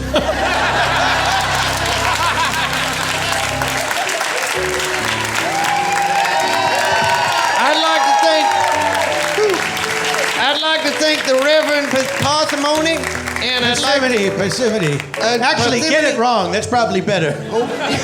And I would like to thank God for Jesus. So I want to thank you. I'm the Reverend Leroy Jenkins. I love you. Bye-bye. Case study, Reverend Leroy Jenkins, schizotypal personality disorder. Well, folks, boy, I'm just tickled like you wouldn't believe, and so is my cohort here. This is the Reverend Parsimony. That's correct. Yes. Thank you, Reverend Jenkins. It's certainly wonderful to unite with you in this ecumenical way to make sure that people receive the proper spiritual guidance or whatever voodoo it is you do. Well, it's faith healing, so voodoo, right? I'm here. First of all, I like to heal people. God came to me one point after I'd burned down several warehouses on purpose, and he said, "Leroy," and I said, "Yes, God," and he said, "There's a well up on a hill. Don't tell nobody about it." And I said, "Mum's the word." And he says, "If you dip the water out of it, I pissed in it, so it's holy, and it'll just heal the shit out of people." So who's got an affliction? Yes, hello. I have something. It's a little embarrassing. I have dedification of the foot. What does that mean exactly? It doesn't work anymore. I feel as though it's not. Well, it's dead to me. It works fine. So your foot's asleep? Is that what you're saying? No, it works just fine, but it's dead to me. I don't want to acknowledge it anymore. So could you help me feel better about that choice? Well, did it vote for the wrong person? Do you really want the list? Listen, God made you, including your foot. He doesn't do like some parts and then, ferret them out to other people. He does the whole thing at the same time. And so your foot is made by God. It's part of you. You're one of God's holy vessels. And if you don't like your foot, imagine how much God doesn't like you. He's going to get awful mad. I've been saved, thank you. See? Didn't even have to stick any pins in them or whatever it is you do. I don't. I've told you repeatedly. I don't stick pins in them. There's no. Oh shit. Do you want me to hand you a microphone? Hi. What? No, he's gonna need it because I'm gonna need this too. This will be interesting. It's like a boom mic. What? Don't make me work for it. What's your problem? You waiting for someone to give you a piece of clothing so you can be free? I lost my legs and I never got an accident. Saying you were born that way. Yeah. Take it. Help me. I have feet but no legs. So.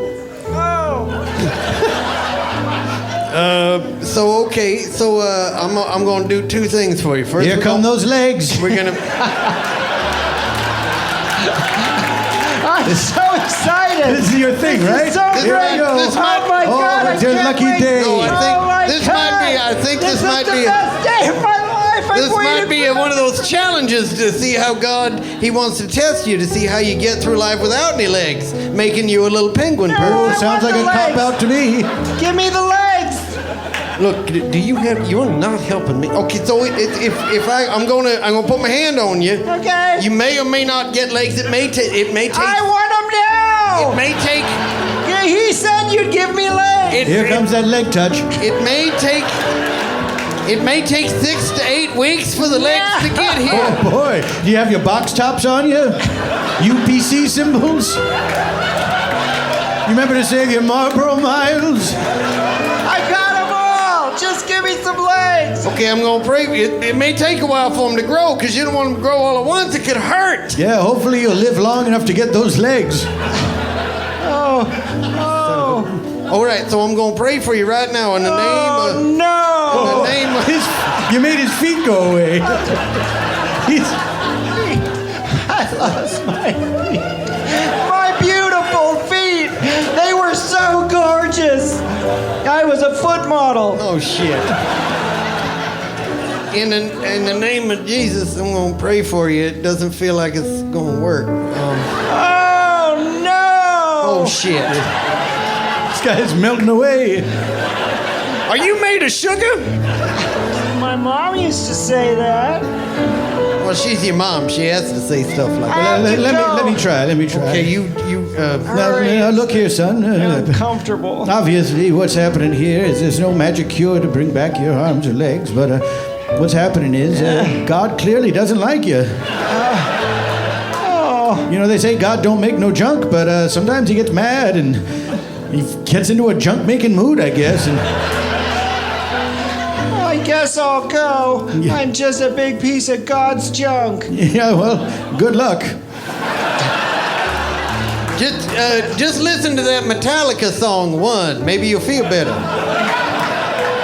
Especially if that other arm of yours falls off. Okay. Praise Jesus. Bye. Oh, that didn't go so well. No, sometimes there's duds. You don't have an editing machine for life. And I could really use one. Oh, look, it's some asshole. Hello, son. Why have you sought God's counsel today? I'm a woman. Sorry. Well, you could have fooled me, but okay. My name is Marjorie Stitz, and my husband and I own 12 haunted house franchises called Scary Bradshaw's. It is a football-themed haunted house, and... Not a Sex and the City themed haunted house? What? Nothing. Sex in the what? Nothing. There's no sex allowed in our haunted house. Skip it. No, never mind. Forget about it. I'm a little surprised you know about Sex in the City. In fact, I'm frankly shocked. Keep your enemies closer, you know what I mean? Anyway, she never should have married Big. That's ridiculous. I don't think so either. And you see it in the first of all, they never should have made the second movie. That second movie sold out all the characters. Terrible. It absolutely did. It was absurd. It rolled back all of the mythology and all the things we loved about it. Yeah, that was ridiculous. And their marriage was a sham by them. Why did she tell Big that she kissed the guy? That's absurd. That was a dumb idea. Why did she kiss? I mean, it was just. Why do we have the scene with all her friends where they say don't do it and then she goes and does it? She goes and does it. What's the point of that? I don't understand. Are you still here? Oh, it's the lightning round. We gotta heal the high hell out of people. All right, I understand that somebody's got an affliction. Who's up? Who's dying? Yeah, you. Hey, I think I'm a robot. Okay, fine. Then I'm gonna turn you off or turn you on. Jesus fucked you. Yes, what's your affliction? I've been cursed with the love of drink. Could you help me get some more? Bar's over there. Okay, thanks. Get me a ticket. I'll join you in a minute. This is too fast for me. I have telekinesis. Oh, I got this one. Go to hell. I'm gonna move myself to hell. That was pretty good. Don't you go taking my job. Who's got? Oh, they're coming at it from all sides. I miss great big sodas. Like a real big soda. You want one? I miss that. Oh, they don't have them anymore. Move to the Midwest, you'll be in soda heaven. Thank you. Jesus. And don't forget to pick up a side of diabetes with your Twinkies. Yeah, what do you got? All right, thanks everybody. Hey, commercials, don't you hate them? I mean, really. What else can I tell you about myself? Hey, hang on, I'm gonna cure his hack. Jesus, get the devil out of his asshole. Now I'm thinking about observational humor. Oh, no. Have you ever noticed? And now I'm gonna heal you. Put the devil back in this asshole. I feel much better. Thank you very much. Oh, that was a stand-up assault. I felt like I was at the Comedy Cellar. Ooh, we did it. It was We did it. It was an asteroid field of sickness, and we Millennium Falconed our way through that son of a bitch. We came out the other side. We boogered the Kraken. We sure did. Reverend Parsimony, I just want to... Parsimony. What? It's spelled parsimony, but it's pronounced parsimony. Parsimony. Like Gethsemane, the garden that our Lord tended. Hey, that's right. He cried the tears of blood. We're not so different after all, No, you we're and very I. different. In fact, I'm just a shadowy reflection of you. Oh, I don't like the sound of that because it rings too true. It would only take a minor nudge to nudge you out of the light. But you folks, Jesus, once he's in your life, he's like a parasite. You just can't. You gotta use bleach or something to get him out. So just don't ever cross him. He'll never let you forget it. Never let you forget it. I mean, I look like I got a face like a Sylvester Stallone mask that's been melted. Yes, we melted from the 70s, from 1983, the third Rocky movie. It's 9:06. I love you, Gilli. Leroy Jenkins gonna kiss your ass. Wow. Jesus love you. You bless your business. Bye bye.